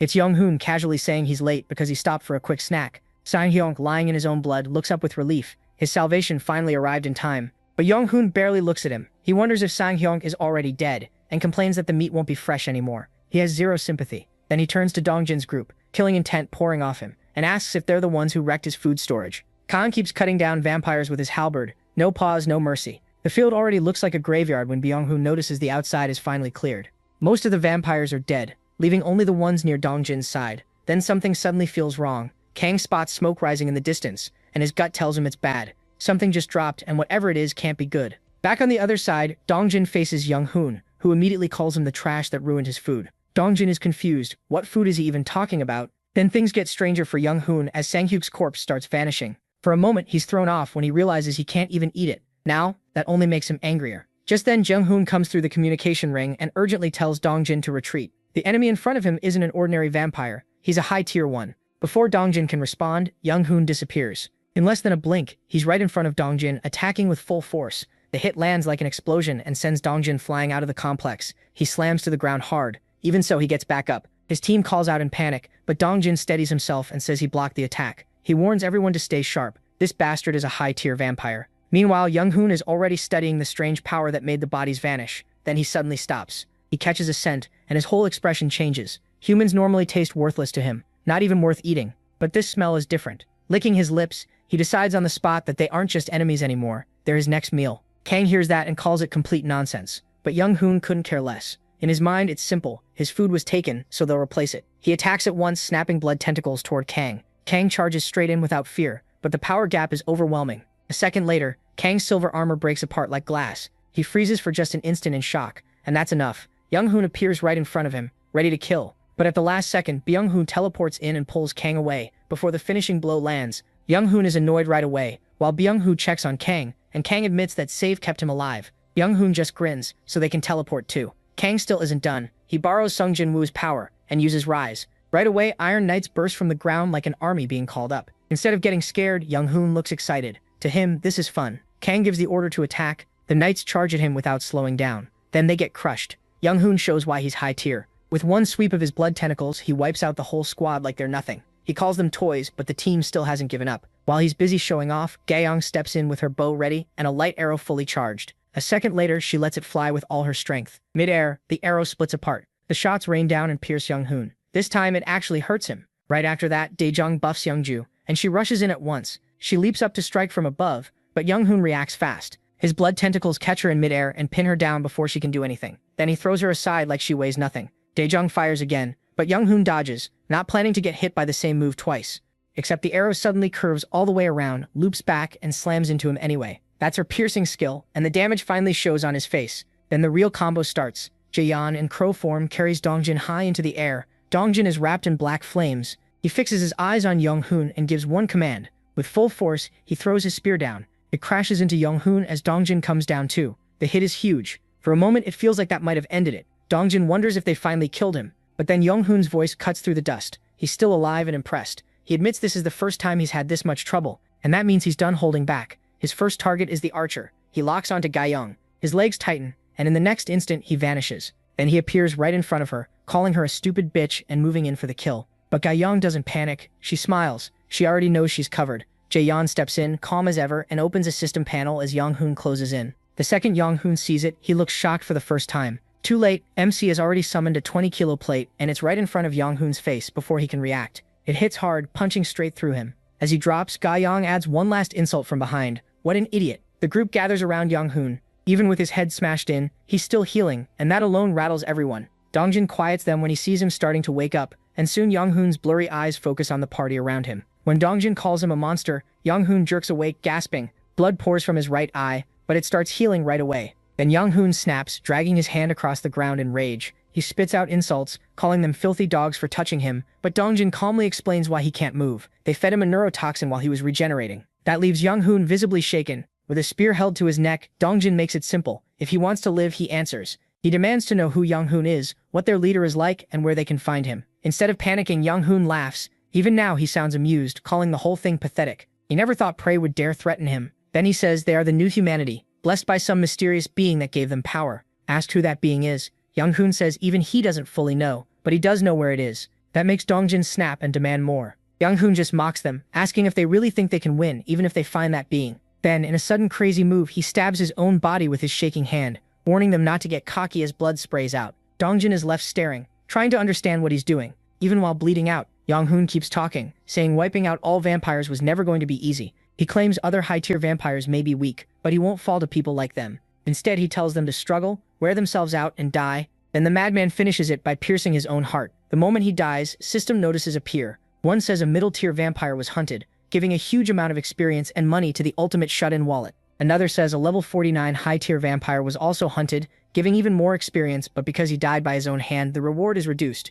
Another notice says the leader of the Dianj Home Pure Castle complex is dead, unlocking the right to build an outpost base there. As more alerts pop up, several skills level up too. One of them is House Declaration, which reaches level 25. Then Jae-hyun levels up again, and the system confirms his territory expands once more. As always, he drops to his knees. The pain from leveling up hits hard, and behind him Seo Yejin watches with worry. She asks if his territory expanded again, and the protagonist is surprised she noticed. Seo Yejin says she can tell because this happens every time, and she asks if he's really okay. That makes Kim Jae-hyun realize she's been there for a lot of these moments. He tells her it'll pass, then asks about Dianj Home. She reports that it looks like all the vampires there have been wiped out. Just then, Dongjin contacts MC through telepathy. He confirms they finished searching the complex like they were told. After a short pause, he adds that there don't seem to be any survivors. Jae-hyun takes it calmly, saying that was expected, and tells them to come back and rest. The party follows his order. He turns to Seo-Jin, thanks her for the hard work, and tells her she can head back too. As she leaves, she reminds him to rest too,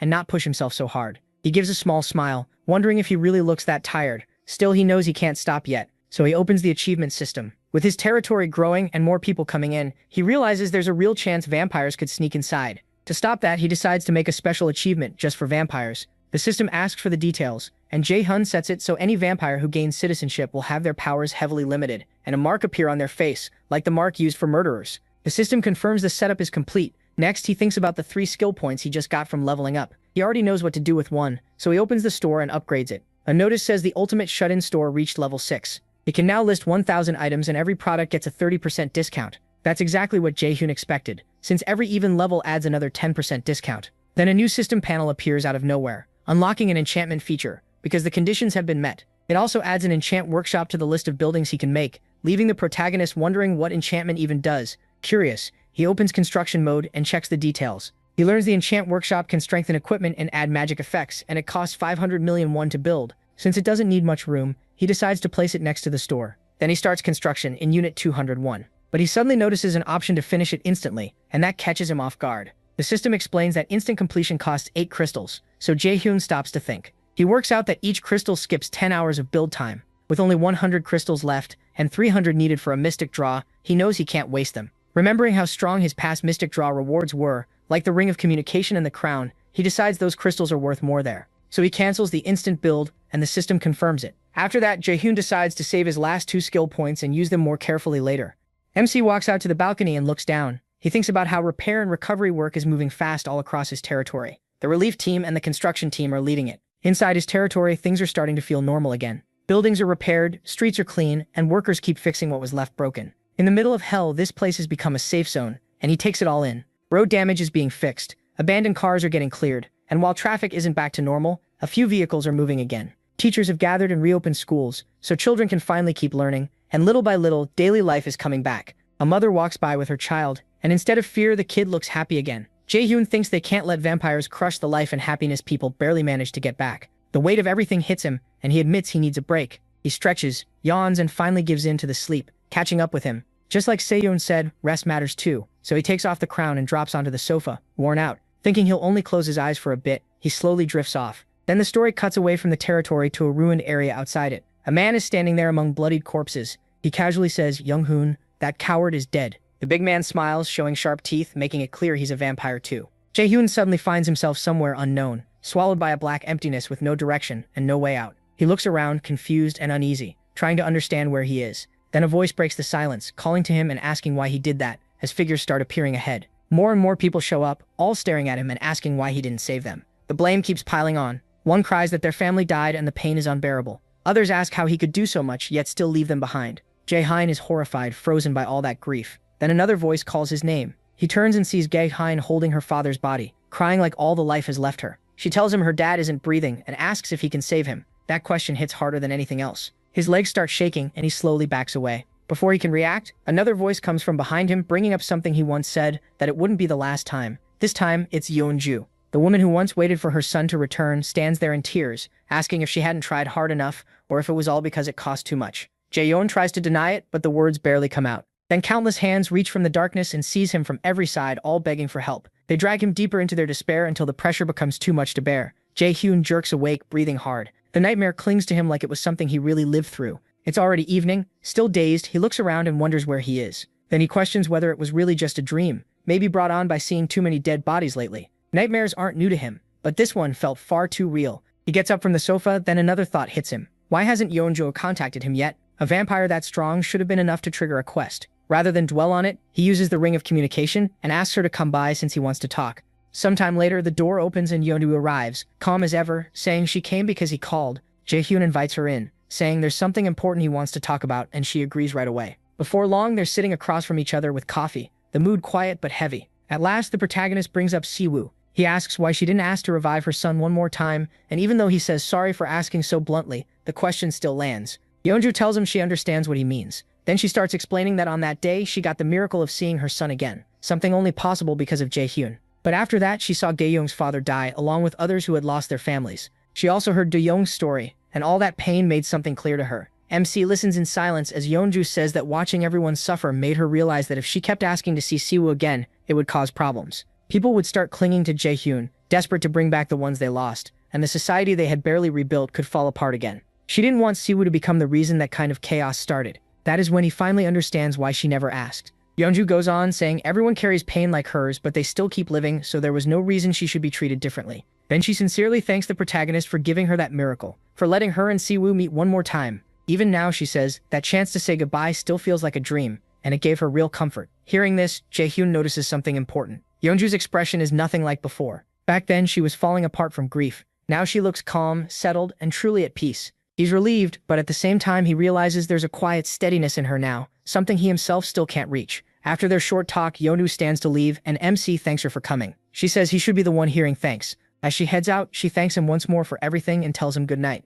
Jaehyun answers with a small but real smile. Now alone, he thinks about what she said and realizes Yeonju was more mature than he was, that instead of him comforting her, her words ended up comforting him. He feels like if he sleeps now, he might finally rest in peace. Night settles in, and after several weeks pass, the story jumps somewhere else as gunfire rings out. Bullets cut through groups of goblins one after another. The ones wiping them out are the trio everyone knows, the twins and Soonjob. Soonjob gets a system message saying the quest is complete, the reward is ready, and he's gained a little experience. Grinning, he says he hit his daily goal. He asks the twins how many they have left, and they answer about 5 each, which makes him smirk. Without a shred of sympathy, he tells them to finish the rest on their own. One twin gets mad and calls that ridiculous, telling him to stay longer. Soonjob just walks off saying he's done for the day, and they need to learn to stand on their own. He even throws back a mocking grin, basically saying they act like spoiled kids who always depend on others. The first twin is about to explode, but the other stops him and tells Soonjob to go. They'll handle it. He accepts that easily. Saying that's good enough, Soonjob leaves. After he's gone, the other twin admits things are much harder without him,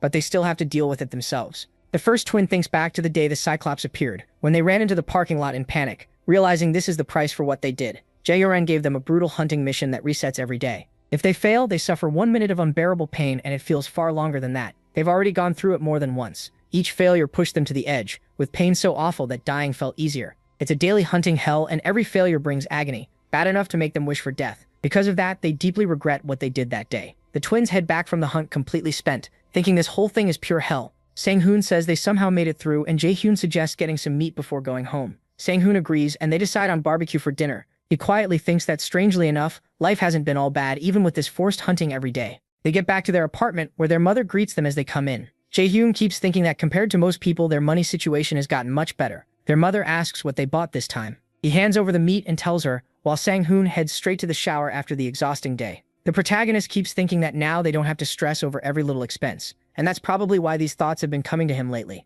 A while later, Sang-hoon comes out of the shower looking satisfied and says he feels refreshed. He tells MC it's his turn, and MC complains that he took forever. Sang-hoon says that's why it feels so good. Jaehyun agrees, says he'll wash up fast, and asks him to help set the table. Then Sang-hoon flexes and calls out to him, telling him he did well today, and tomorrow they go all out again. The protagonist tells him he did well too. Inside, he feels calm. This really is better. He thinks back to when monsters threw the world into chaos. Life was brutal then, but Kim Jae-in changed everything by creating safe zones and giving fair rewards to people who worked hard. Before all this, MC had finished some unknown college and got paid almost nothing at a toxic job. Back then, he wasn't really living, just surviving. He remembers his senior even throwing papers at him. Compared to those miserable days, life now is still exhausting, but it feels full of energy and way better. He gazes up and thinks the moon looks beautiful. For once, everything feels quiet. He knows none of this peace would exist for him without Kim Jae-in. Still, he can't forget the day he ignored his order and ran off like a coward after Baek Sung-job. Clasping his hands, he swears he won't let the protagonist down again and hopes this peace lasts forever.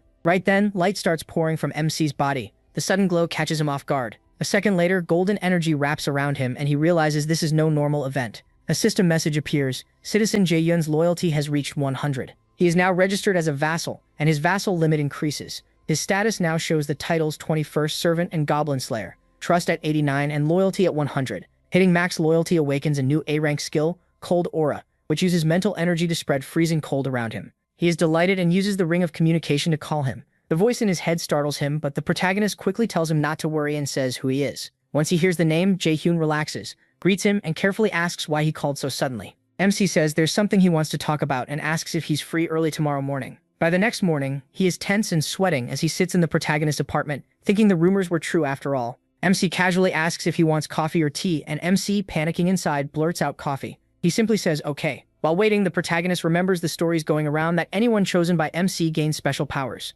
As that thought hits him, he activates cold aura and frost forms over his hand. So this really was the power Jaehyun gave him. With this, hunting should get a lot easier. Just then, he comes back with the coffee, and he quickly shuts off the skill and thanks him. The protagonist starts by congratulating him, then says his party will no longer be forced to do the daily punishment quest. MC is stunned, and MC confirms it's true. He explains the quest won't be mandatory anymore, but if something like this happens again, the punishment won't be so light. He apologizes and admits he understands. Then Jaehyun moves to the real reason he called. He asks if the protagonist plans to keep working with his current party. The question catches him by surprise. MC says he called because MC's talent is being wasted on weak monster hunts, and wants his honest answer. After a pause, he admits he wants to bring his younger brother with him if possible. He also says clearly that he doesn't want to stay with Baeksoon job anymore. Jaehyun agrees and decides to place both brothers in Jaehyuk's party, since he uses a water-type ability. Before that though, the protagonist makes an offer, asking if the two brothers want to enter a contract of subordination with him. MC is shocked, but says it would be an honor. Later, he arrives with his younger brother Sang-joon,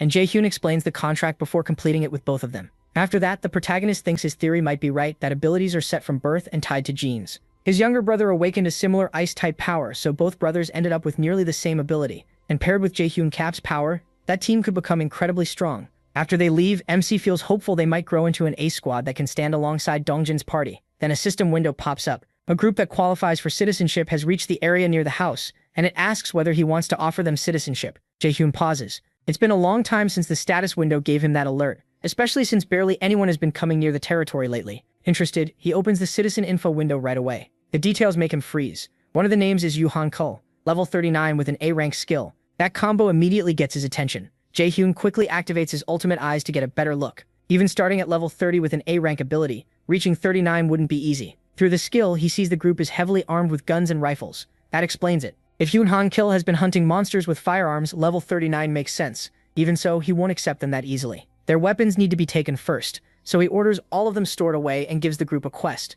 The task is simple: come to his location. The setup finishes at once. He gets off the couch with a yawn, thinking it's been a while since he had to greet new arrivals. But then another alert appears. A being that qualifies for citizenship has come near the house. Once again, the system asks if he wants to offer citizenship. Jaehyun frowns, wondering what's going on today. This time there's only one target. Now things feel really strange. He opens the info window and goes still. It's the same huge vampire from before. A system panel appears before it, asking if it wants citizenship, with yes or no as the choices. The creature is a level 50 high-tier vampire, and it already looks annoyed. Even so, Jaehyun takes the chance and offers it citizenship, thinking all it has to do is accept. His reasoning is simple: control. Keeping watch over 50,000 citizens is hard, but one dangerous troublemaker is still manageable. With quests, he can limit its actions, and if needed, even set death as the penalty. If the vampire accepts, the fight is basically over. But it refuses on the spot, clearly furious. Jaehyun is thrown off, but the vampire doesn't hesitate. It draws back its fist and swings with full power. A storm of punches crashes into the defensive wall as it tries to smash through. At once, warning messages start blaring. An unauthorized being is attempting to enter. Using his ultimate eyes, Jaehyun watches in confusion, wondering what this guy is trying to do. The vampire swells its forearms by forcing blood into them, turning its hands huge. Then it throws one last monstrous punch. The impact tears up the area, but the wall doesn't even get scratched. The system keeps warning him, as the barrier takes the full blow. Even with all that force, nothing changes. The bulky vampire just stands there, irritated, its hand completely wrecked, but it regenerates right away. Watching that, Jaehyun decides the thing is seriously dangerous. It couldn't break the barrier, but its raw power is no joke. From the shockwave and the blast alone, he can tell this monster is stronger than the Cyclops he fought before. He starts putting it together. Vampires may have powers that work like awakened human abilities. The high-tier vampire Young-hoon they hunted before could control blood as if it were part of his own body. So this bulky vampire's skill is probably something similar. Meanwhile, the vampire stares at the wall, studying what just happened. It realizes its blood-powered punch caused a shock, and now it's sure Young-hoon died because of whatever is inside. Something beyond its understanding is hiding behind that barrier. Something that breaks common sense. Maybe not even someone at the very top could show this kind of power. It recalls the image of a vampire offering blood and becomes even more certain. This is not a problem it can handle alone. So the bulky vampire turns to leave, planning to retreat for now. But Jaehyun has no intention of letting it go. He uses the ring of communication to call Seon and tells her to come to his house right away. They have a target to track, and the protagonist is completely serious. He's not letting that vampire escape. The scene shifts, and Seon's rats lock onto the bulky vampire. They keep tracking its movements without stopping, but the strain keeps building. Seon asks what they should do next. sounding urgent. If this goes on, her link with the rats will break. Jaehyun immediately asks where the vampire is now. Sigoyeon says it's moving past Shinhaindi Station on the Donghae line, while she struggles harder and harder to keep control of the rats. Then the connection snaps completely. She apologizes, saying she lost the link, but MC stays calm and tells her it's fine. They're not blind yet. Dongjin's party is still chasing the bulky vampire. Sigoyeon wipes the sweat from her face, relieved the pursuit is still alive, while he keeps thinking through the situation. The protagonist starts wondering if the vampire is heading all the way to Jijingun. They meant to trace him back to the vampire base, but he's already gone much farther than expected. Then one thing really bothers him: why take the Donghae line? That route links Busan to Tiwagang Station in Ulsan, and once Jaehyun realizes that, he knows this could get bad fast. There's a real chance the vampire headquarters is in Ulsan, and that thought alone makes the whole situation much more dangerous. Ulsan is a huge city with over 1 million people. If vampires have been active there, then countless humans may have already been used as food. And if that's true, a lot of high-tier vampires could be hiding there too. The worst part is obvious. This scout could go back, report everything, and return with a whole group of high-tier vampires. If that happens, they're finished. It sounds extreme, but MC knows they can't brush it off. If it comes to that, things will turn into a disaster. So he decides right away, they cannot let this vampire get away alive. Meanwhile, Dongjin's group keeps chasing and starts gaining on him. They stay linked through the ring of communication. Jonghyun contacts them and explains the new move. They're switching to Plan B, and he's trusting them to pull it off. The answer comes back at once: they got it. Elsewhere, the mood is totally different, as chaos breaks out. A bald man explodes in anger after finding out their guns are gone, and that's the last straw for him. Yul tries to calm things down, but the bald man snaps, asking how anyone can stay calm right now. He says he came all this way because he trusted Yul, and now their most important weapons have vanished. Then he demands to know how Yul plans to make up for it. Yul is clearly under pressure, but he still tries to stand firm. He apologizes for the missing guns, then insists they'll think differently once they see what's ahead. He calls to another man and asks him to at least hear him out. The man shuts that down right away, saying they can't handle this without weapons. Just moving around here is already risky enough. Yo insists there are no monsters here, but nobody buys that. The other man calls it nonsense, especially in a place like this. Yo tries one more time and points to his ability, asking if that means nothing. The man says he knows what you can do, but that doesn't make this plan any less crazy. Going in with no weapons when they might face a swarm of monsters is basically suicide. From his view, Yu is asking everyone to risk their lives on a guess, and you could still be wrong. The argument is still going when everything suddenly stops. A system panel appears for everyone at once. The glowing screen pops up in front of them, and the whole group is left confused. On the panel is a quest: reach room 3002, in building 114. The bulky vampire charges down the railway tracks while someone follows high above, watching his every move. That person is Jaehyun. Using his wings, he flies right over the target and tells Jaehyun he found the one he was talking about. Keeping his eyes on the vampire, Jaehyun confirms the monster is directly below him. He immediately orders them to start Plan B. In the next second, a system panel opens near Jaehyun's stomach as his storage activates. Poison mist starts pouring out of the window, covering the tracks in thick green smoke. The bulky vampire slows down, confused by what's happening. Then Byung-ho suddenly appears behind him by teleporting in, already aiming his rifle. He fires several rounds straight at the bulky vampire, but against a level 50 vampire, it does nothing. The bullets bounce off like trash. The vampire slowly turns to Byung-ho with a deadly glare and asks who he is. Then he vanishes in an instant and appears right in front of Byung-ho. With his blood-charged fist pulled back, he slams the ground and blasts Byung-ho away. Byung-ho staggers back and tries to steady himself, but stops when Gaeong is already behind him with her bow ready. She quickly checks if he's okay, and once she sees he's still alive, her focus snaps back to the vampire. Gaeong coldly says she has nothing to say to something like him. Then she fires a light arrow straight at the bulky vampire. The vampire reacts instantly and hops aside just in time to avoid it. After hearing her words, he realizes they already know he's a vampire, and that makes him furious. At that moment, Nam arrives in silver armor. Without pausing, he orders his forces to rise, and a group of golem knights appears at once, rushing the bulky vampire with heavy swords from all sides. Even with all their size and numbers, the vampire slips past every attack with ease. As he dodges, he purposely moves deeper into the poison mist. Watching from afar, Jaehyun calls that a stupid choice. No matter how long the vampire holds his breath, there's no way through that cloud without taking in some poison. Once Hyri's paralysis toxin gets into him, finding him will be simple. Jaehyun also notes that the rest of the team has already moved around the far side of the mist and is waiting there. To him, the vampire looks like someone trying to run from the palm of Buddha. Through the ring of communication, Jaehyun tells Dongjin to stall for as long as he can with Ah-young, but before he can say more, everything changes. The bulky vampire suddenly slams the ground with all his strength. A massive shockwave bursts out and blows away the poison mist across the whole area. The green smoke disappears at once. Even Dongjin's group feels that shockwave from far away. The moment she senses it, Ah-young realizes this enemy is on another level. She can't believe he wiped out the poison just by punching the ground. The bulky vampire grins and says he already figured out they weren't normal humans. Then he brings up Sung-hoon, realizing these are the ones who killed him. At the same time, his full form comes out, blood surges through his body, and his whole figure turns red from the power. Now that Dongjin's group has him surrounded, The bulky vampire looks even more like a monster. Jae-hoon immediately understands and curses under his breath. The vampire didn't enter the poison mist to run. He used it to hide while activating his power. Back in the fight, Namel Golem Knights attack again, but the bulky vampire pulls back his fist and smashes through every golem, blasting them away as he yells for them to move. Then Nam charges in himself. In a blink, he closes the gap, raises his halberd, and swings at the vampire. But the vampire is ready.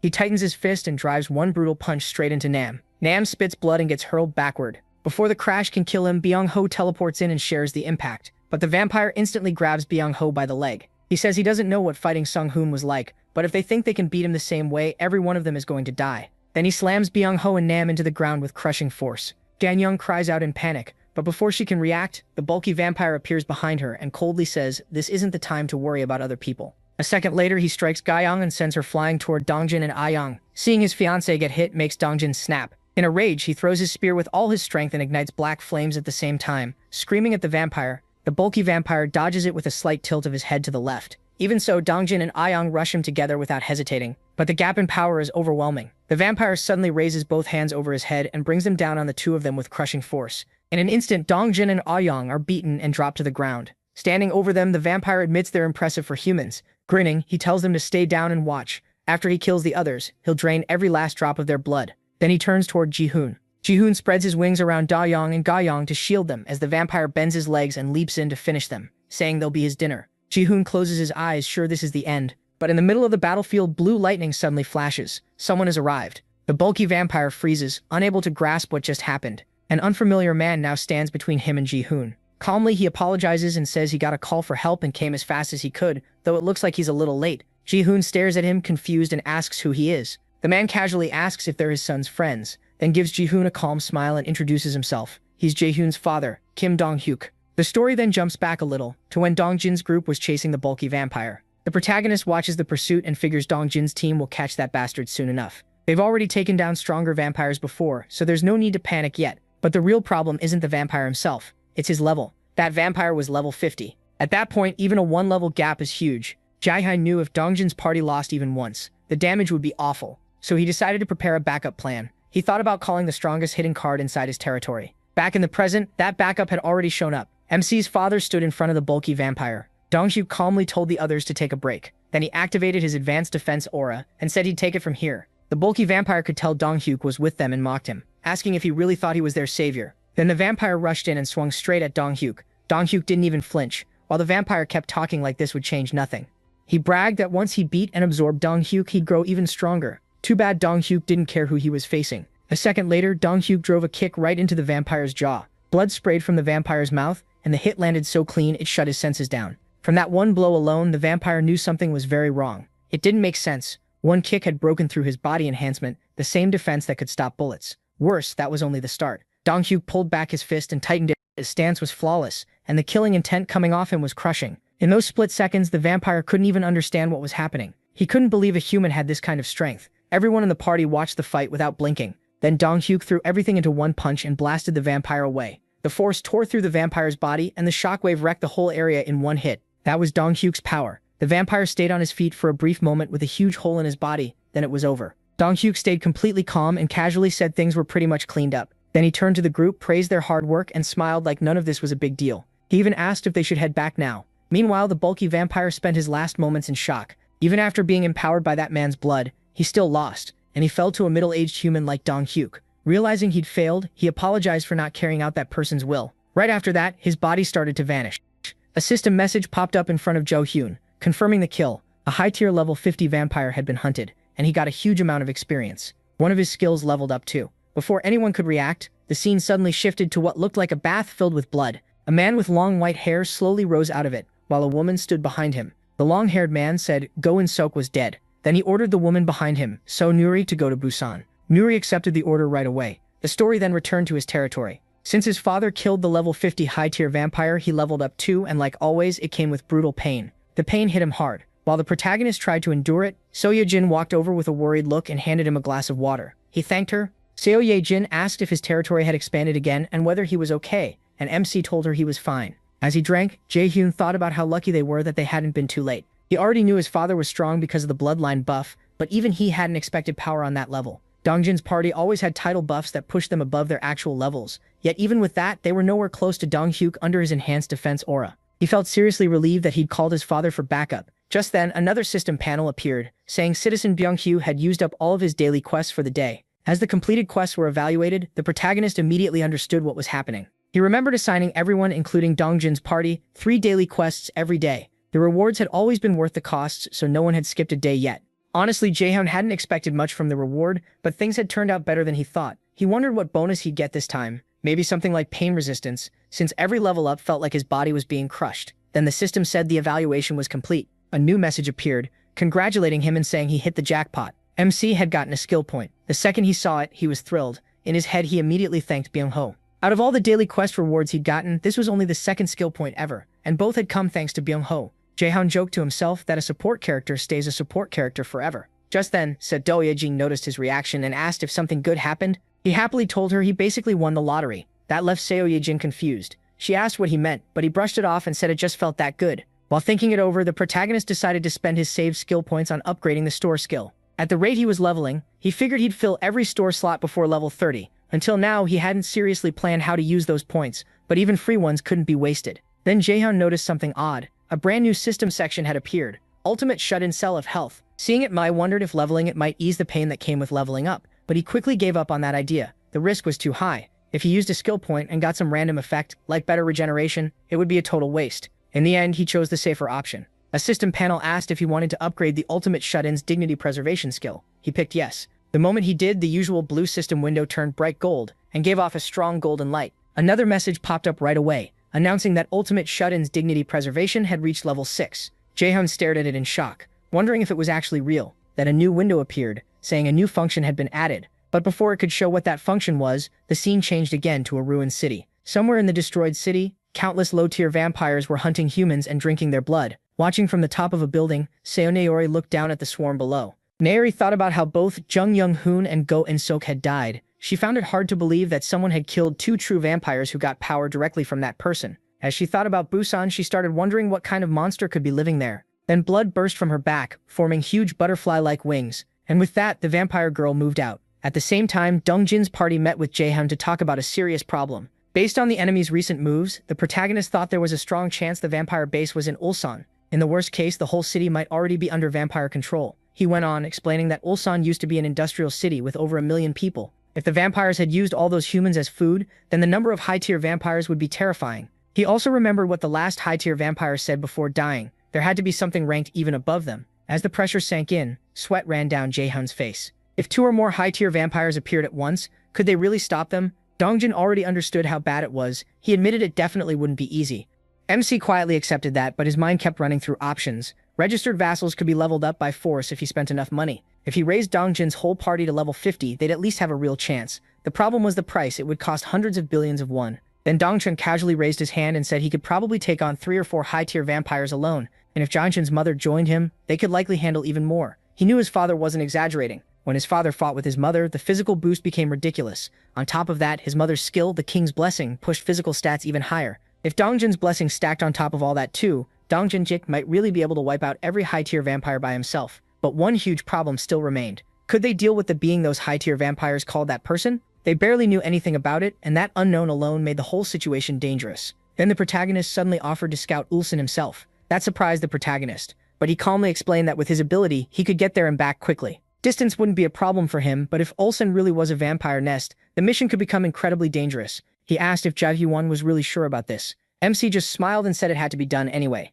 In the end, he agreed. He promised to keep watching the whole time, and if things got dangerous, he only had to hold out for a little while. The protagonist could pull him back right away with Vassal Summon if things went bad. Even after that, Dong-hyuk stayed silent, like something was bothering him. Then Nuri flew over the city on her butterfly-like wings. As she traveled, she thought about Young-hoon and Go In-sok. They were weird, sure, but they were also strong among the stronger high-tier vampires. That kept her on guard. Her goal was simple: check the place fast, then leave. But the second she got there, she was stunned. A giant world tree stood in front of her. Nuri could only stare, unable to believe a tree could be that huge. She quickly decided that monster must have killed the 2 high-tier vampires. Then she saw something even stranger. People were living in the buildings like everything was normal. An apartment lit up with electricity. In the middle of the apocalypse, this place still had power. Nuri was speechless. She couldn't figure out how the electricity was still working. Confused, she moved in for a better look. But just before she entered, a system window popped up with a warning: no entry. She stopped at once. Then another message appeared asking if she wanted citizenship. That was when it hit her. The system had noticed her. Nuri realized going any farther would be risky.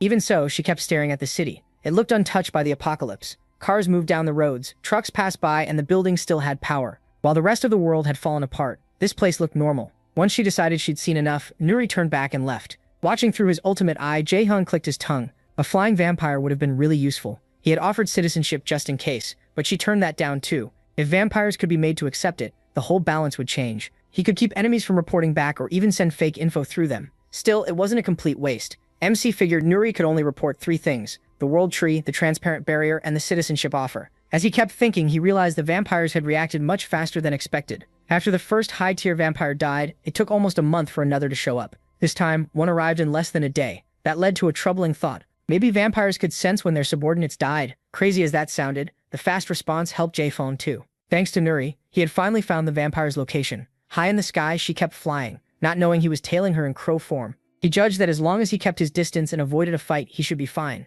Then Dong-hyuk called out, saying it had been a while, and asking to talk. In his hand was a bottle and some snacks to go with it. Before long, the two were at the table eating instant ramen. Jae-hyun finally asked what his father wanted to talk about. Dong-hyuk offered him a drink first, but the protagonist turned it down since he was still keeping watch. His father looked a little let down, so MC took the bottle and poured him a drink instead. After a pause, Dong-hyuk quietly told him to come home more often. His grandmother missed him. Jae-hyun apologized right away. As the fairy power grew, his grandmother had been staying awake about 10 more minutes each day, but she still slept most of the time. And since his mother was always with her, he hadn't worried too much. Still, hearing it from his father felt different. He admitted he really hadn't visited much, and promised to come soon. Dong-hyuk took a long drink before bringing up what he really wanted to ask. He asked what Jae-hyun planned to do about the vampires. The question caught him off guard. Then he answered calmly. First, he said, he needed to know how big their force was. Dong-hyuk listened. After a brief pause, the protagonist added that once he knew their true scale, he'd decide how to wipe them out. Dong-hyuk then asked if there was a real reason he had to move against them first. If vampires had really taken over Ulsan like Jae-hyun believed,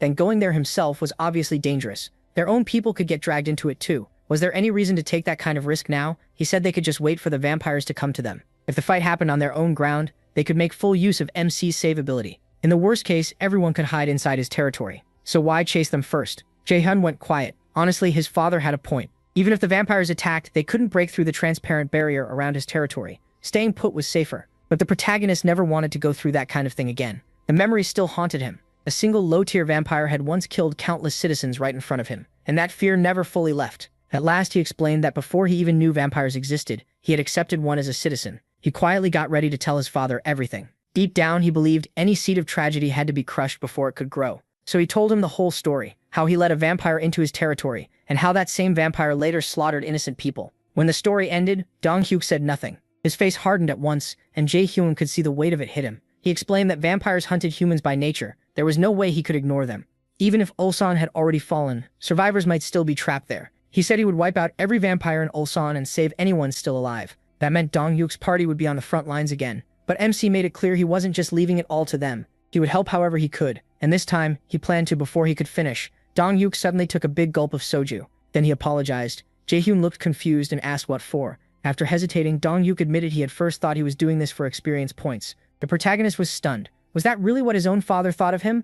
Like he'd kill people just to farm EXP? Dong-hyuk awkwardly explained that powerful vampires gave huge amounts of experience, so that was where his mind went. Trying to escape the awkward mood, he casually asked if MC wanted anything else and offered more ramen. Seeing how embarrassed his father looked, Jae-hyun couldn't help but smile. Still, Dong-hyuk turned serious again. If that was truly his reason, then he wouldn't stop him. He just told him to stay sharp, and if he needed help, call right away. Just like this time. The protagonist smiled warmly, said he would, and thanked his dad. Then the scene changed. Nuri headed towards Samsung-dong in central Ulsan, with Jae-hyun still following from behind and watching in secret. Looking down, he wondered if this was the vampire's main base, and thought about getting closer. But then chaos broke out nearby. A vampire shouted that a human had escaped. At once, a pack of vampires rushed after her, yelling for no one to let her get away. From above, Jae-hyun spotted someone running desperately through the streets. It was a girl, crying as she ran for her life. She screamed at them to leave her alone and go away. The vampires kept chasing her, yelling for her to stop. But after running for a while, she suddenly stopped. She had hit a dead end. The vampires closed in, laughing that the little rat had finally been trapped. Regret hit her all at once. She thought this was the worst mistake of her life. She had come all this way just to die, all because she trusted her ability too much. If she'd known it would end like this, she never would have come. Then the low-tier vampires rushed her. At that moment, she thought it was over. Then a miracle appeared. Jae-hyun dropped down from above. Using his crow transformation on his legs, he grabbed the girl and shot up into the sky with her. She was completely stunned. Daehyun calmly told her she looked like she was in danger, so he stepped in to help. The girl stared at him, confused, and asked if he was really human. Ignoring that for now, MC said he'd set her down somewhere safe on a rooftop first, then they could talk. As they rose higher, she looked down at the vampires in disbelief. She had actually survived. Below, the vampires lost their minds, screaming about the guy who stole their prey and asking who he was. Now that she knew she was safe, the girl suddenly got bold again. She shouted insults down at the vampires, telling those idiots to die and go to hell. Dong-yuk got annoyed right away, warning that if she kept yelling, every vampire nearby would come running. A little later, he landed on a rooftop and carefully set her down. The girl thanked him, saying she only made it out alive because of him.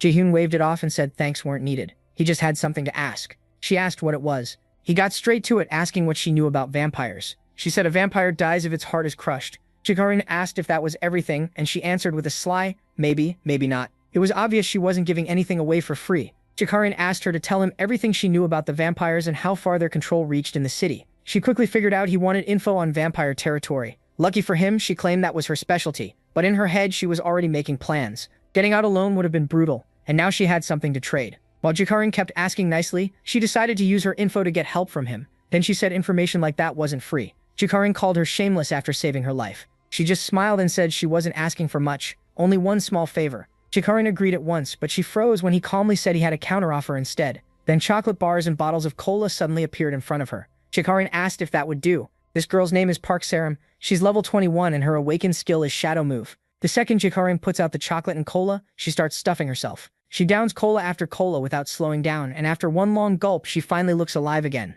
She says it's been forever since she felt soda fizz in her throat. Then Jikarin cuts in and reminds her it's time to answer his questions. The moment he says that, Sarom's whole attitude changes. She suddenly acts super obedient, calls him master, and hugs the cola bottle like it's priceless. Jikarin can only stare, wondering how this shameless girl switched up so fast. Sarom introduces herself properly, then goes right back to bargaining. She asks how much chocolate they have left, and says she'll share more if she gets another bar. Jikarin quickly gets the type of person she is and passes the request to him through the communication ring. He says it's fine, more chocolate is easy. As candy wrappers pile up, Saormom talks. She says vampires haven't taken all of Ulsan. About half the city is still livable. The Tiwa River splits the city. South of it is vampire land, and very dangerous. But across the river, things are safer. While eating, she casually drops something even more important. Over there, humans are actually more dangerous. That immediately puts Jikarin on alert. They're south of the Tiwa River right now, which means they're deep in vampire territory. Through the ring, the protagonist tells Jikarin to ask why she was being chased there. Jikarin agrees and asks directly, if all that is true, why was she in vampire territory?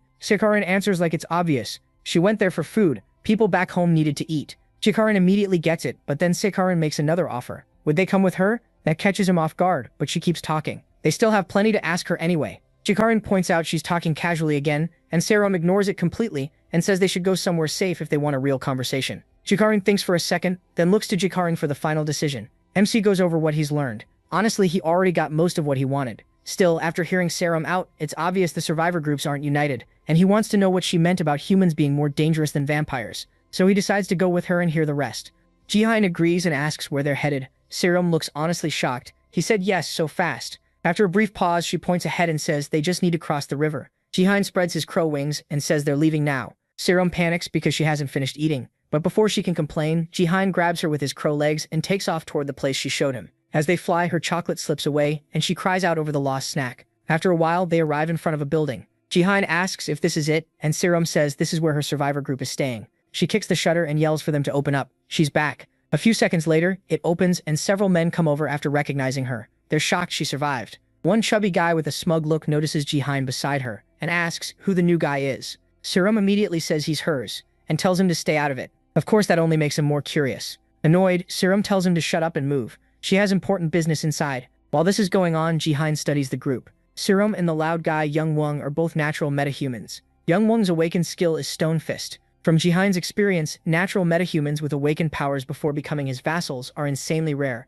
about 1 in 8,000. But this survivor group has around 1,000 people, and there are already 2 of them. Jihan starts to think this place could be a jackpot. He follows Sarom deeper into the building until they reach a staff room. The second she opens the door, a flashlight shines right in her face. Recognizing them, Sarom tells them to lower it. Several men are inside. One asks why she came back so soon, and another asks what happened. Sarom introduces Jihan and says these are the people she talked about, the ones she needed food for. Jihan accepts that explanation, but one rough-looking man immediately starts on her. Since she came back so fast, he assumes she failed again. Serum snaps, asking if that's how he talks to a leader who barely made it back alive. He shoots back, mocking her leadership and asking where her backpack is. The fight keeps heating up. Serum says she threw the bag away to survive, and he explodes, saying they couldn't afford another failed run. He says they don't even have enough food to last through next week. Adults can go hungry for a bit, but the kids need to eat. Then the children in the room come into view. That makes Serum go quiet. The man keeps venting. They trusted her because she's the only one there with an awakened ability, and she still came back empty-handed, dragging along some stranger no one knows.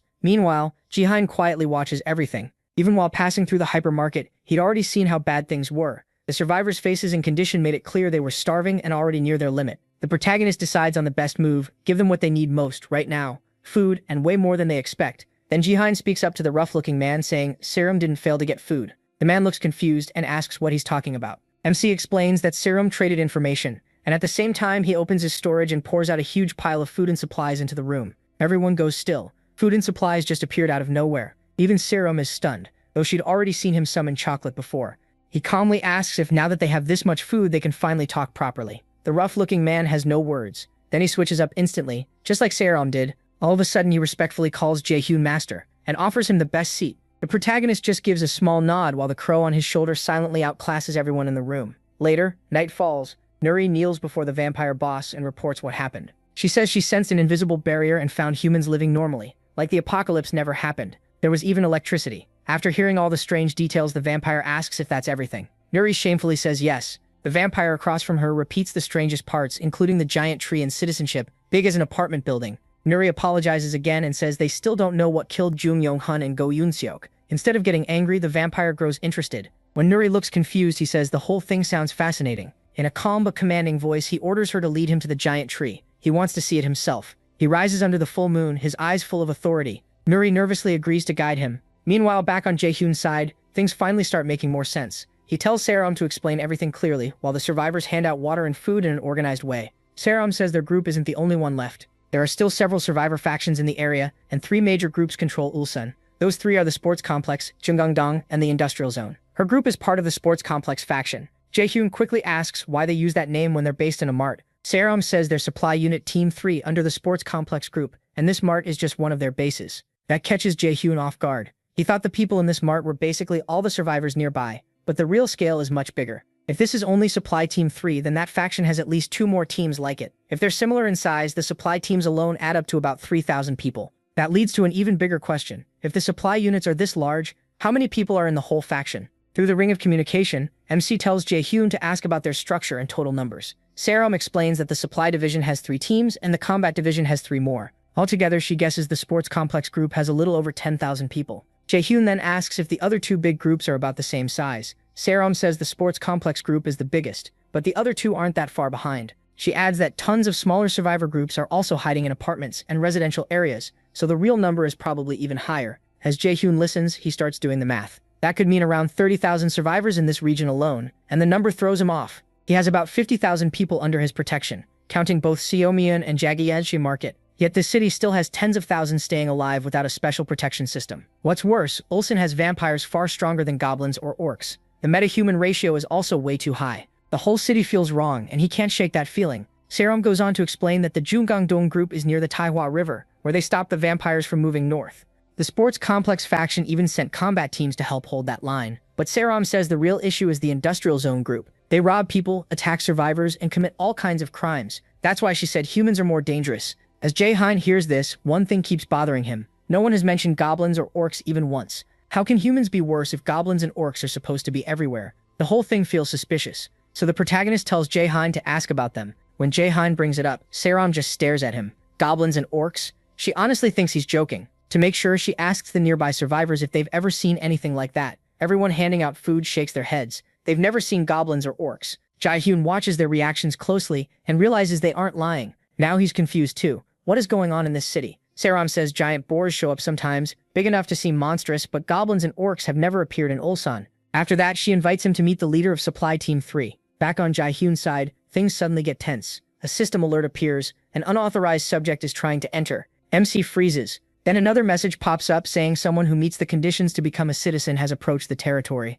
and asks if he wants to offer citizenship. He panics. Could it really be? He uses his ultimate eyes to check the presence right away and sees Nuri flying around the territory. He recognizes her at once as the strange woman from before, but then something else shocks him. She's not alone. Standing with her is a terrifying figure, the vampire leader himself. Looking at the giant tree in the city, the vampire calmly says it really does exist, just as Nuri reported. She confirms it with total respect. Then he reveals who he is. Vlad Tepes, the great true ancestor. Level 62, title, True Ancestor. He gives off overwhelming vampire authority. As he watches the giant tree, Vlad quietly says it's interesting. Jaehyun's thoughts start racing. A true ancestor, so this monster is the top ruler of the vampires. But why show himself now? Then Vlad notices the transparent barrier around the territory and says Nuri was right about that too. A moment later, he decides to test it. He casually lifts a hand and rakes the barrier with his claws. Jaehyun knows he can't hesitate anymore. He rushes to wake his father, who is still in a deep sleep. But before he can do anything else, he feels something cut through his body. At the same time, system alerts flood his vision.